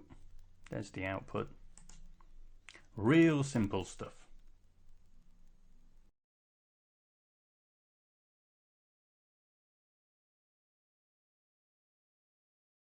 So we've looked at how we can loop through an internal table. Now let's have a look at how we can update the records in the internal table using the modify statement. I will add in some code, and whilst I'm writing it, see if you can work out how it all fits together. It's fairly simple, and then we'll go over it line by line.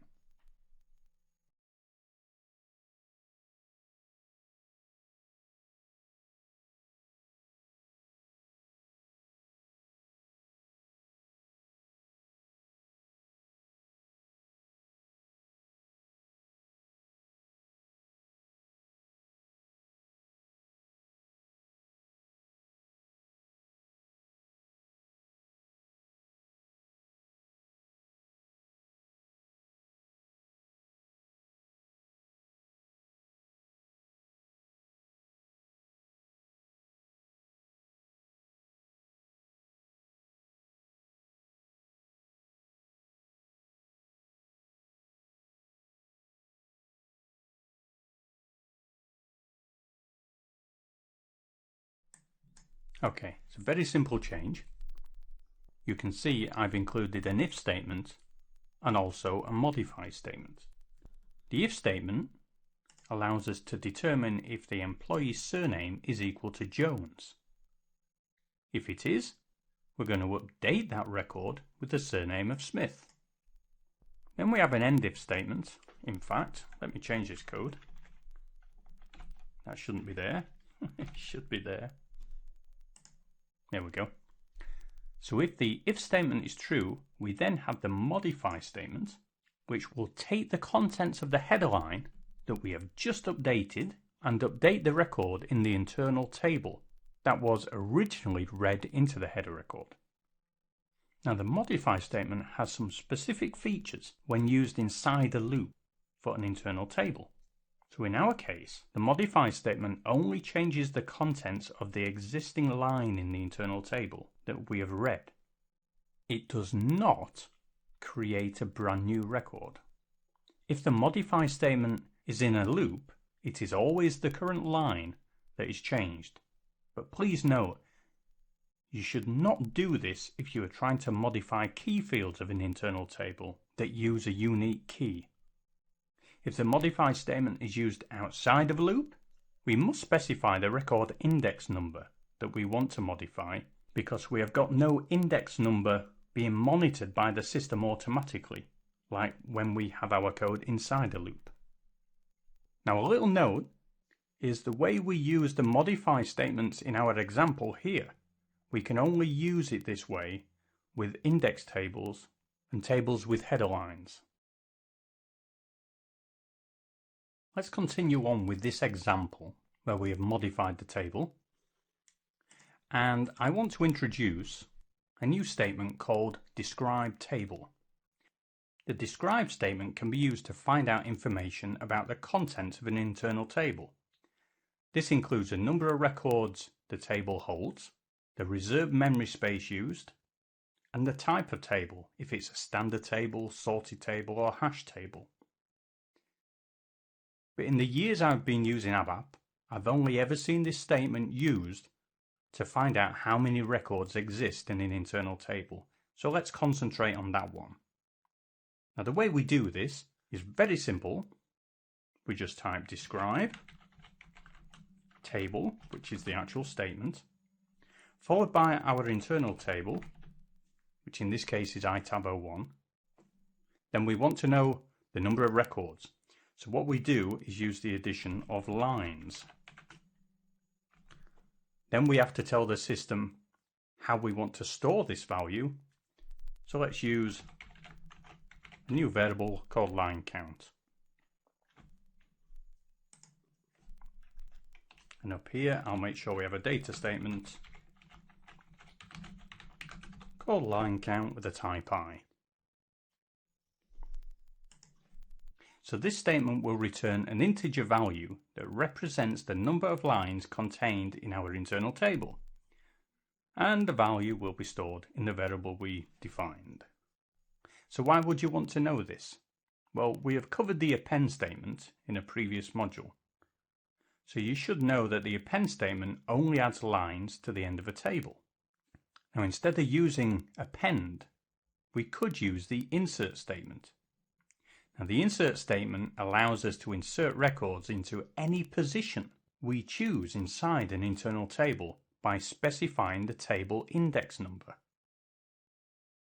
If we wanted to insert a record into an internal table at record number 10, for example, we will specify index 10, which would then insert our new record between the 9th and 10th record.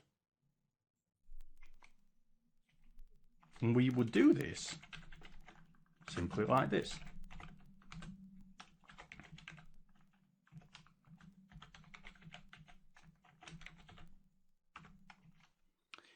We declare the insert statement, the internal table we're going to insert a record into, then we specify the index number of the record that we want to insert our new record into.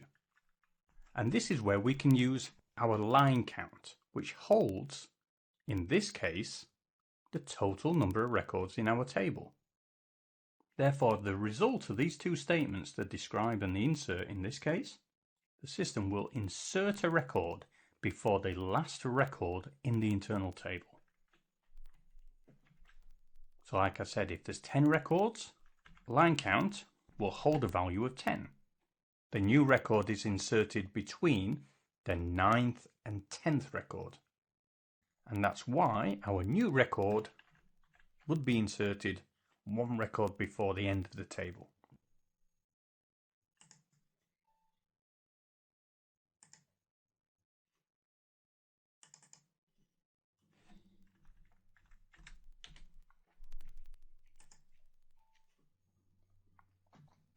Okay, now I've got those silly bugs out of the way. I'm just going to edit this a little bit so this program makes a bit more sense. And what I'm going to do is move this loop to finish here. And once we've gone through every record, we'll then come on to these two statements. So I'm going to set breakpoint. And we'll debug it and see how all this works. So we've looped through iTab. I'll double click it and you can see we have 5 records still.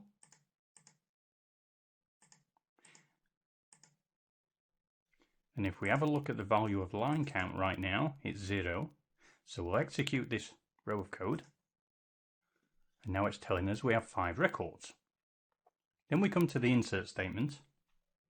And if I flip back to iTab 01, and we'll just scroll down so we can see what happens here. Now remember, our header record has this value in it, 1, lots of zeros and 6. And this is a standard table, so we are allowed duplicates. So when the insert statement gets executed, hopefully it's going to insert a line right here. Now it's going to be difficult to see because the record's exactly the same as the 5th one. So what I'm going to do is change this header record. I'm going to change the value of some of the fields just a little bit so that you can see the record being inserted. So I'll change employee number.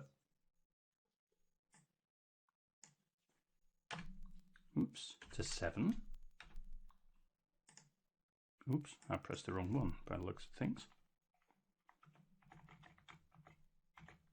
Here we go. And let's change surname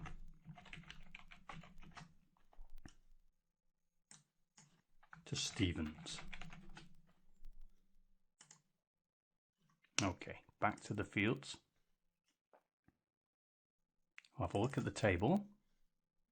Go to the top. Now we can see our header record has the 1, lots of zeros and 7, and the surname is equal to Stevens.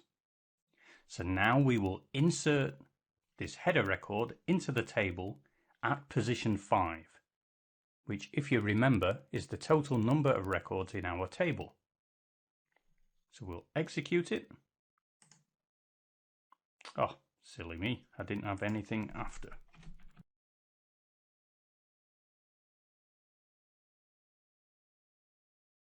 Let's run it again. Do apologise for that. So once again, there's line count.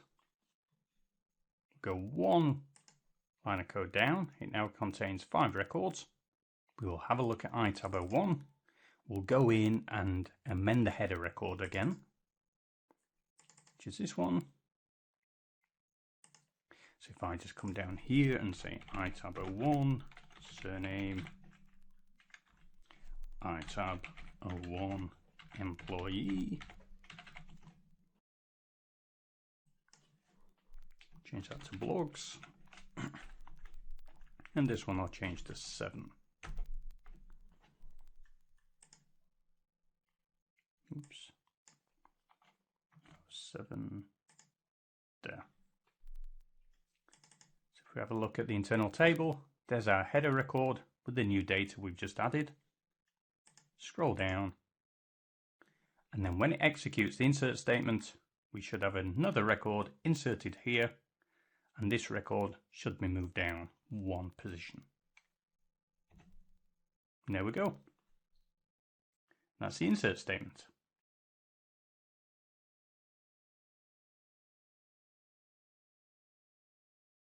The loop statement is great for looping through all the records of our table. But there is another statement we can use to access the records of an internal table. This statement is called the read statement. And this statement allows you to specifically read individual records from a table. So in our case, because we are using a header line, when we use the read statement, the record will be read into the header line of our internal table. When you use the read statement in your program, you've got to be aware of how your internal table has been declared, because that will affect how you write your read statement code. And what I mean is, what type of internal table are you working with? Is it a standard table, hash table, etc.? If you're working with a standard table with a non-unique standard key, then you would write the read statement like this.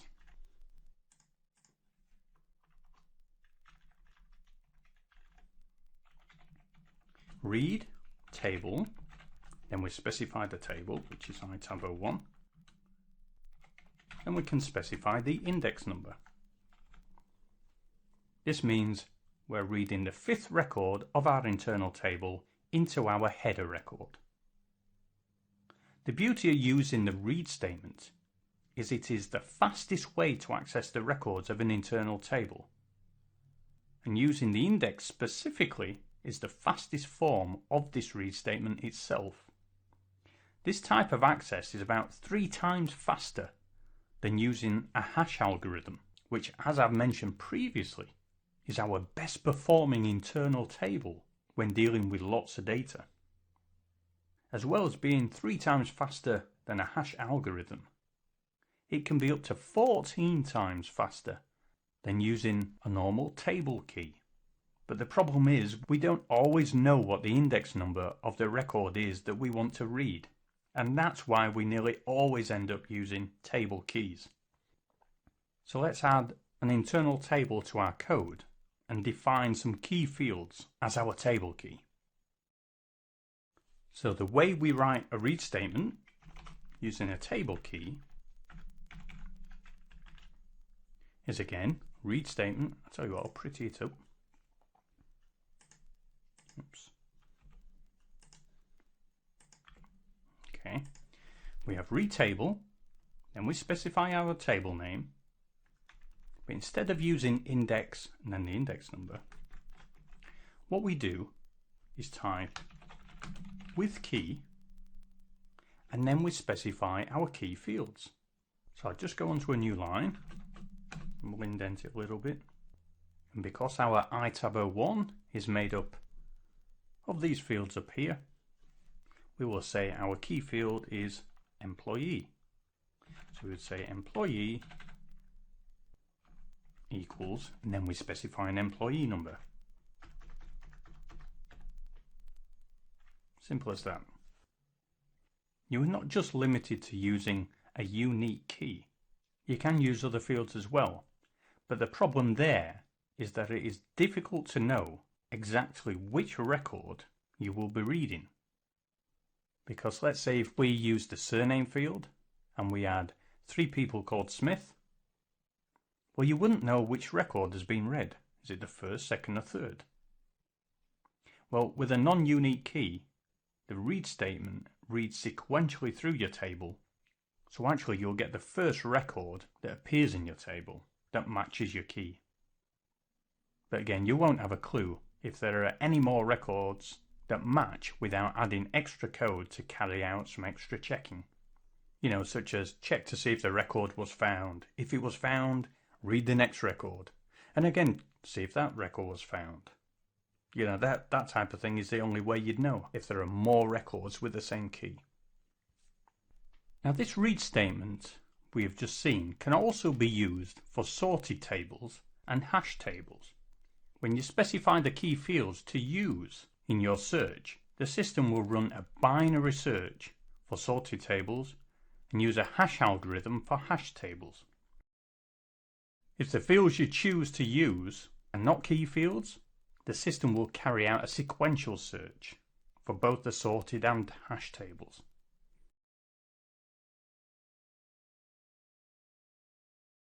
Next, let's take a look at how we can delete records from our internal table. And it's really simple. We just use the delete statement. And we can use the delete statement to remove individual records or groups of records from our table at any one time. The fastest way of achieving this is by using the table index, just like we did with the read statement. But note, this only applies to standard tables and sorted tables, not hash tables. Only these 2 types of tables have an index. So let's have a look at the code. So we start off with the word delete. We specify our internal table, and then we just give it an index.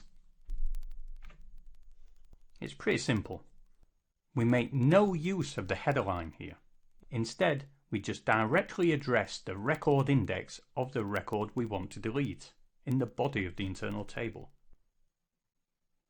Now with the delete statement, we can also use it inside a loop with exactly the same type of syntax. So for example, let's copy this loop and we'll paste it down here.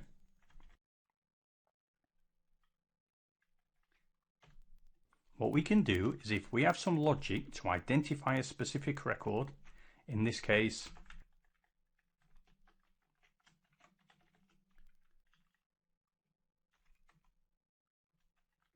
if our surname equals Smith, we can then say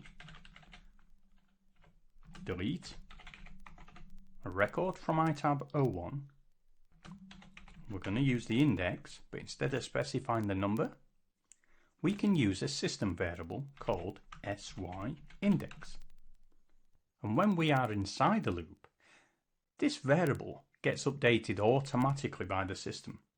So if we are in the 5th iteration of a loop, this variable will contain the number 5, which will equal the 5th record in the table that we want to delete.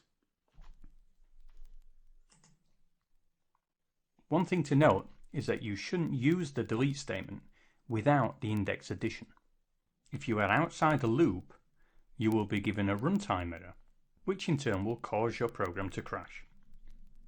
If you are inside the loop, you need to make sure the index addition is included to be compliant with future releases of the ABAP syntax.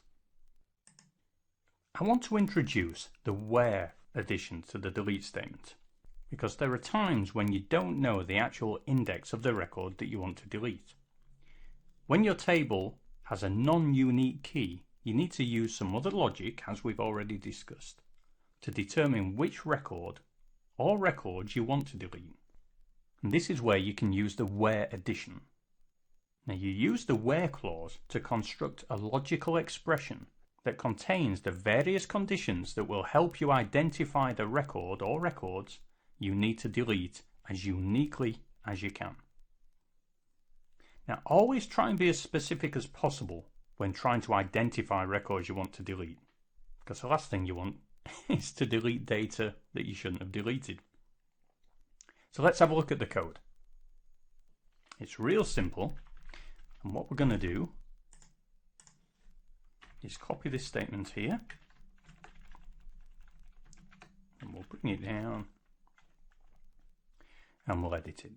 So we have delete, then we have the table, but instead of using the index, we're going to say where, and let's use surname again, where surname equals Smith. You can see it's very straightforward. And we have just included one logical expression that attempts to identify any records with the surname Smith that we want to delete. When a record is found that does match our logical expression, the record will be removed from the internal table. If the system finds multiple records, all the records will be deleted that match the expression.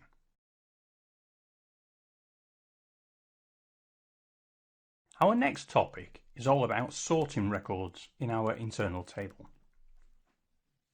So it's probably not going to be a shock to learn that the statement we use to sort our data is actually called sort. And the basic format is really simple. Let's have a look.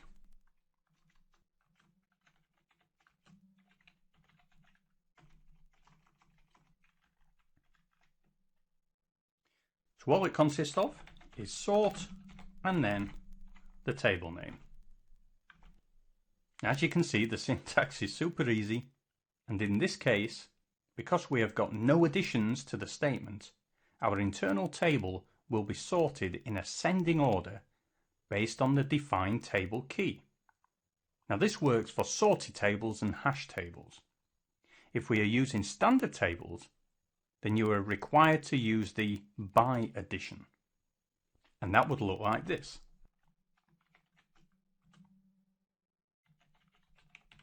We just add the word by, followed by the fields we want. In this case, I'm just specifying one field. And by specifying the field name, the internal table will be sorted in accordance with the contents. Now don't forget, SAP caters for all sorts of languages, and we need to take that into account if we're working on programs for a company where their systems are used throughout the world. So to ensure your internal table is sorted according to language-specific criteria, use the as text addition directly after the name of your internal table. So then we build up this sort statement just a little bit more by using as text. Now our sort statement, is just using one field right now, but you're not just limited to one. You can list up to 250 fields to use in your sort statement. Now I've never seen anywhere close to that being used. But just to show how we can extend it, we can say sort by surname and then by forename. Now note there's no need for a comma separator. All we do is a space and then list our fields out. Now just one extra thing is we've specified as text in our sort statement, and because of where we placed it within the statement, this country specific sorting is going to be applied to all fields that we specify. If you only want the as text addition to be applied to specific fields, you need to repeat this addition after every field in your list. So let's say we just wanted as text to apply only to the forename. We would remove it from this point and then place it after our forename field. Now let's stick with the just the one sort statement we have in our example, and let's discuss the sort order. Now the default is for our sort statement to sort our records using ascending order, but we can, if we wish, specify ascending or descending within the sort statement itself. And we do this by sort itab01, and then this is where we would specify ascending or descending. So if we wanted it in reverse order, we would include the word descending. Nice and easy. And that's about it for the sort statement.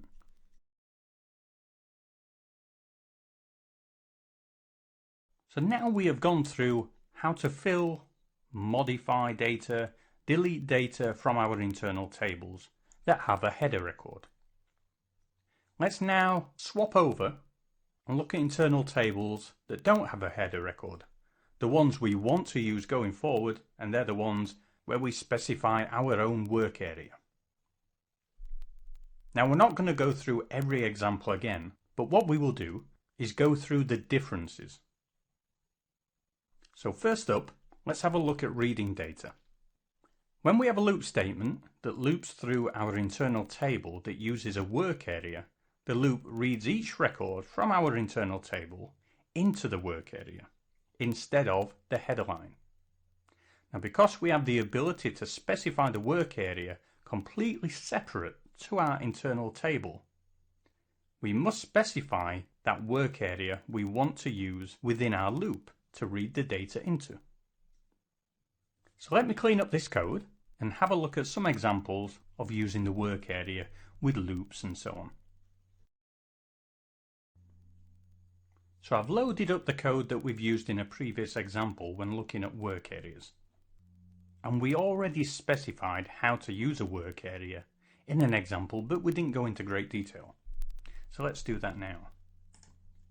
So here is where we add an array fetch. We're not too bothered about that right now. Let's remove it. I'll tell you what, no, we'll keep it in because that fills our internal table. Let's concentrate on this piece of code right here. So as you can see, it's a standard loop statement. We're looping at our internal table, but we're going to, instead of using the header line, we're going to read our record into our own predefined work area. And then when we want to work with any data that belongs to the work area, we reference the work area directly. So our write statement says write the surname field from our work area, not the internal table.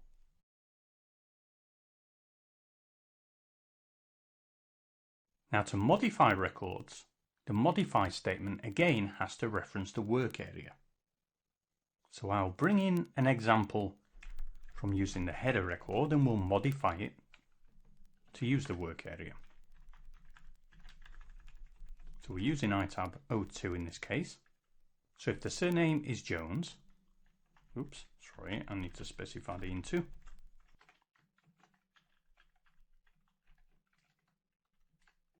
So we would then say if WA itab 02 surname equals Jones,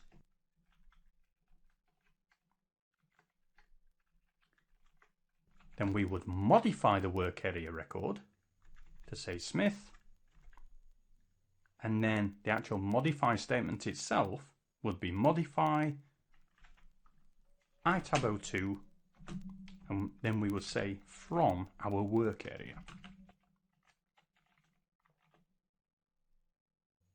So to summarize, we are telling the system to modify our internal table using the record we hold in our work area.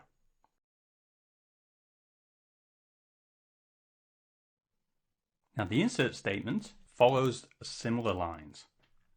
Let me bring in the code from the header record example.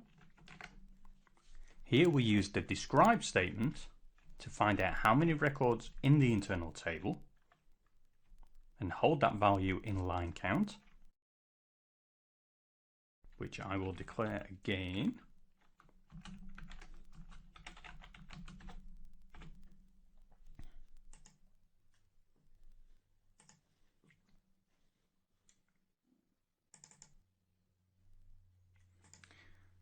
And it looks like I got the last example wrong because I specified the work area incorrectly. That'll teach me to check my code. So back to the insert. The describe statement holds the number of records in the line count variable. Then the insert statement would say insert a record from our work area into our table using the index position held in line count. So the syntax is a little bit different from standard, where we actually say, first of all, insert our work area record into our table, rather than specifying the table first, like we did with the modify statement with the work area second.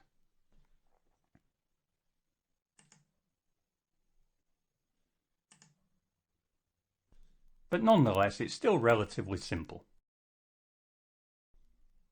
Let's now take a look at the read statement. And as you can probably guess, the read statement follows a similar logic in that we must use our work area with our read statement. And if we go straight to the code, we can have a look at how we write it. So we would say read table, and then we specify the table we want to read, which is itab 02. We specify the index of the record we want to read. But instead of leaving it there with a full stop, we continue on to say, and store the record into our work area.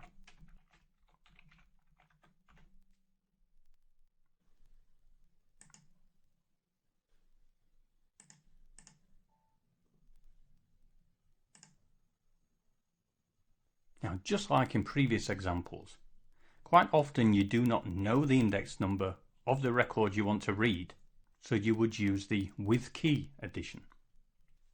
So the way we write that is, instead of using the index again, we do read table, internal table, which is itab 02, into our work area, and we specify with key, and then we specify the key we want to use. So in our case, let's use surname equals Smith. So just as before, when we specify the work area we want to read the record into, the same thing happens here. The record is transferred to our work area based on our key to allow us to continue with the rest of our program.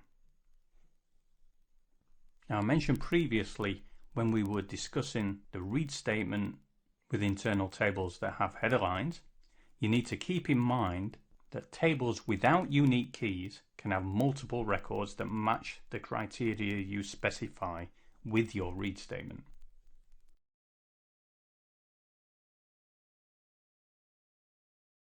Now, the last piece we want to look at in this small section is the delete statement. And if you remember back when we discussed the delete statement earlier, we mentioned that we didn't use the header record to identify the record we wanted to delete. We just specified the table index. And exactly the same syntax is used for internal tables that use work areas. Because we're not touching the header record at all, we don't need to touch a work area. So there's actually no difference. The same syntax applies in both situations. This next topic is going to be quite small, and it's important that you know about it. And this is deleting internal tables. First of all with header lines, and then with work areas. When working with internal tables, you will see that there are many occasions when you want to delete all the records of the internal table in one go. And this obviously depends on the specific task you are trying to complete with your program, and whereabouts in the program flow you are. As an example, if you were to fill an internal table whilst you were inside a higher level loop, more often than not, you will need to make sure your table is empty at the start of the loop so that when the next iteration of the loop comes around, you are not left with any records from the previous iteration. Now, there's a certain sequence of tasks that you should really adhere to when deleting the contents of an internal table with a header line. First, you have to make sure you clear out the header line.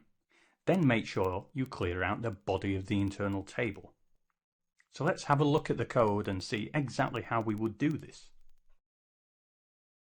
So I've loaded in one of the previous examples where we fill an internal table. And it's very simple. There's our internal table. We have a select statement to fill it, then a simple write statement to help with debugging. So now, once we've used our internal table, we want to clear it out.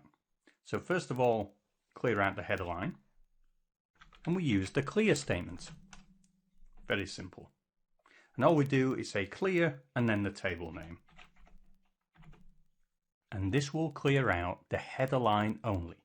By specifying the internal table after the clear statement, the header line will be wiped clean, meaning all fields will be set to their initial value.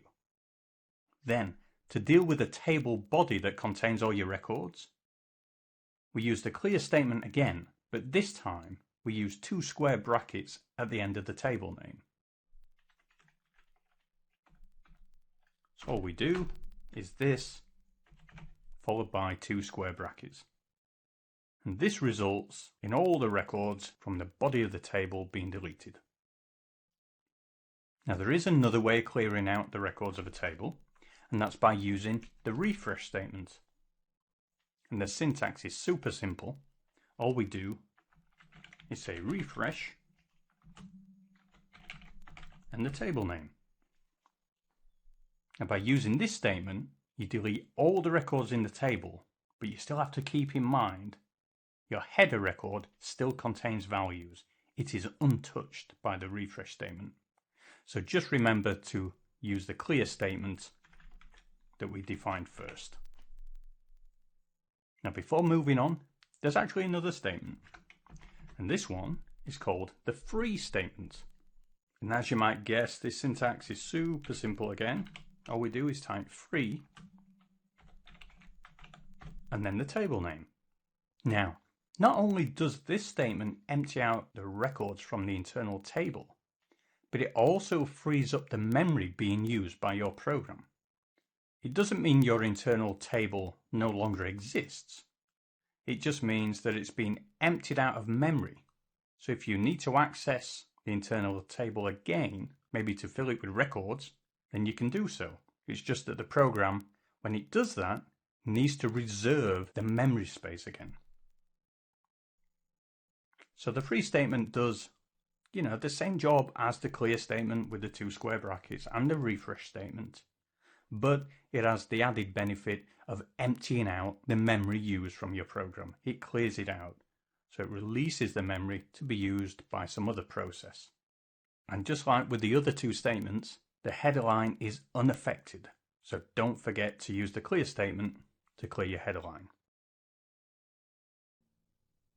Now let's take a look at deleting internal tables where we are using work areas. Work areas are fundamentally different structures that we set up in our program. Therefore, when we write some code that affects the internal table, it will never affect the work area at the same time. And also the reverse is true. Whatever code we write that affects the work area structure will never affect our internal table. When we're using internal tables with no header lines, some of the statements we have just been through will work a little bit differently. The clear statement, when used on a table without a header line, actually clears the whole table contents. Which sort of makes sense because I specified make sure you clear the header line, then you clear the table contents. But the syntax will work a little differently here. So if I show you, so if I say with header line here, then I'll copy this lot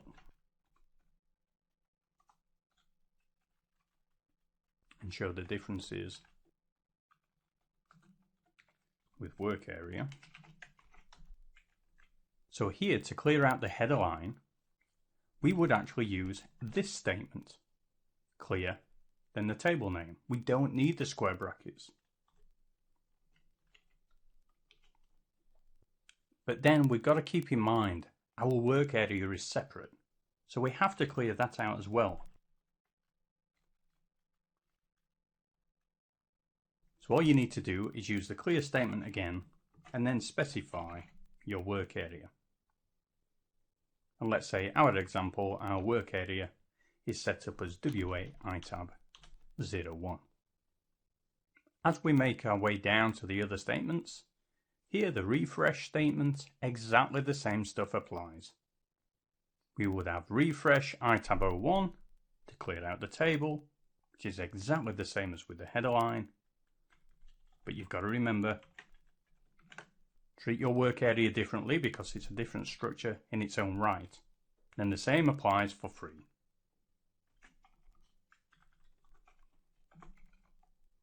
The free statement will clear the internal table from memory, and then we would have to separately clear out our work area.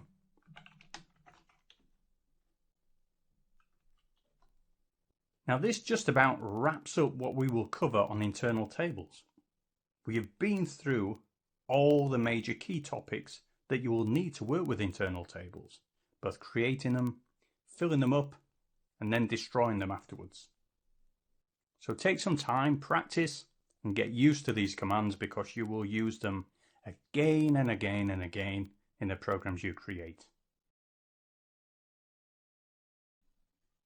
We're now going to discuss modularizing our programs.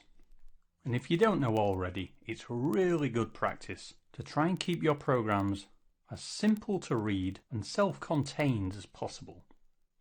And what I mean is, try and split up any large complicated tasks into much smaller, simpler tasks by placing each task into its own separate individual module that you as a developer are able to concentrate on without any other distractions. Modularizing your code lets you focus on that one single task and not get confused by the big picture of a much larger development that you may be working on. By working on individual tasks, it makes it much easier to develop and debug your programs.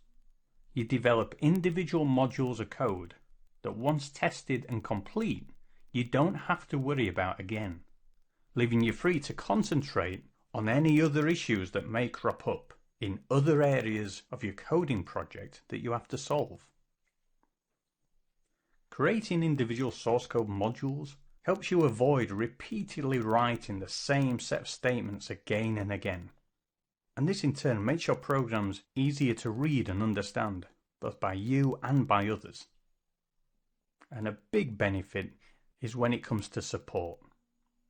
By creating these small modules of code, anybody having to support your programs in the future, maybe even you'll find it much easier to read and understand what's going on.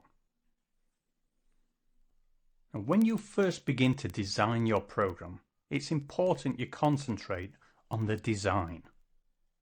Do not start coding straight away. You need to map out your solution. Maybe use some pseudocode or maybe flowcharts, whatever you prefer. Only when your design makes sense should you then start turning your solution into ABAP code. Making sure you design your program first really helps when it comes to modularizing your program, because you can see how you can split your program up into separate pieces, which will allow you then to focus on the development of one piece at a time. Now, if you recall, when we looked at designing selection screens, we used modularization techniques by making use of processing blocks, such as the start of selection block. Modularization isn't just limited to using processing blocks in our program. The SAP system itself allows us to use a number of techniques for breaking our program up into smaller, more manageable pieces of code. And throughout this section, we're going to take a look at just how we can modularize our programs using the various tools SAP provides. What we're going to concentrate on first is something called source code modules. Now, when we talk about modularizing our program, all we mean is we are going to take a sequence of ABAP statements from our program and place them in a separate module. Then in our normal ABAP program, we just call this module. Let's get straight down to the coding and have a look at how we can modularize some of the code we have used in previous examples. Here we have one of the previous examples, and I've modified it just a tiny bit just to tidy it up. And if we go through it, you'll get the main gist. And then we can start modularizing it. So first of all, at the top, with our table statement, we declare some types and some data. And then we have our ABAP logic to actually do something, which is an array fetch, an individual loop, clear statement, another loop where we modify an entry in the table, do an insert, and then a couple of read statements. First of all, we're going to look at using what is called include programs. Now, include programs are made available globally within an SAP system, and their sole purpose is just for modularizing code. They are very simple to define and accept no parameters. So first of all, just under the report statement at the very top of our program, let's fill in the statement to declare an include. And all we need to do is type include, and then we just define a name. So for this example, let's do Z underscore employee underscore definitions with a full stop at the end. Looks pretty simple, doesn't it? So what we're telling the program here is to include our include program that we've just named into our main program. And you probably worked out that we haven't actually created this include yet, so let's go ahead and do it. You have two ways of creating an include file. The first one, if I open up a new session and bring up SE38 again, you can key in your include name. I'm not going to do it here, I'll just do Z example. But instead of saying source code and you create your program, you're going to create program attributes. So here we just give it a title. And when we come down to type, instead of choosing executable program, we would choose include program. And then fill out the rest as we normally would.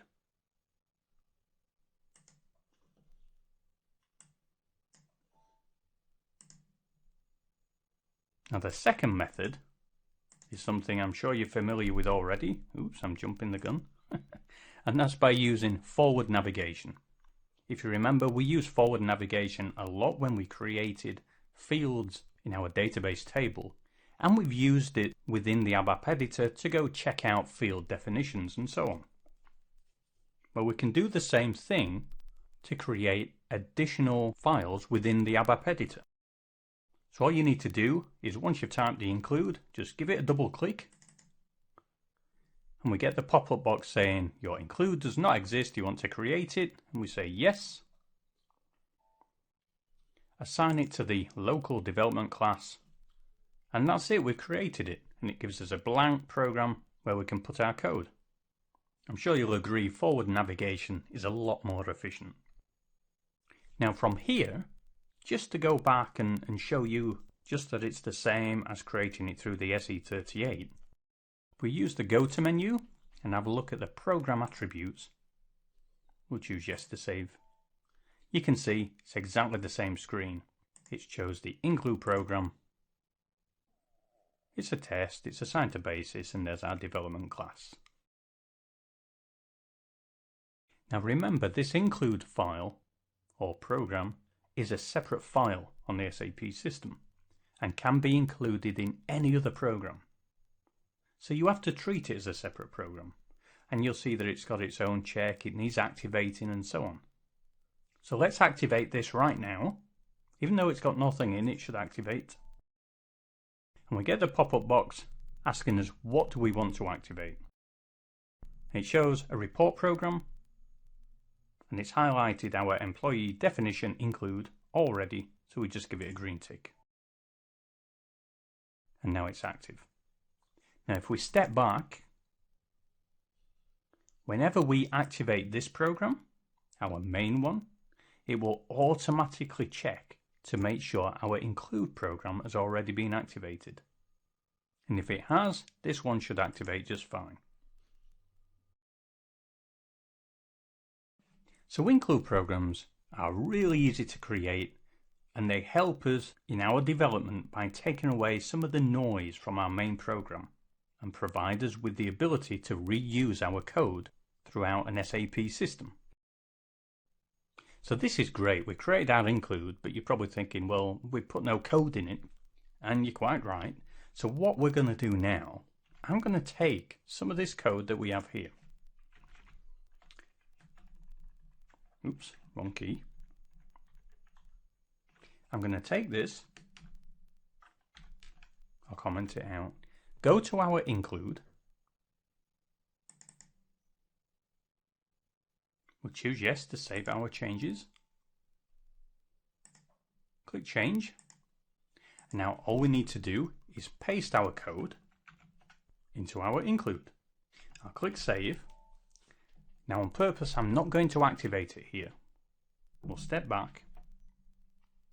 And I'll just show you to actually use this code now, we need to activate our main program.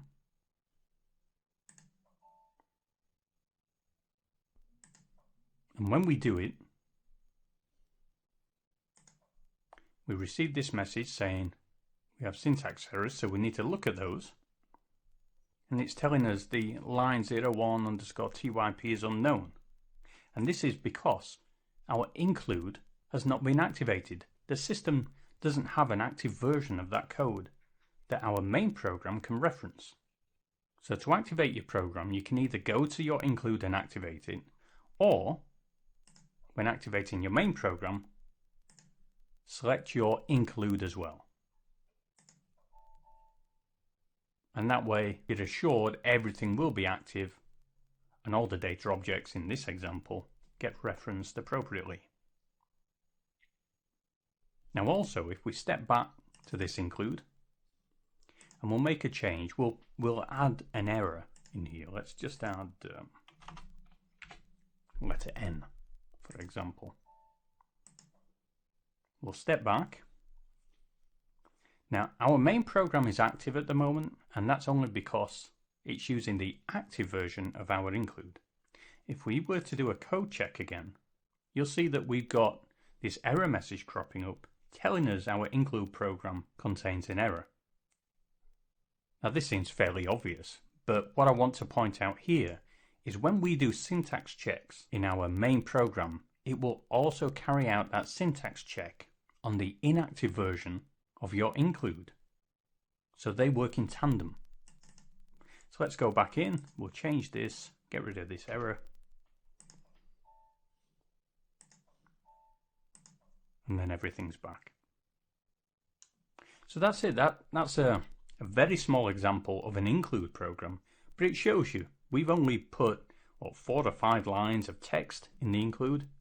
You could put 200, 300 lines of code into that include file, which in effect helps you encapsulate certain elements of your program. Pop them away in a separate file so you don't have to worry about them. And you'll see this type of thing being used quite often for both code, logic, and for data declaration parts of a program. Quite often people will create an include, put all the data and type statements in the include, and then just have the logic for the code in the main program. And that way, all the data declaration pieces can be used in other programs as well. Now let's focus on procedures. Now for those new to ABAP, there are a couple of techniques for modularizing code that you should really concentrate on, and that's what we're going to cover here. When we want to split our programs into separate modules, we can use what are called procedures, and procedures are processing blocks that we call from our main ABAP program. Now, procedures come in the form of subroutines or subprograms and function modules. And we use subroutines mainly for local modularization of our code. And what I mean is a small modular unit of code that is self-contained, that is called from the program in which they are defined. So it's just like grouping together, let's say 20 lines of code, wrapping it up into a subprogram, and just moving it to the end of your program, right down at the bottom, still in the same file, but just moved away in its own little container. So we can use these subroutines to write functions that we use many times within our programs. And at the same time, any ABAP program can include subroutines. Now, function modules, they work a bit different. They allow us to create modular blocks of code that are held separate to our ABAP program. And they can be called from any other program. So subroutines are local to our own program. Function modules are global and can be called from any program.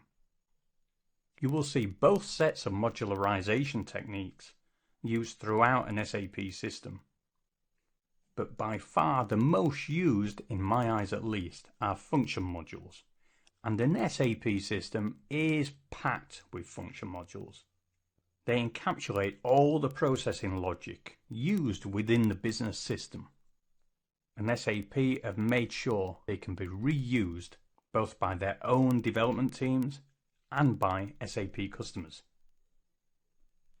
Now, when we took a look at include programs, I mentioned an include program cannot accept any parameters. Procedures are different because they have an interface for transferring data from our calling program to the procedure itself.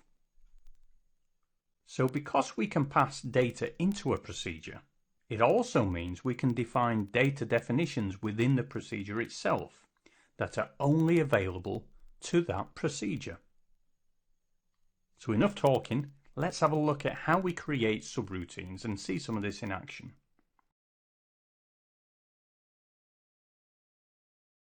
One of the great benefits of using subroutines is that it helps us modularize our program code inside our actual program. It helps give our program structure. So what we're going to do right now is have a look at how we can create these subroutines.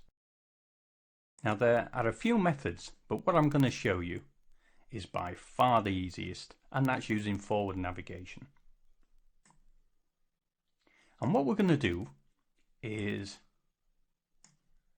pop this one select statement into a subroutine all by itself. So I'm just going to copy it to the clipboard. Then I'll comment it out, just so we don't lose it. And then I'm going to use a statement called perform. Now, the perform statement is what is used to perform a subroutine. And all I need to do in its simplest form is say perform and then create a subroutine name. We just make one up that represents the type of function we want to do. So in this case, we're going to fill itab02 with some data. So let's say itab underscore 02, actually there's no underscore, is there? itab02 underscore fill. Full stop, and that's it. Now, of course, all we've done is type in the code. We haven't created it yet, so we will use forward navigation. So I will double click, and it says the subroutine does not exist. You want to create it, we'll choose yes. And then it gives us an option of saying, well, where do you want to create it? Now, we have the option of, we could include it in the include that we created, but that include, maybe we just want to keep that for data definition, so we won't choose that one. It gives us the choice of creating a brand new include, and it's given it its own name, which we can change. But I don't want to do that. All I want to do is create this include in the main body of our program. So I'm going to choose this one, click the middle button, and then what the system does is scrolls right to the bottom of the screen and creates a form. It gives us some comments here, and then it allows us to enter whatever code we want inside the form. So what we will do is, because we have our code copied to the clipboard, I will just paste it in, and that's it. This code now belongs in its own subroutine that we have included at the bottom of our program. So let's do a syntax check. Everything is good and we can activate.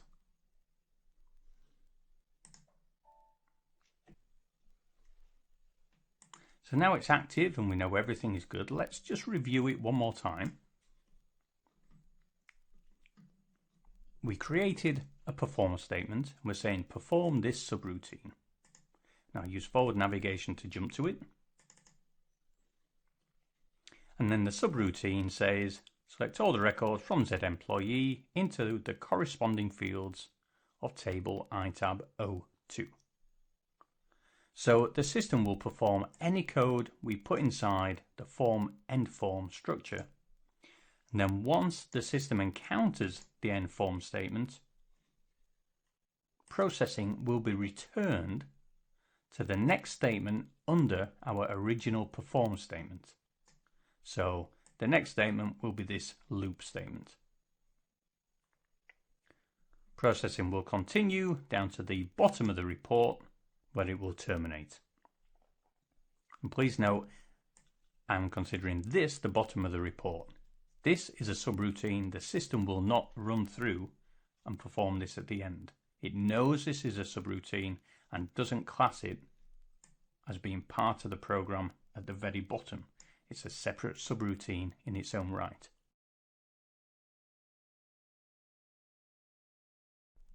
Now there's some other things to consider here. Up to now, we have worked with global variables only. And what I mean is, all the variables we have used have been declared in the header of our program.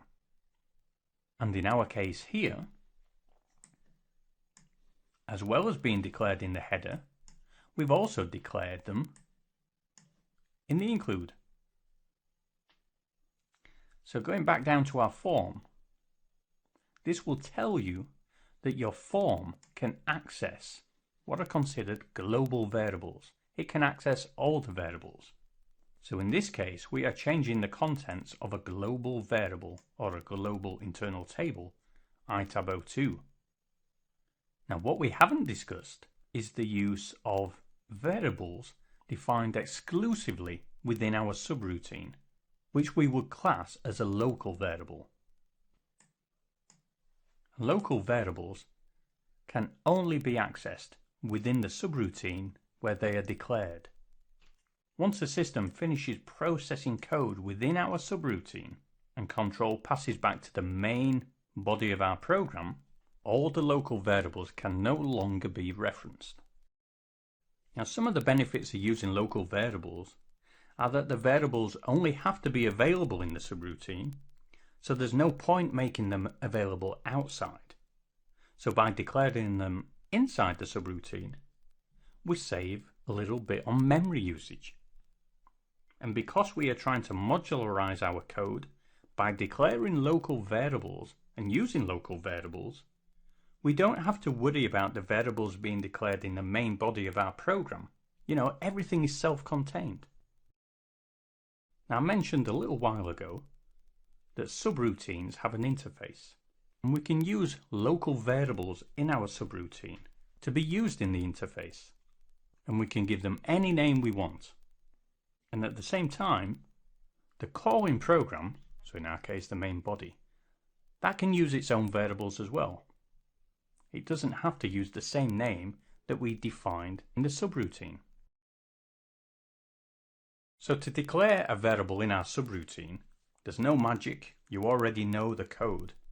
all we do is make sure we are inside the subroutine and we just start coding. So we would use the data statement. Let's say employee, if I can spell. Oh, let's give it a different name. Z employee. Z-E-M-P-L. How's that? And we can say it is like our Z employees table, the field surname. So here we have just defined a local data variable within the form, and it can only be referenced from the code we place inside the form, which we don't have much of just yet. Now I mentioned we can declare variables to be used in the interface of our form. And when we do that, we're telling the system we're going to transfer data throughout the subroutine data interface. So let's have a look at the code and see how we do it. So what I'm going to do is go back to the top of our program. Well, scroll down and we'll do another perform statement. So I'm going to say perform itab o2 fill, let's say again. But this time I'm going to say using Z field 1 and Z field 2. So what are these Z fields? Well, they can be anything at all. So let's say up here we have another data statement. We will say Z field 1. We'll say like Z employees. Let's say surname this time.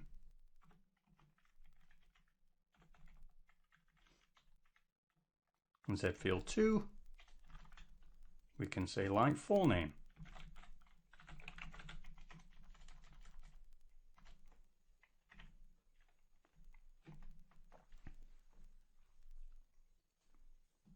So I just do a syntax check, make sure we got no errors. And we do. Let's have a look. Oh, of course. I haven't created the subroutine yet. Let me just comment this out. There we go. Okay, everything's good. So we'll put the code back in. And now we will use forward navigation to create this brand new form. It says, do you want to create it? We'll choose yes. And we'll say pop it in our main program. And we're down at the bottom. Now, add a few spaces. Now notice how this differs. Because we declared this perform statement and added the using and added two fields, our form was generated and included two fields that will be used in the interface. So this is one of the benefits of using forward navigation. You don't have to think too hard about the actual syntax you need to use to create a form, because double clicking using forward navigation, it creates a syntax for you. But what I would say is rename the fields so that they are easier to understand. They represent what you're passing through. So in our case, I'm going to say Z surname. And I'm going to rename this to Z forename. Now something else to notice is the form here is declaring two fields that will be used in the interface of the form. But notice there's no data type. Now they were taken from our perform statement, so the fields used in our form are declared exactly the same as those declared in the main body of the program. When our program is executed and processing reaches the perform statement, the contents of Z field 1 and Z field 2 will be copied in to our PZ surname and PZ forename within the form. Now one thing to bear in mind is if we change the contents of our local fields that have been declared in the form header, so these two, you will also be changing the values of the fields that were passed into the form by our perform statement. So let's add a line of code to see how all this works, and then we'll debug the code. So in this form, I'm going to say PZ surname. No, actually, what I'll do is write PZ surname on the new line.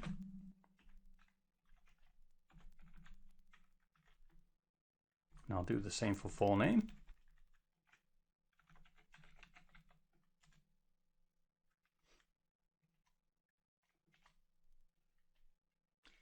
Then I'm going to change the contents of surname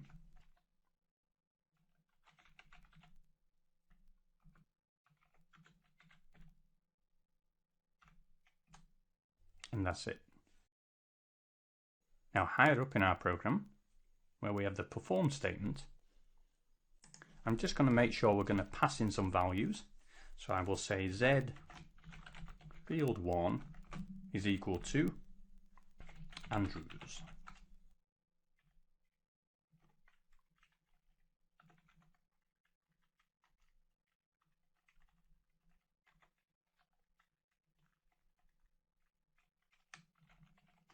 And Z field 2 is equal to Susan. So when the perform statement is executed, these values will be passed through to the form subroutine. So let's check our code. We have a missing full stop, of course we do. Okay, and we'll activate.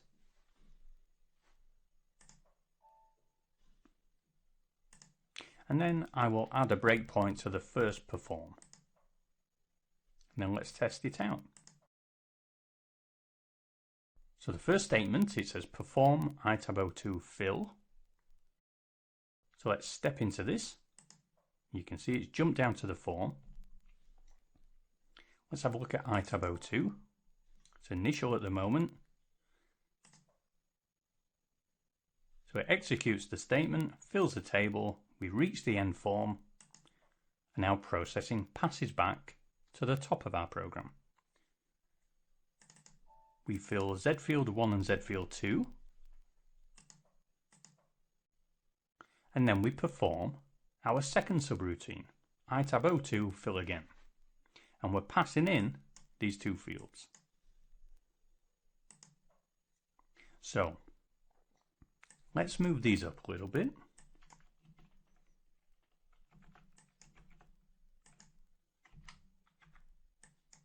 And here I'm going to bring in ZP name and Z4 name. So here you can see the values of Z field 1 and Z field 2 were passed into the interface. Oh, sorry, were used in the interface so that the local variables P underscore Z surname and P underscore Z4 name were filled with those interface values. We then have two write statements, which we can see on the screen. And then we're going to update Z surname, or P underscore Z surname. And see what happened? Because the field is used in the interface, our global variable, Z field 1, was also updated at the same time.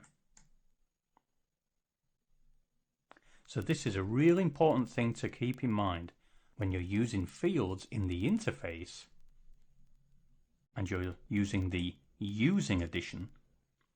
Any fields used in this declaration will be changed as well. So let's zoom through, well, we'll step through. So once that form is filled, then it continues with the rest of the program, which I can't remember really what it does. I guess it's doing a loop. Let me stick a breakpoint here so we can zoom through this.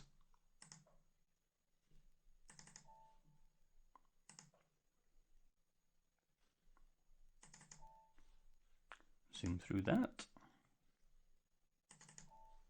Simple describe. And then the program crashed. Let's have a look.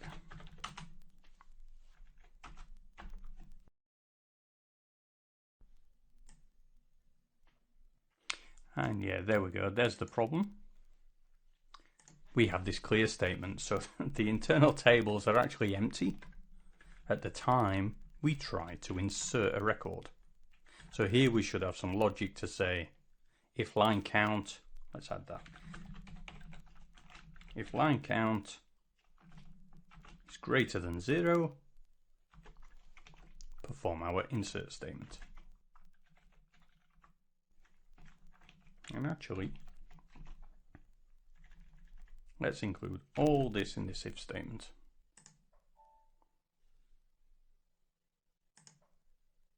Looks good. So now when we get down to the insert statement, right now it shouldn't do anything because we have this clear. But if this was taken out, then the if statement would be true. Let's run it again. I'll press the F6 key to execute this first form fill. F6 again.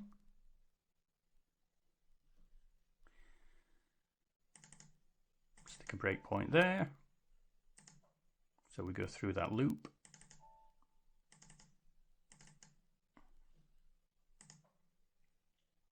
Cleared out the work area and internal table. So now this loop should actually not execute. There we go. Describe line count. If it's greater than 0, perform the insert. If not, then the program's finished.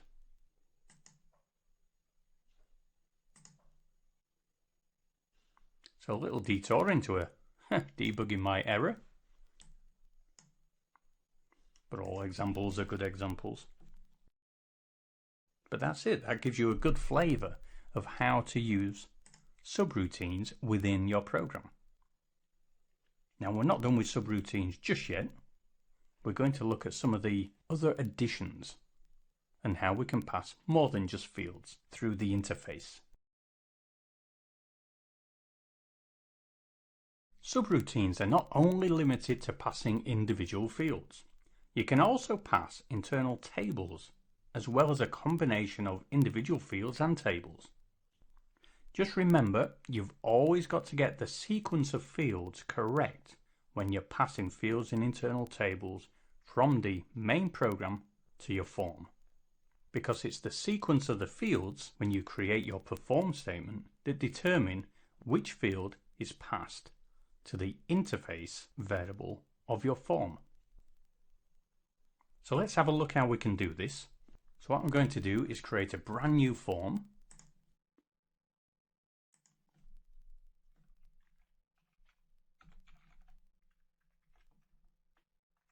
Now I'll say,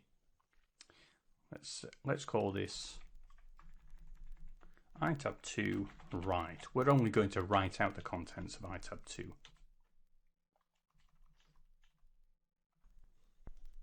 And instead of having the using addition, what we do is include tables, followed by the table we want to pass through.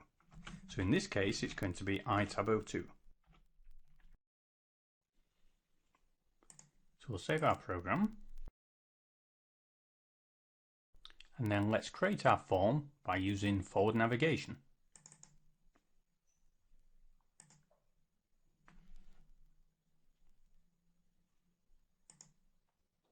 We'll select to create the form in our program itself. And it gets created at the bottom. Now I'm just going to adjust a few things here. This code here is not actually needed, so we can remove that. And we'll just focus on the basic form of how it's generated our subroutine. So as you can see, it looks fairly simple, but there's a fundamental change that's gone on here. We have replaced the using addition with the tables addition.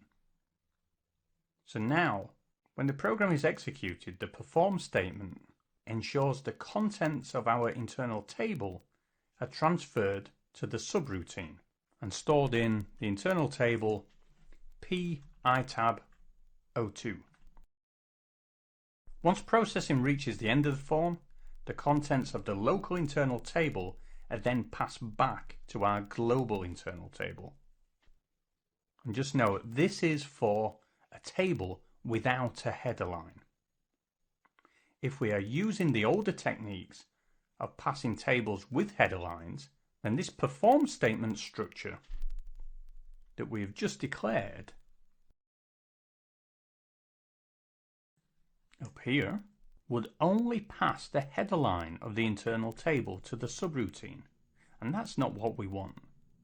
To be able to pass the whole table contents when using an internal table with a header line, you need to use square brackets. So the perform statement would look like this. But don't forget, I don't want you to be coding this way, so we always want to use work areas and internal tables without header lines. So let's go back down to our form and let's discuss the internal table that's created for us when the form was generated. Now, when an internal table is passed into this subroutine, this local internal table is actually always declared with a header line. And we can see this if we debug our program. So let's add some code. So we'll start with creating a data statement first, and we'll declare a temporary field. And don't forget, we already have our we have our line type already declared.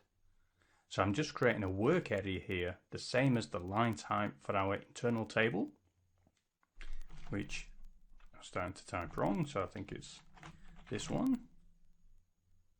And then we can do a loop statement. Loop at p underscore itab 02 into WA temp,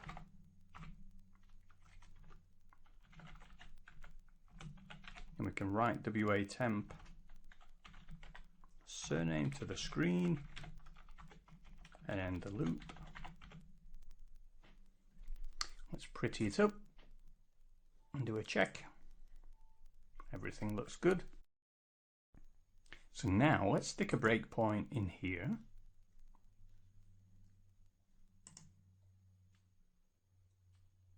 Oh, sorry, we need to activate, of course. Then do a breakpoint. And we'll test our code. So now we have jumped straight into the form. We'll have a look at our itab02 table. You can see it's got 5 records in, and we can see it's the newer style internal table because we got no header record. Now if we have a look at this P table, you can see here we got the hat sign, and you can see we have a header record. It's the old style. But being good coders, what we've done, we've made sure we have used a brand new work area when we're looping through our local copy of the internal table. So I'll just execute this. There's the output.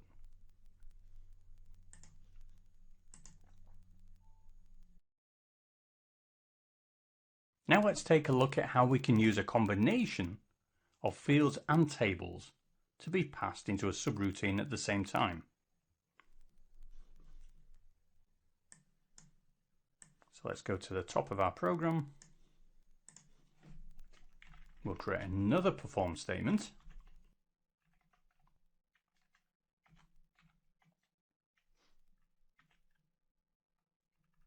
And we'll call this perform itab02 multi.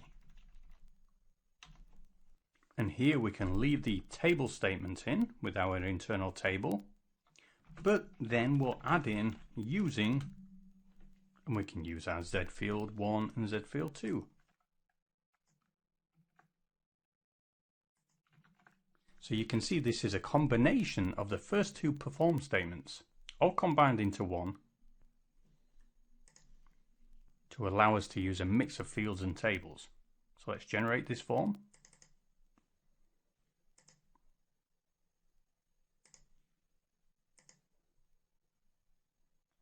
Here we go, and you can see the form has been defined. We have the table statement, And then we have the using statement for the fields. Now, as I mentioned before, if you are manually creating your perform statements, make sure you get the sequence of fields correct that you define. So, for example, if we had this, mixed around, Z field 2 going to, Z field 2, then Z field 1, things would get mixed up. And we would be putting Z field 2 into this local variable and Z field 1 into this one. So you can see how it could create some confusion. So just keep an eye out on that.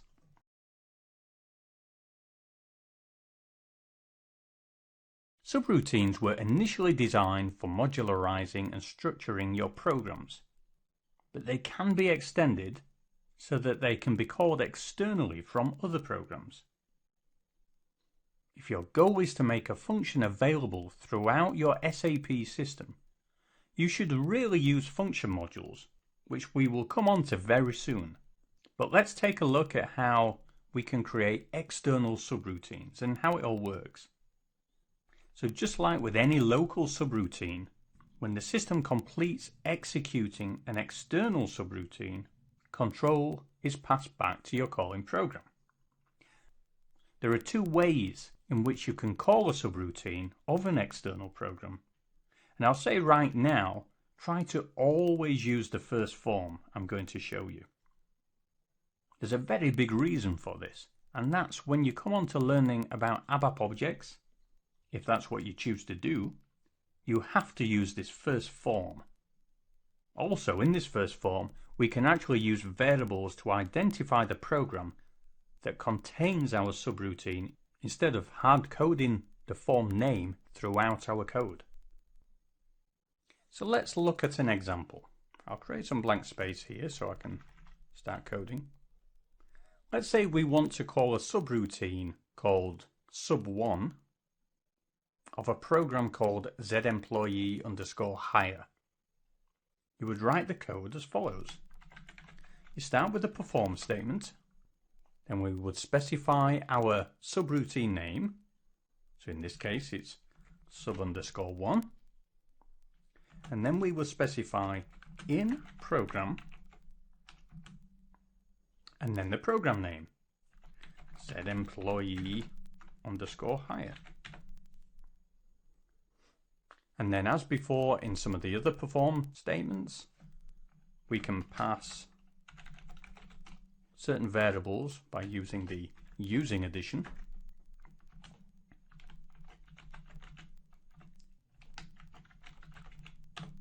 And finish with a full stop. So that would mean we would have to have a program called zemployee_hire already existing with this subroutine already in it. And we're just passing across these fields. And the difference between the standard perform is that we are specifically specifying the program where the subroutine exists. Now I said there were two methods of calling a subroutine in an external program, and the other way of doing it is by using brackets. And you will see in this example it's very similar, but you will not be able to use this form in the context of ABAP objects. But anyway, it goes like this. So you'd have perform subroutine 1, and then we specify the table, we specify the program by placing it inside brackets. And we can pass tables, just as we've done before, and continue with the using addition for the individual fields. So there are two methods of calling external subroutines. But I please advise you don't use this.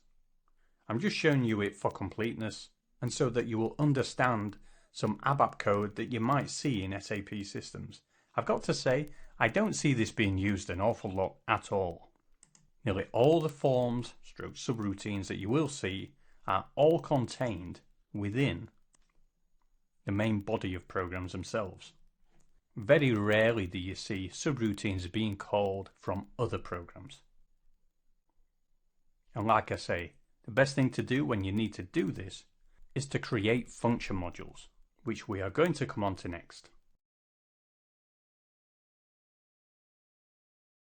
Function modules make up a major part of an SAP system, because for years SAP have modularized their code using function modules to allow for code reuse both by themselves, their own developers, and by their customers.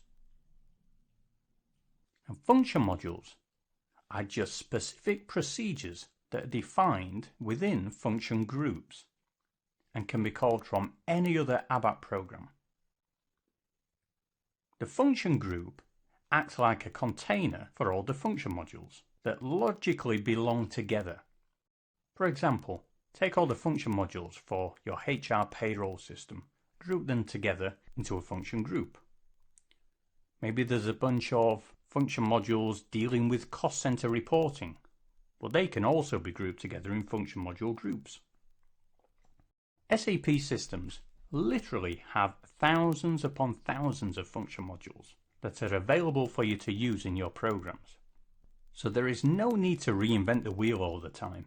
Have a search around your SAP system to see if function modules already exist that perform the function you need in your program before having to create it yourself. Let's concentrate on how we can create function groups and function modules. And to do this, we're going to take a look at the function builder. So I'm going to step out of the ABAP editor and go back to the main menu in SAP. Now, way at the start of this course, I mentioned that the function builder can be found under Tools, ABAP Workbench, Development, and you'll see it here. And once you get used to the transactions, you'll also be able to call it up using transaction SE37. For our example exercise, we're going to write a program that uses an existing function module. But before we get onto that, we'll take a look at the function module we're going to use and explain how it's put together, which will then allow us to discuss how we can use it in our program. Now, instead of typing in the function module name, I'm just going to put part of the name in and use wildcard characters to do a search for the function module, just to help demonstrate really how many function modules there are and how you would go about searching out function modules yourself. So what I'm going to do is key in an asterisk and then key in the word amount, followed by another asterisk, and then press F4. Now this is showing me in this system, I do have some filters set, but there are 12 results that have come back. And what I specifically want to show here is we get the function module, which is in blue, but then we get the function group, which is above it. And we can see there are various function modules within our search that belong to the same function group. So let's say we don't know the exact function module we want, but we like the look of, say, these here. There's 4 here that are in this ISOC group. Now maybe there are more function modules in this group, but just don't have the word amount in them. So what we can do is close this window and we'll go to transaction SE80. Now SE80, I've mentioned before, is the object navigator. And you'll find that you will use SE80 a lot more than SE38, but we've been using SE38 just to keep focused on ABAP programming itself. SE80 lets you do the ABAP programming, the ABAP editor, but it also lets you go into function modules and all other development objects within an SAP system. So by coming to this drop down, you can see that we can look at all sorts of objects. We can bring up programs. If I double click, we'll see the program over here. Packages, function groups, all sorts of things, classes and interfaces when you get onto ABAP objects, business server pages and so on. And depending how you have this figured, that will determine what comes up in your drop down. So I want to go back to function groups, and we're going to key in ISOC, which was the function group of those 4 function modules that had the word amount in there that we just previously looked at. So I'll key it in, press enter, and then you see the various objects that belong to this function group. And the one we're interested in is function modules. And as you can see, these are the 4 function modules that turned up in our search. But in actual fact, there are a whole bunch of function modules that belong to this function group that may be of some interest. And all we need to do to have a look to see if these are what we want is double click, and we will get to see the code on the right hand side. And just like any normal program, we can test out the function module. Now I'm going to close this window and come back to our previous session. Now the one we're going to work with is actually called spell amount. It's a very simple function module, but it includes everything we want to see when trying to work out how function modules work. So we'll select spell amount and then choose display. And what I'm going to do now is go along each of these tabs and explain what they mean and what's inside and how we use them with function modules. So first of all, we have the function module attributes. Here you can see we have the function group that this function module belongs to, and we have some text to describe the function module and group. And we have various options further down. Processing type defines the actual type of function module. This one is defined as normal, but we can have remote enabled, which means it can get triggered from an external system. And then the update module, you can see this is set to start immediate, and we have some various other options, such as start delayed. And then just basic information about when the function module was created. Let's move on to the import tab. Now this lists the individual fields we will use as our data interface for data we pass into the function module.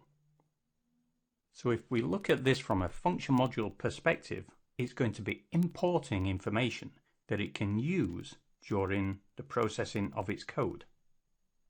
And in this case, we've got 4 fields: an amount, a currency, a filler, and a language. And we have some text on the right hand side that gives some information about what the actual field is.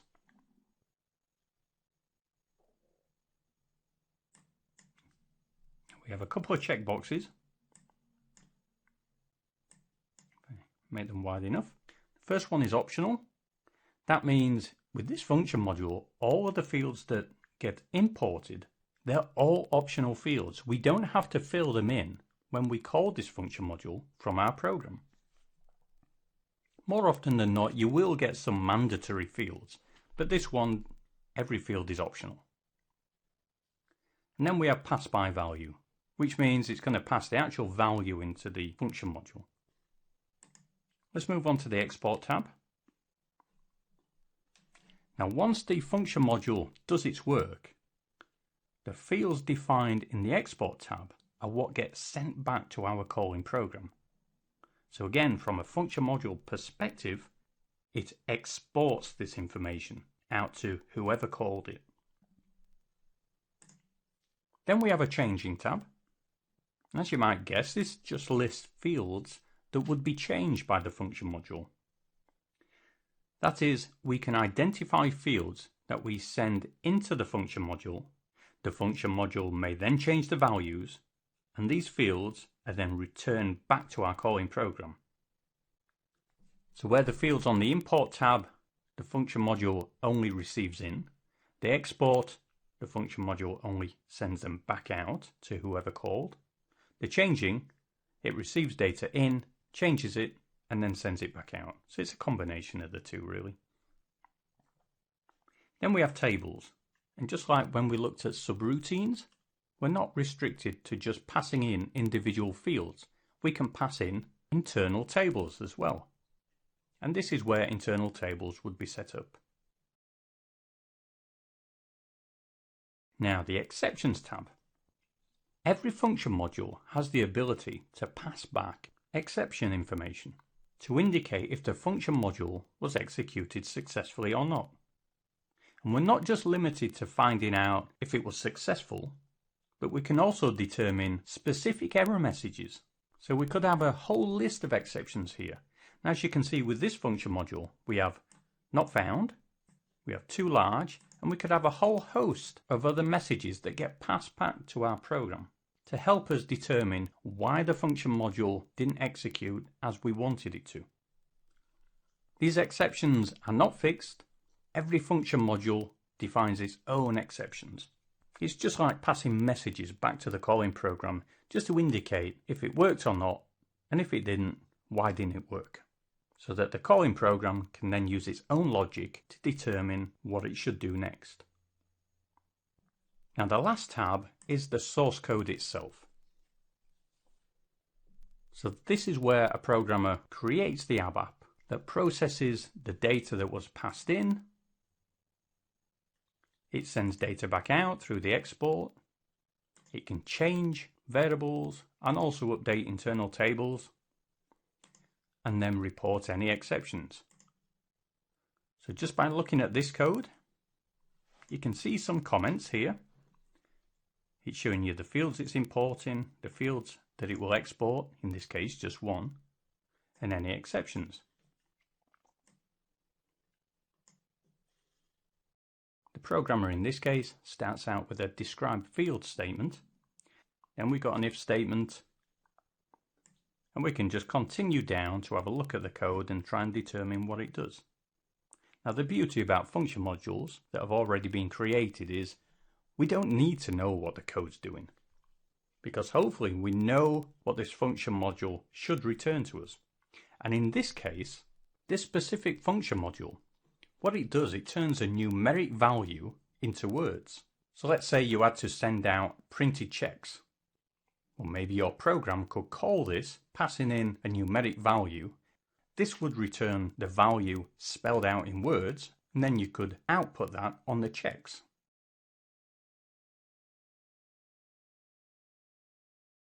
Now, because function modules are created separate to our normal programs, we are given various tools that allow us to test out function modules without having to write the code to call them. So similar to how we would test our program, we are also given the tools to test function modules completely in isolation. We can test a function module by pressing the F8 key once we're in this screen, or just click the icon, the little wrench icon. Now I'm going to step back and step back again, and once we're at the first screen of SE38, we can also test it from this location. Now every function module that you try and test will look a little bit different, because the screen you see is determined from the import parameters, changing parameters and tables.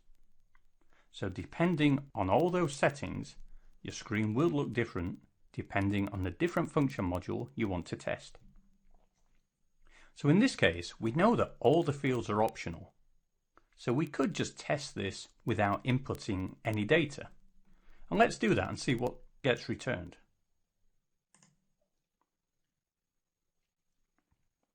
So this is the output. It shows us the input, and then this is what's returned.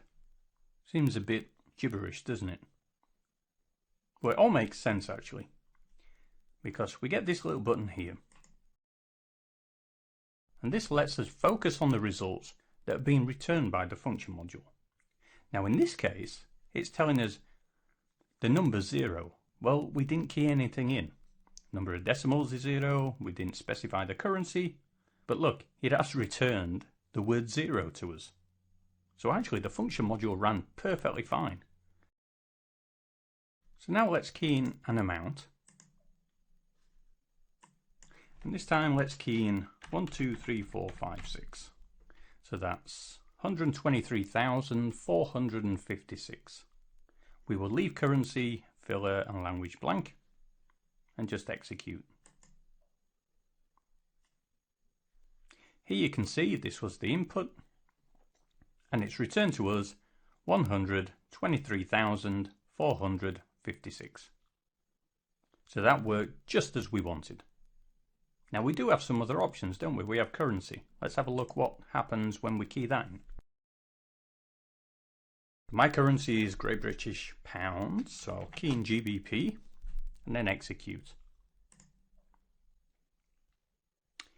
Now this function module this time, because it knows in Britain we have 2 decimal places, it's identified that. Let's focus in on the table that it's returned. So it knows we have 2 decimal places, so it's returned 1,234. And it's treated the 56 as the 2 decimal places.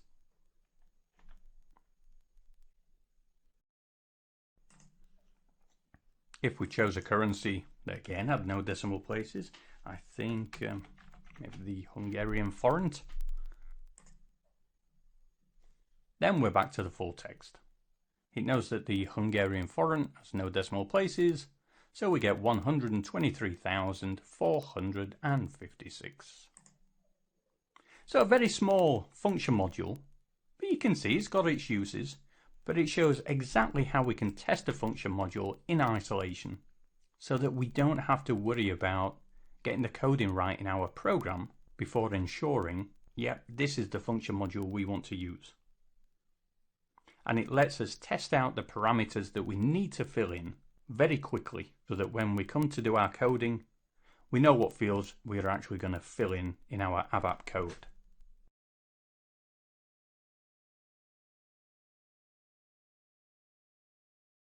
Now we have identified the function module we want to use in our program and tested it successfully, let's have a look at how we can call it from our program by using ABAP. So let me step out of the function module builder. I'll go back to SE38, create a brand new program. We'll call this ZMod2.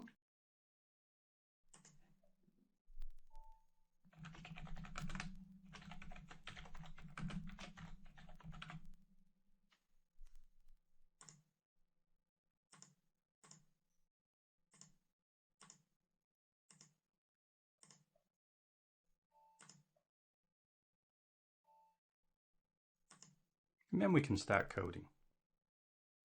Now the first thing I want to do is set up a parameter on a selection screen so I can enter a value. So I'm going to define a parameter. Oops. Let's call it mynum. We'll make it an integer. And what we will do is make the screen look half decent.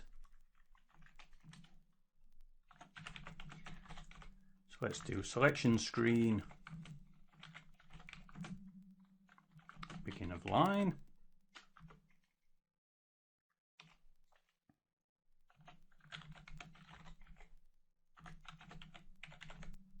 Let's have a comment in there. Start it at the first position for 15 characters. And we'll use a text element.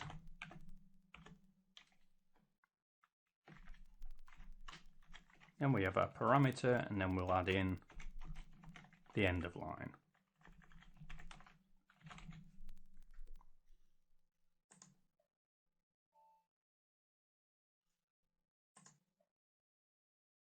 Let's see how we look.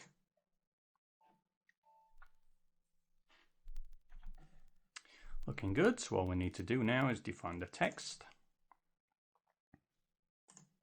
Choose yes to create it, and we'll key in enter a value. Let's activate that. Back to our program, and then we'll activate that as well. And then a quick test just to make sure it looks okay on the screen. And it does. There's our text element, and we can enter a value in there. So back to our code. So now we can enter a value into the screen. What we want to do is pass that value to our function module. But of course we can't do that until we define the code that allows us to call the function module. So instead of just typing in the code straight to the editor, let's use the pattern tool, which is Ctrl F6, or you can click pattern. So as you can see, the call function option is the first one in the list. So all we need to do is enter spell amount, which is our function module name, and click the continue button. And as if by magic, it'll generate this code for us to save us a whole bunch of typing. Now you'll see a lot of the code is commented out. And what I'm going to do, I'm just going to save it and show you why. I'm going to double click on the function module itself to use forward navigation to go to the function module. And if you remember, on the importing tab, all the fields were set as optional. So I'll step back. So when we use the pattern tool, any optional fields, it will automatically comment them out. Then we just need to uncomment them to say we're going to use them. So in our case, we're going to be exporting the amount from our program to the function module. And then inside the function module, it will import that amount into its own variable. So you see, when we call a function module, the actual ABAP statement itself is made up of the word call and function. And then we place the function itself inside single quotes, include all the parameters, and then we have a full stop to terminate this statement. Now note the position of this period.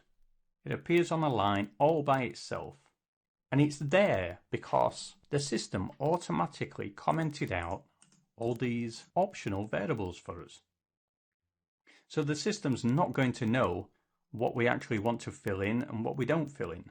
If the system put the period up here and we uncommented some of these variables, then we would more than likely get a syntax error, because the period would terminate the statement up here at the end of the first line, and then we would have exporting a list of variables, importing, and so on. For example, if I do this, we get some errors. The system is not expecting the exporting statement. That's all down to the placement of the period. I could bring it up to here, but I'll just leave it there for now. Oops.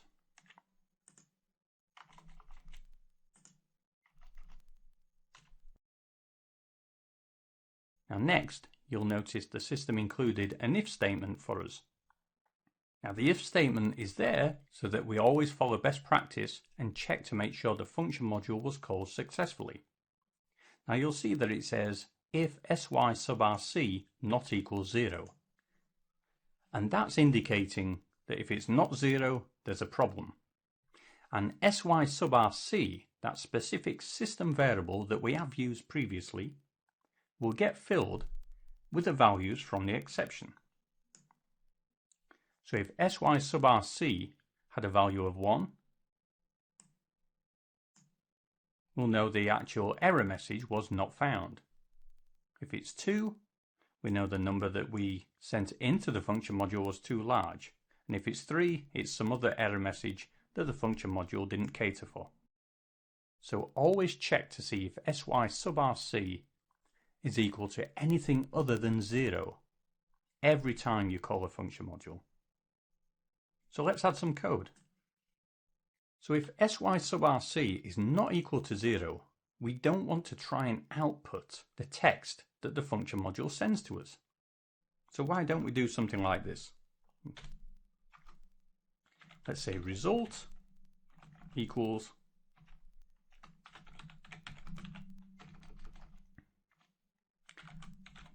the function module returned a value of, and then we can include sy sub rc. Oops, what am I doing? I do apologize. I thought I was doing a write statement. Let's do that.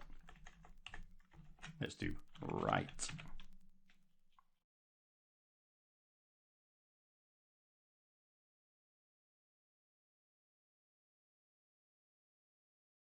Okay, so now we have the write statement, and it's going to write out the error code to the screen if there is an error. Well, the next thing we want to do is to be able to write out to the screen the amount in words that the function module will return to us. So why don't we change this into an else statement?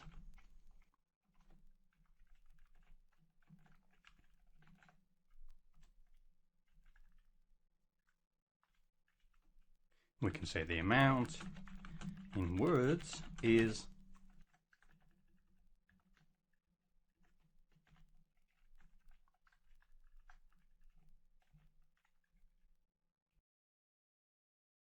and then we just need to output the variable that's returned to us.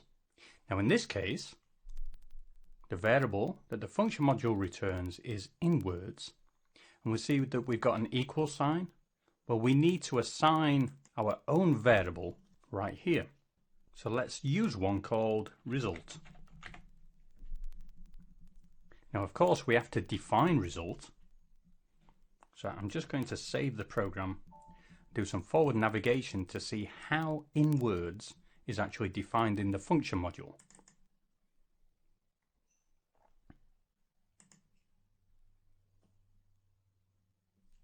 So we can see here it's defined by using the like statement and referring to spell. And you can see spell is actually a structure, and it's made up of all these individual fields. So we can do exactly the same.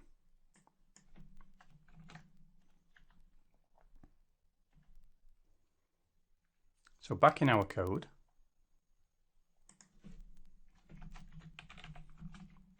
let's define result like spell. And if we double click spell, oops, oh, looks like I 3-clicked. It takes us to the structure, and we can see that our reference is working fine in the program. So now we can uncomment in words, which means when the function module executes successfully, in words will be transferred to our result variable, which is a structure, and we can output it when the sub-rc return code is 0.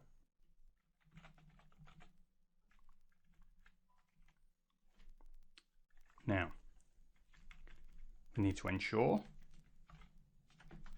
importing is still there, because we're going to be importing the inwords variable and assigning it to result. And also, because result is a structure, the write statement will probably not be able to write out result. It'll probably not be able to do automatic conversion, because I remember looking at the structure, it had a mix of data types in it. So I'm just going to save the code. If we have a look at spell, which our result structure is based on, here you can see we have numc, integers and characters all mixed in. So in this case, I think we should get syntax errors. Let's have a look. Result cannot be converted. Yep. So if you remember, when we tested our function module, let's go back in and test it. Give it any old number to work with. What actually gets returned is, it's like a whole record made up of individual fields. So we have number, decimal, currency, and then word. And word is quite large. If we carry on, another field called DEC word, and then some more, actually breaking the words up into individual fields themselves. So we are getting returned a lot more than just a piece of text. So we have to cater for that. So I'll step back to the program. And if we look at the structure of spell again, the piece of text we're really interested in is the one that gets assigned to the field word. So that's what we need to write out in our write statement. So back down, where we have result, all we need to do is reference the field inside the structure. And there's one more glaring mistake, or just something I forgot to do, and that's we need to feed in the amount that we're going to fill in on the selection screen. So on the selection screen, we're using the variable mynum, so that's what we need to put here. mynum. Now I think that should just about do it. Let's activate, and then we'll test it out. So we'll use 46,791. And we get the amount is 46,791. We have success. So there you go. That's how you call a function module. It's quite straightforward.